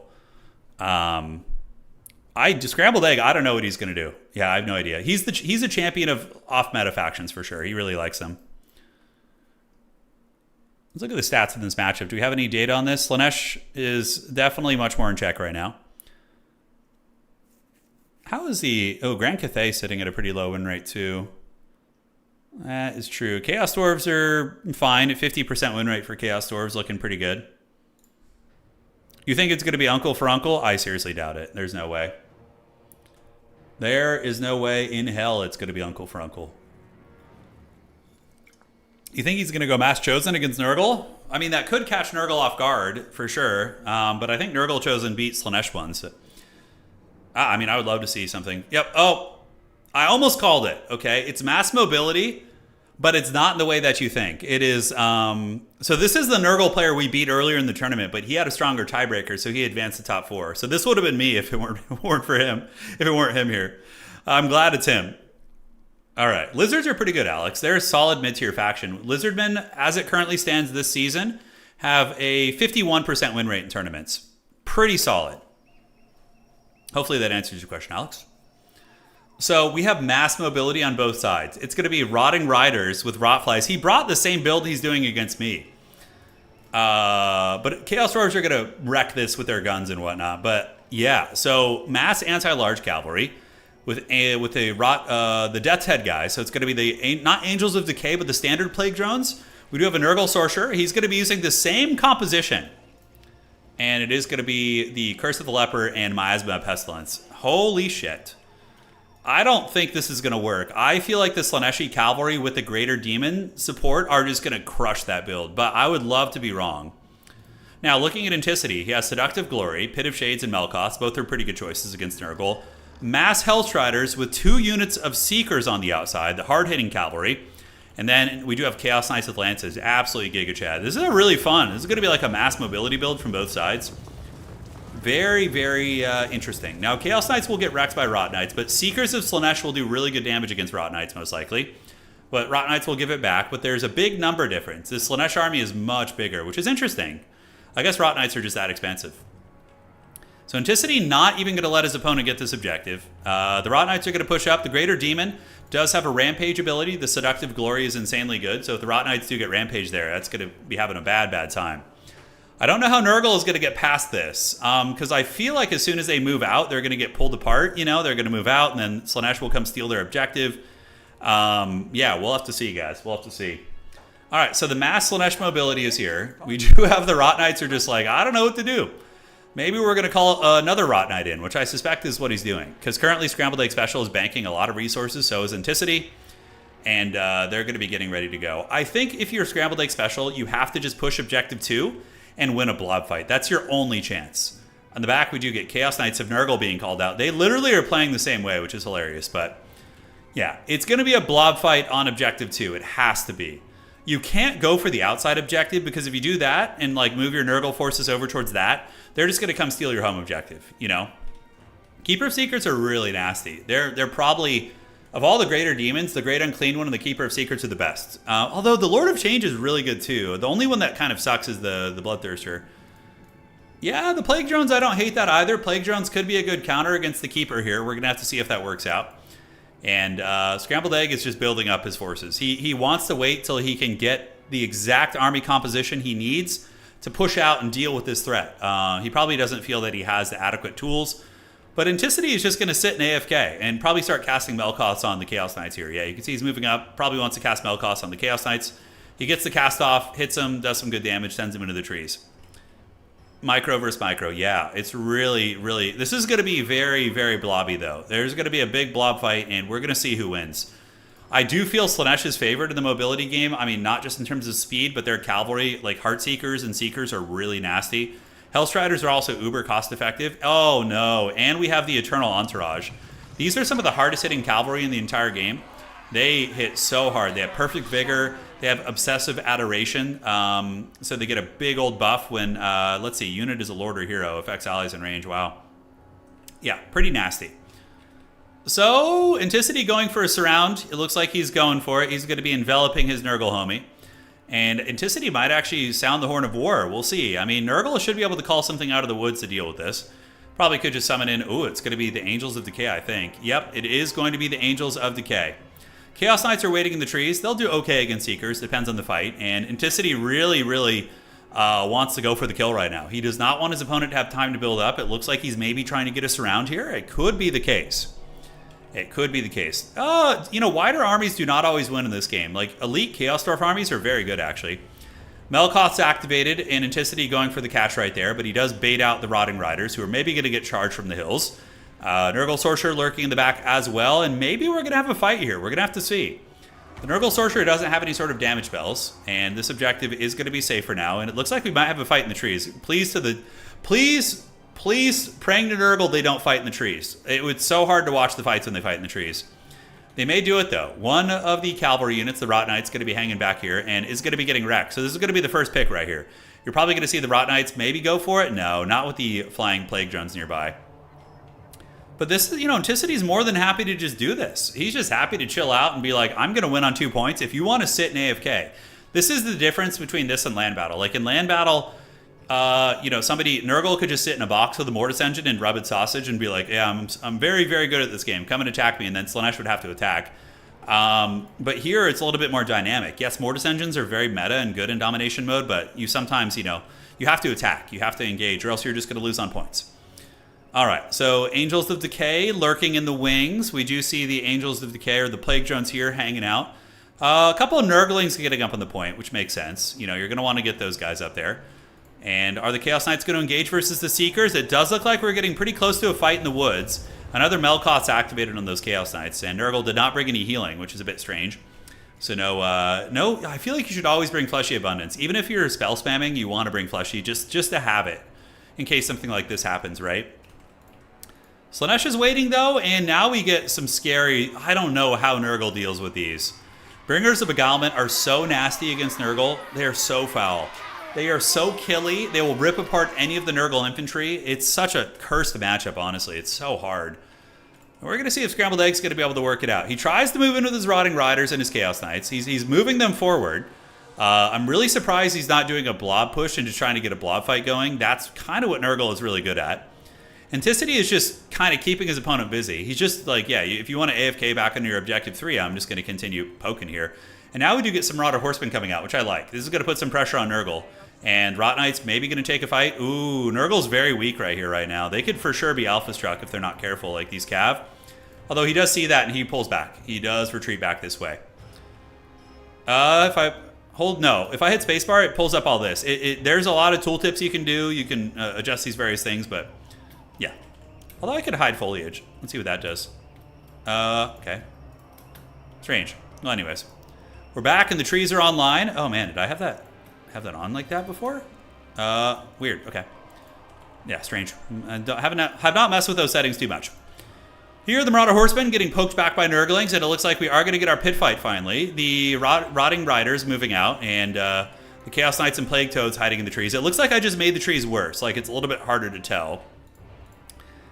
Yeah, I think I don't know how to reset that. Maybe I need to do this and then click that or something. Toggle always hide. Okay. You have to lock it with padlock. Yeah, okay. So hide foliage. There we go. All right, so now we're back in business. All right, guys, the first fight is underway. Plague Toads of Nurgle called out of the trees. Double Plague Toads have been summoned. Hellstrider is going to be engaging versus Chaos Knights. And now the Rotting Riders are going to be coming over. Plague Toads immediately killed. One Plague Toad was literally killed in a matter of seconds by those Seekers of Slaanesh. While on the backside objective, Anticity going to be moving in. We do see the Bringers of Beguilement heading to the point, and the Nurglings here are getting ripped to shreds. So this one elite infantry unit is going to kill all three of those infantry. So how's the pit fight looking? Chaos Knights versus Hellstriders going okay. The Sorcerer Lord back here fighting with his Rot Knights. Curse of the Leper, though. MLG Curse of the Leper. Really good. That's going to be reflecting a ton of damage and giving them a lot of armor. But man, that Slaanesh Cavalry damage is so good. The Eternal Entourage is doing 1,000,000 damage right now, guys. Now, over here in this blob fight, we do see the Angels of Decay being pulled down on the ground. Rotting Riders are still functional as well. And these Rot Knights didn't have the best time of the world because they, they did some damage, I guess, with the Curse of the Leper. But now the Nurgle Lord is a little bit surrounded right there. He's going to be getting pinned in, potentially killed by the Eternal Entourage. Angels of Decay, though, are doing really good damage. So the Nurgle big flyers here are doing okay work here against the big Exalted Lord. But I think this is just going to be GG. We do see the Chaos Sorcerer getting surrounded by the Seekers of Slaanesh. I don't think this is the way to play this matchup for Nurgle. It's just a little bit too risky. I think you need a great unclean one. You got to have a big infantry blob and just kind of move up and eat the suffering here. But I do really like the Plague Drones. I feel like they're good. But he's going to tap out, and that's going to be it. Because Rot Knights just do not trade well into Seekers. The Seekers just DPS them down so cost effectively. They cost way less. Yeah, that was just punishment, basically. GG well played, you know? GG well played. Not a meta Nurgle build by any stretch of the imagination, but nonetheless, it's a tricky one. I'll show you the build I have against Slaanesh, which I would probably still lose against Anticity pretty hard, but yeah. All right, so where are we at? Top 4 time. The other side is still going. We're going to set this up. So the build I have, which I'd be curious to evaluate if it would have any chance against Ent's build there. Slaanesh is very good against Nurgle. Slaanesh's win rate isn't off the chains right now. They're much more balanced this season.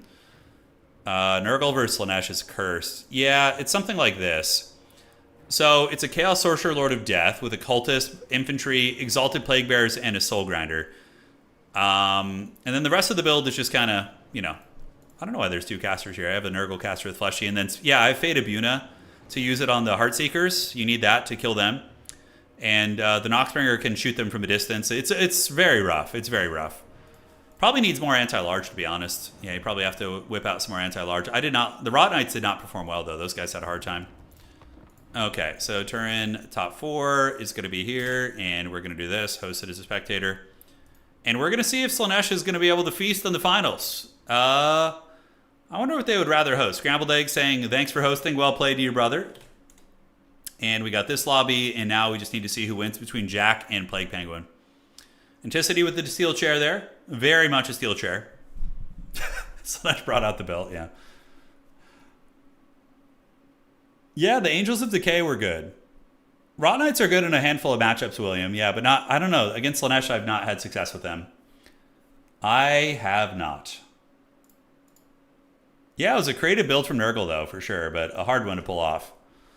A very, very hard one. Okay, let's go ahead and do this. Yeah, have a little bit of fun there. Perfect, perfect. So Jack and Penguin are still at it. I'm going to message them. So who would Anticity rather play? Probably Empire, right? Like, Dwarves are pretty annoying. And the Seekers aren't going to be, like, as brutal against them unless he can pull them apart, which I'm sure he could. Let me know when done. Okay, so messaging those players.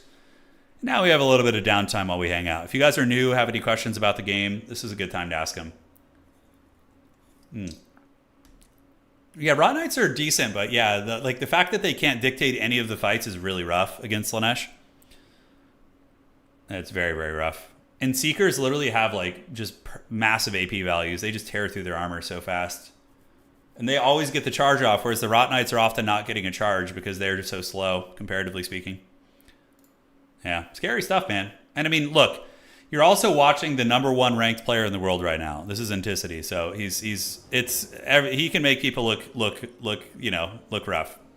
Came back a second ago. Kind of want to face dwarves if the map is big. Yeah, on a big map, I feel like you could feast on dwarves, but on a small map, it might be harder. But you'd still probably win, but it'd be harder for you. The maps for the grand finals, we have Whirling Maelstrom, Road to Talipime, Edge of the Darkwood. So you have 2 good maps there.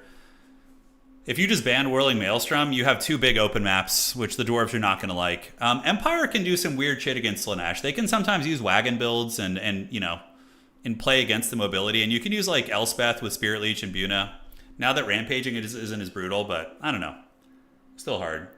Nurgle does have some anti-large Plague Ogres. They do not have infantry that have anti-large, but they have the Plague Ogres, which you can use. Yeah, the drones were actually kind of effective, though. They did some good damage. The rest of the army kind of suffered. All right, so those guys are still going at it. No problemo. Empire vs. Dwarves is like a grindy matchup that tends to go very long, so that one's probably going to take a hot minute here. It's going to take a minute. I'll be right back, guys. I'm going to go refill my water. I'll be back in uno momento, so hang tight, my friends, and we'll see you in just a second.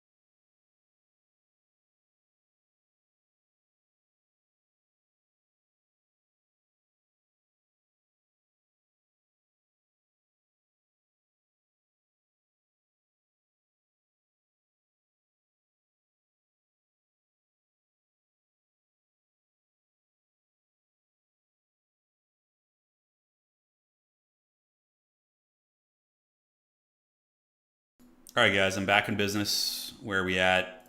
Here we go, and let's see who won the other side. Still playing, okay. Must be a very sweaty match. Rubbing the old sausages together. Plague Ogres do okay against Slaanesh Cav. Yeah, they do okay. But yeah, it's hard. I think an infantry slow push backed up by Plague Drones is probably your best bet. With Curse of the Leper, which is very good. Empire vs. Dwarves is hell for dwarves. 3 Hawklands and a Sunmaker just have free reign. Yeah, but you still sometimes come back and win. It's weird. Yeah. But the Hawkland Long Rifles did change that matchup, Ricochet. You're 100% right. It used to be a hard counter for Empire, but now it's like pretty even. Maybe a little 55-45 Empire. Could be wrong.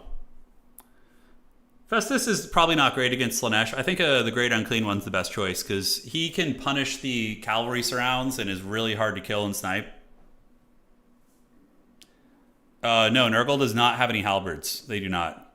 Tzeentch has halberds. Nurgle does not. Which is kind of a weird thing. Isn't it kind of strange how like the different gods like if you belong to Tzeentch, you just don't know how to use a great weapon, you know? Like whereas in tabletop you can use Mark of Tzeentch great weapons if you want to. You have to eat lead for 10 minutes. That's the dwarven way. How do I deal with the Shredder of Lustria's Khorne? Marauder Horsemen throwing axes are pretty good, yeah. Just get 4 Marauder Horsemen and play away from it. Like, Khorne is very mobile. Just play the other objectives. If they go Shredder of Lustria, just play the other 2 objectives and then harass it with Horsemen while it moves around. Because you have all the mobile advantages. You don't need to fight it necessarily. Yeah, would be my 2 cents. Skull Taker is really good, but you would want to use him on his motorcycle. Okay, I think those guys are playing. Let me message Jack. Let me know when done. Okay, so I messaged the dwarf player. Just got to make sure nobody's AFK. That happens all the time. Khorne and Tzeentch, yeah. Yeah, Khorne has halberds, Tzeentch has halberds, and then Nurgle has great weapons, and Slaanesh has whips. Kugath double Soul Grinder might be okay. Yeah, Red Baron, it's an idea. Probably not Kugath, though, although it is a 3rd bombardment, but you're going to probably get stuck on one objective because any of those units like Kugath and or the Soul Grinders are going to get killed if they get surrounded by a Seeker. Not Kugath, but the Soul Grinders if they get surrounded by a Seeker, which is tough. Yeah, no, you don't want to try and fight the Dread Saurian with like halberds unless, I mean, it's obviously not the worst case scenario, but yeah, just from a safe distance and play the side objectives is absolutely what you want to be doing. By the way, did CA ever say when the next update's going to be? Didn't it get delayed or something? Do we have anybody who actually knows here? If that's the case, I might have another season final sooner. Yeah. I think it'd be fun to have another world championship, maybe like the end of August or something. That would probably be a good time for it. It would really be interesting if all Chaos Warriors got all weapon variants, like Chaos Warrior. I mean, I know Nurgle's whole thing is like great weapons, but yeah. What low tier faction is fun to play? I personally prefer playing Skaven over Bretonnia. I feel like Bretonnia is so dependent on the Green Knight at a high level, and Skaven have so many fun things that can really make for exciting games. Yeah. Sounds good, Ent. Yeah, thanks, man. I don't follow like the news or updates at all, so this is helpful stuff. Okay, done. Okay, the Dwarves won it. Finals. Good luck, have fun. Don't forget to report score also. So we got Dwarves versus Slaanesh in the grand finals. Interesting. You know, it'd be really, really funny would be to see a dreaded Thunder Barge. Oh, a Thunder Barge. Oh, that would be interesting. Pretty forbidden. Yeah, pretty forbidden indeed. Okay, let me do this. All right, awesome. Just responding to a message real quick.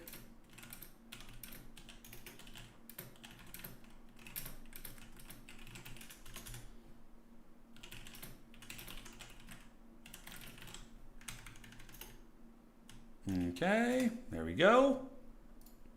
Cool, man. Yeah, see you later, Ant. Good luck in your match, dude. Yeah, Thunderbarges are allowed. You don't need to restrict them in domination mode. It's just a land battle problem, I guess. They're very strong, but like you're spending 4,000 gold on things that cannot hold objectives. So it's kind of like the same way they balance the tabletop game. Yeah, the Barge could be a good gamble. You know, I don't know if it's very all in though. It's very, very all in. Okay, so let's do this. Send the code to Homeboy here. We got him his final lobby here. Jack is on his way over. Nurgle getting scythes would be very cool. Like, yeah, they'd probably be anti-infantry. All right, so Dwarves versus Slaanesh. Will the Ancestor Gods bless the Dwarves with enough power to take down the Dreadlord of Slaanesh? Find out on today's episode, guys. Thunderbarge dies to 2 Furies because dwarf units won't shoot. Yeah, it's a little tricky. Dude, Blight Kings would be so cool. Oh my god, I'd be so wrecked if we got those. If we got Blight Kings, man, that'd be so sweet. All right, so Anticity versus Jack in the grand finals today. Is Anticity going to be claiming another skull for the Prince of Darkness? Oh, that could be a good name for Anticity too, the Prince of Darkness. Just the evil meta Slaanesh. Yeah, I love it. Yeah, Vampire Counts do have sides as well. That's right. The Hex Race have them. The stomach's growling, guys. We're getting going here. Well, thank you guys for choosing to spend your afternoons, nights, or mornings here. This is going to be the culmination of today's tournament. The final hoorah of these two champions. Jack has, I believe he has an avatar from like the OG Halo games, if I'm not mistaken. Anticity, of course, has his cartoon animation of himself. And I just need to know the map. So the map is going to be Maelstrom. Oh, shit. He's going to play the Maelstrom. So that map is not going to be good for Dwarvish shooting, but it is a smaller map. So the Dwarves will not be pulled apart as much as they would on some of the other ones. So we are going to be playing on a Tzeentchian map in the grand finals. It is going to be the Whirling Maelstrom. It's 7 in the morning here. Yeah, a little late night. A little late night action. Just woke up in Europe. Never caught a Turin stream live before. Well, Severin, welcome. Hope you're doing well wherever you are over in the lands of Europe. You just caught the grand finals. This is the final battle, the Duel of Fates. You got a nerf Inticity, not really the faction, but they're good. Yeah. All Slayers? That would be really funny if Inticity went mass cav and then the dwarf player just brought like 9 Slayers, just like 5 regular ones and like 4 Dragon Slayers. Jack is a Halo Space Marine, yeah. Got it. But yeah, this matchup historically, I mean, I don't think we have much data. We just started a new season, so like the data we have is very limited. Let's see. So dwarves are here versus Slaanesh. There's only been 1 game played this season in this matchup, so not a lot of data on this one, and they lost it. Slaanesh is sitting at a 56% win rate, so not as brutal as they were before. Ogre Kingdom's a perpetual menace. You can see the win rates of these various factions. Chaos Dwarves, what we played today, sitting at about 50%. Honestly, it's looking good. Cathay, Skaven kind of lurking. Skaven keeping a decent win rate together. I don't think Khorne belongs down here. I just think a lot of new players play Khorne and Empire as well, and that brings down their win rate a bit, but the data will normalize over time. Yeah, 1 game played in this matchup, right? Not going to get much data out of that. Cool. So I'm really curious to see what the dwarves are going to do. Is it going to be like a weird Thunderbarge build? Is he going to go like mass Slayers, like mass Ironbreakers, blasting charges, just try and endure on the objectives? I don't know, man. Like 1 game might have been you. So you're going to go old school whip infantry? Probably not. Probably going to be using, actually, I bet we might see some Exalted Demonettes in the late game. In the early game, not so much because of the blasting charges, but later on when the blasting charges are gone, Demonettes can annihilate Dwarvish infantry. Oh shit, Doomseekers. Oh, it's going to be like triple Doomseeker. I didn't even think of that. They're good against like everything on the Slaanesh roster. So probably for dwarves, you're going to maybe consider the Doomseeker. Yeah. That's pretty cool. That is pretty cool. Well, let us see what it's going to be. High Elves in the pits, as it should be. High Elves have always been a weird pit faction. They have their moments in the sun where they like win a big tournament game here and there, but typically High Elves, joined by Cathay recently, Ent's burning hatred for dwarves might distract him. Oh, does he hate dwarves? That's funny. Well, of course he hates dwarves. They don't have cavalry units or skirmishers, so he's not going to like that. Satisfy the grudge. They have wronged us. Well, it's time to grudge. Grudge McGrudge. The dwarf player in deep thought about his build. He is taking his time, which I completely respect, considering he's playing the #1 ranked player in the world right now. Dwarves are a little cheesy, a little bit. They're I wouldn't say cheesy, but they're polarizing. It's like, it feels bad to lose to them because it feels like you outplay them, but then they just endure and grind and 3 Doomseekers, 3 Giant Slayers, and Ungram for the unkillable ability. That would be really funny. Dwarves have been giving people polarizing feelings since the Warhammer 1 days, In Warhammer 1, dwarves were considered to be pretty terrible. That was the faction I mained in Warhammer 1. They were my favorite back then. I didn't pick up the Empire really till Warhammer 2 as much, mainly just Dowie. What tools does Slaanesh have against the Thunderbarge? Rampaging and Furies are probably enough to kill it, because Slaanesh Furies have 100% AP values, or almost 100%. It's like insanely high. So yeah, not 100%, but very, very high. So they can definitely do a lot of damage against it. You could also use Azazel, and he can like hump the side of it if he wants to. Wouldn't Gyros count as skirmish cav for dwarves? Yeah, sort of actually. Pendragon, yeah. I think you're onto something here. I want to look at the builds, but I don't want them to see it in case they're hanging out on stream. I need them to play this damn game though. The market closes in 45 minutes, and I have not had dinner.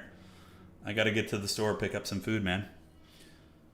Oh man, so if you guys are looking for like a midlife crisis that is actually not a bad thing in your life, it's like a positive midlife crisis, I highly recommend getting into bread making. Oh my god, it is fun.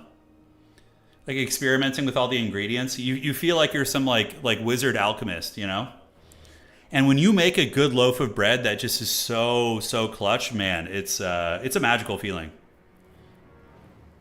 Is he ready? Is Jack ready? I don't think so. He's really big thinking this one.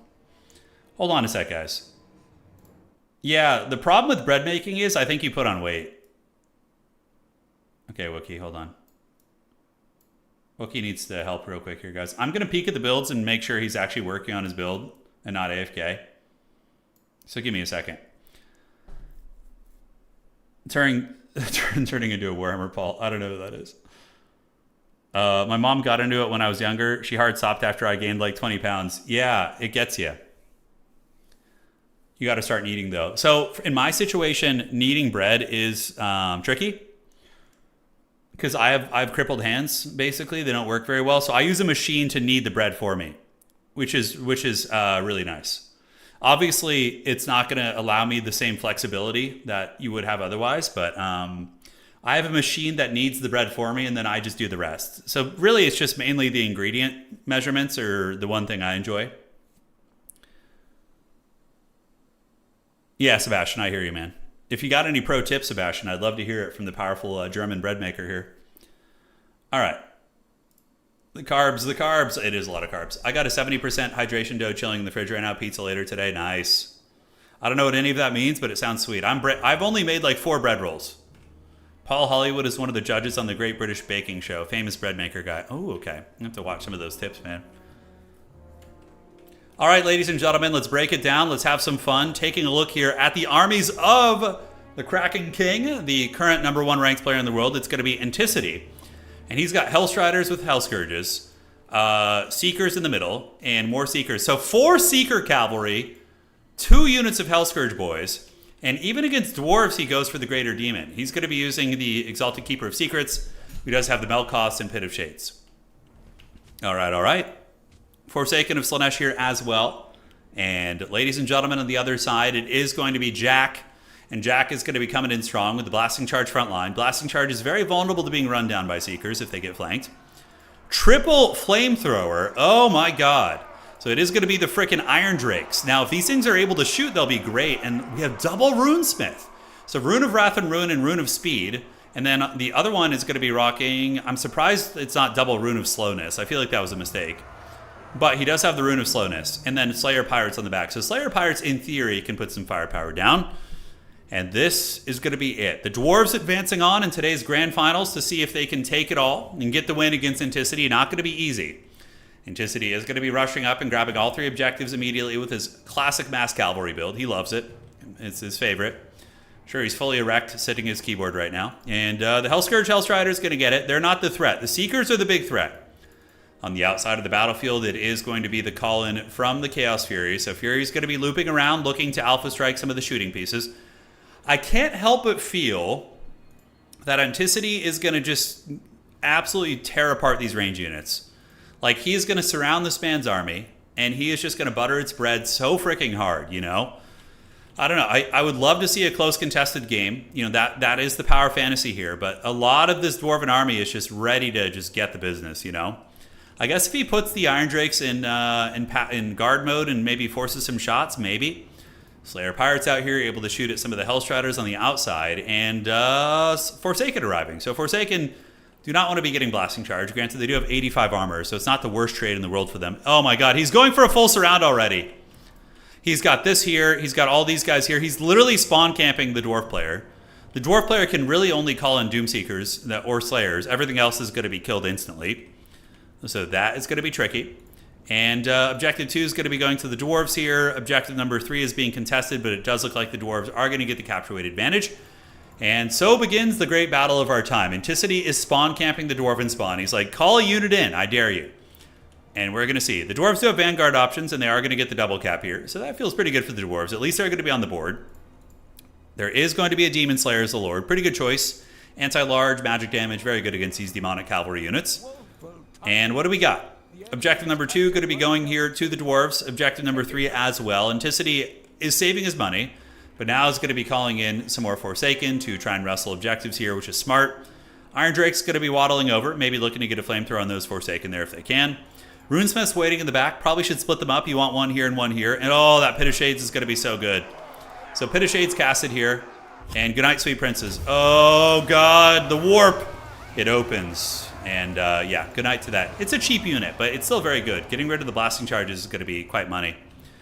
Fury's getting around the backside, and now we do see some Giant Slayers called out, which is a good enough choice, because Giant Slayers will be okay, although Anticity's so on point here. Going to be using Furies to attack the Giant Slayers, since they're not super good against infantry-sized things, and the Greater Demon's going to be running in.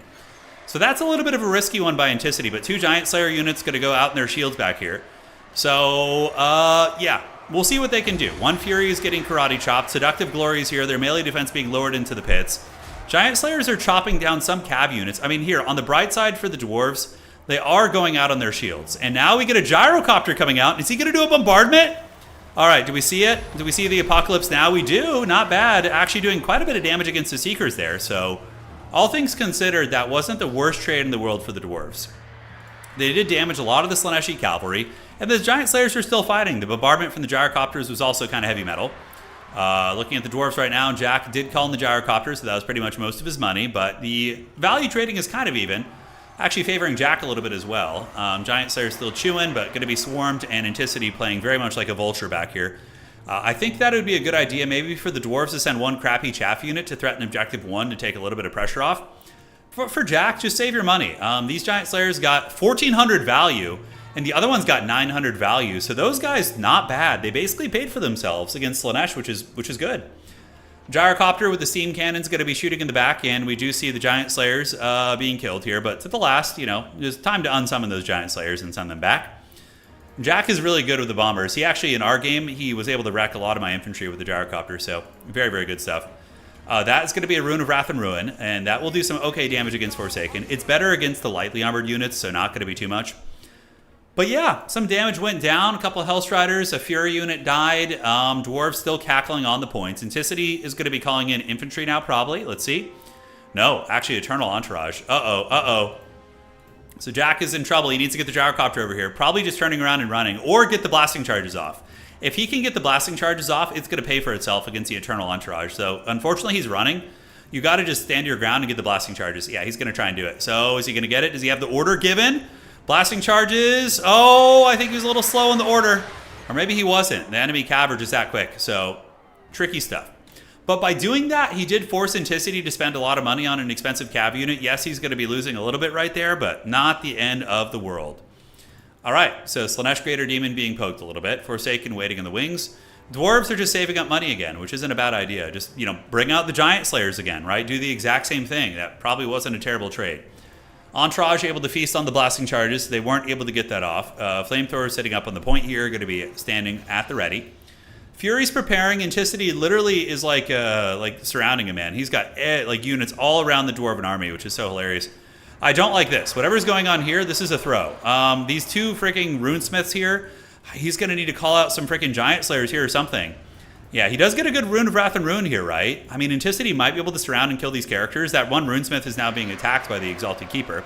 And the cav are going to be swarming in. So what are the dwarves going to do to respond? We do see Slayer Pirates coming in. Slayer Pirates can put a lot of hurt down on the Exalted Keeper. So they both should be doing that right now. This one is being chased back. And the Demon Slayer does have Foe Seeker active. He's on the hunt. And okay, he kind of baits him into a bit of a gun line. So he's able to get a little bit of value out of that, which I certainly don't hate. The Exalted Demon here is losing quite a bit of HP. Blasting Charge is coming in, able to melt a handful of those Seeker units. And now we do see Forsaken coming in. Very, very good flavor, by the way. Seeing a Chad Dwarven Demon Slayer battling a Giant Demon. I mean, it doesn't get much better than that. Forsaken moving into the pits, so now they're going to be targeted most likely by some of the Iron Drakes, and we do see Furies coming around the backside. First Iron Drake salvo is going to be cooking some of those Forsaken. They do have armor, though, so they're going to endure that relatively well. Gyrocopter does get caught and rampage, so it did get caught in the Seductive Glory and is going to be being pulled to its death there, so that's going to be very, very rough for the Dwarves. But here comes the Alpha Strike. We do see a lot of Slaanesh Cav moving in, but the Iron Drakes are feasting. And Blasting Charge is also doing a lot of work. Expensive cavalry unit for Anticity being taken down here. The Eternal Entourage is in the pits, already taking a massive amount of damage. Slayer Pirates, of course, fighting, and the Iron Drakes are still online and shooting, which is going to be doing some big melting damage. So Gyrocopter being taken down is very rough. Runesmith in a little bit of trouble here. Dwarves are going to be calling in what? We do see Slayers back here. I'm surprised to not see any Doomseekers, but this fight went very, very well for the Dowie guys. It went very well. Flamethrower shots, melting the Entourage, and all of these Iron Drakes lived. Both of them stayed online, and they're cackling pretty damn hard. All right, guys, how are we looking over here? Slayer Pirates and Miners with Blasting Charge is still fighting. The Demon Slayer going fisticuffs with the Greater Demon and putting up a good fight. He's taken some damage, but is giving the damage back. Currently, Jack is ahead on value, but Anticity is pulling the value back right now. Looks like Sweet Sorrow is here. That's going to be giving the Vigor replenishment, so the Demon will be fresh once again. And the Dwarf Hero is actually dragging down the Greater Demon a bit. Flamethrower is back online, ladies and gentlemen. Forsaken coming out, but Jack is probably going to be able to turn about face and get blasting charges and flamethrower attacks. And that Greater Demon does not want any of those flamethrowers and is going to be able to retreat. Okay. So Giant Slayers heading to the side objective. I think this is a mistake here. Sending the Giant Slayers out here is going to allow Anticity to get an isolation on them.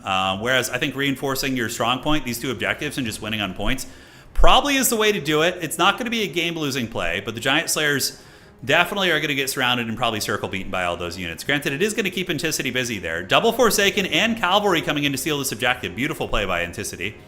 The Dwarves are going to be responding. They will get that objective back relatively quickly, but that's why having the Giant Slayers maybe come over here could have been a slightly stronger play. But here they come. Melkos is activated. I mean, they are really, really stalwart. The Giant Slayers, even when taking a massive beating like this, will give a little bit back, but yeah, this is not good for them. Holy shit, man. Those freaking Giant Slayers had their source code deleted from the game. So that is a play that when you're playing one of the best players in the world, like little mistakes like that can cost you the game. Those Slayers do give it back a little bit, though. They are able to drag down one of the cav units there, and they are still getting some attacks. So, you know, Slayers really, really proving their mettle. For Jack, the win condition here is 100% just play these two objectives and win that way. Sean, thank you for being a member for 43 months. Thank you for the stream's turn. I love watching. Well, we're going to keep you entertained, man. I'm having a great time hanging with you guys. More Giant Slayer is going to be heading to the middle as the Demon Slayer is chortling here, but Anticity was able to grab the side point. Dwarves going to need to get that back. Doomseekers would be really, really good here. The Brotherhood of Grimnir or something like that would be incredibly nice. Oh, look at the Dwarves. They didn't hear no bell. They're like, we're going to get this objective one way or the other. 3 Giant Slayers hanging out there, sitting at 2,200 value, mind you, which is quite good. Jack is up in value. The Slaneshi Cavalry are being poked pretty effectively by the Slayers, and we do see the Flamethrowers actually getting in against the Seekers and doing some nice work. More Flamethrowers online as Furies do descend. Some of the Slayers forced into combat with Forsaken, which is basically a counter for them. Nice bit of shades there from Anticity is going to get the job done, but the Dwarves do have a lot of stuff just laying around here. A couple Slayer Pirates with their pistols can put some hurt down. The Chad Giant Slayers on that side trying to steal that objective is absolutely hilarious. Giant Slayers are a great choice, though, against all the Slaneshi Cavalry, and they're also not bad against Forsaken either, so I don't hate that choice. The Dwarves able to endure right here, actually, and now their Slayers are unleashed. But I think Anticity is going to probably start playing mostly an objective-based game and is going to stop trying to really grind the Dwarves in their center mass, rather just playing the outside here, and forcing the Dwarves to be ping-ponged. All right, so Rune of Slowness, putting these Slaneshi Cavalry down to speed in the 40s, very, very nice. But Anticity should be able to micro those away. Are the Dwarves going to be able to find a way to get Objective 3 back? So losing that probably was maybe the catalyst for success here. Hard to say. So Giant Slayers, Demon Slayer moving up. We do see these boys are going to be getting ready with their bonking sticks.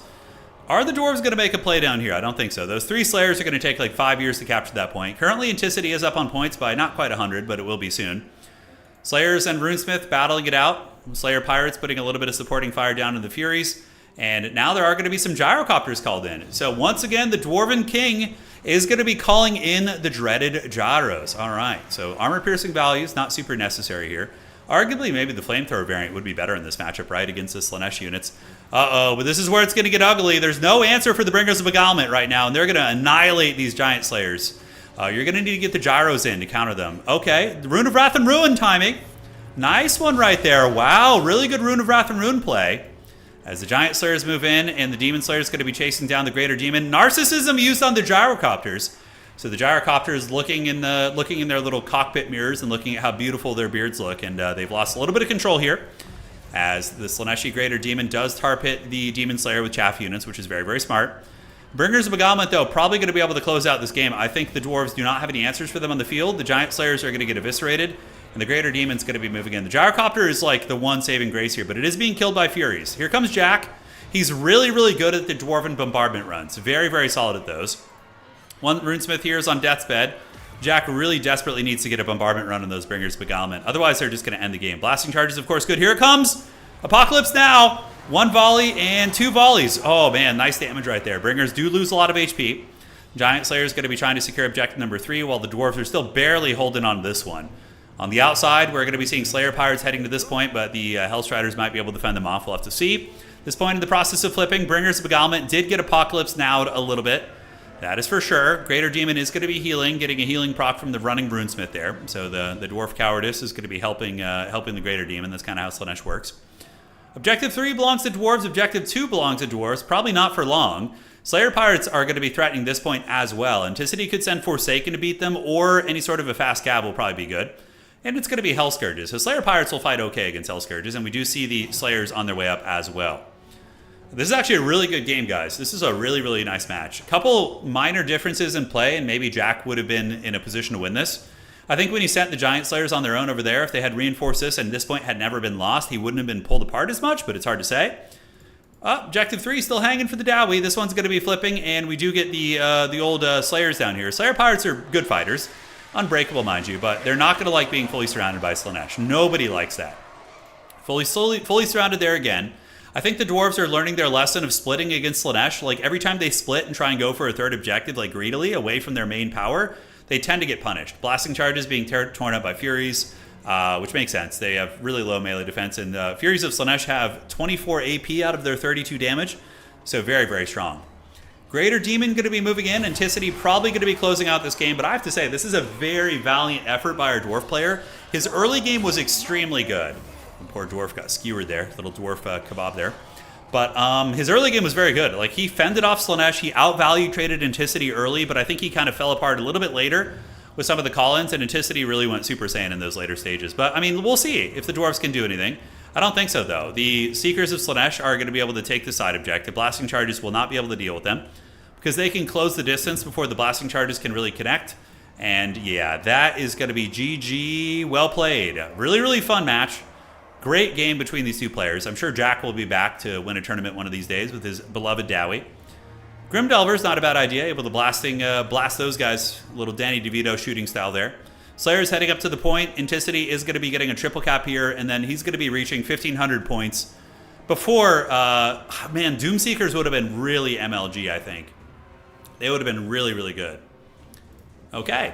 So over here, we do have Objective 3 belonging to Slaanesh. That is going to be a triple cap Dwarves. Maybe going to be able to get something back here. Bringers of Beguilement, 1,300 value.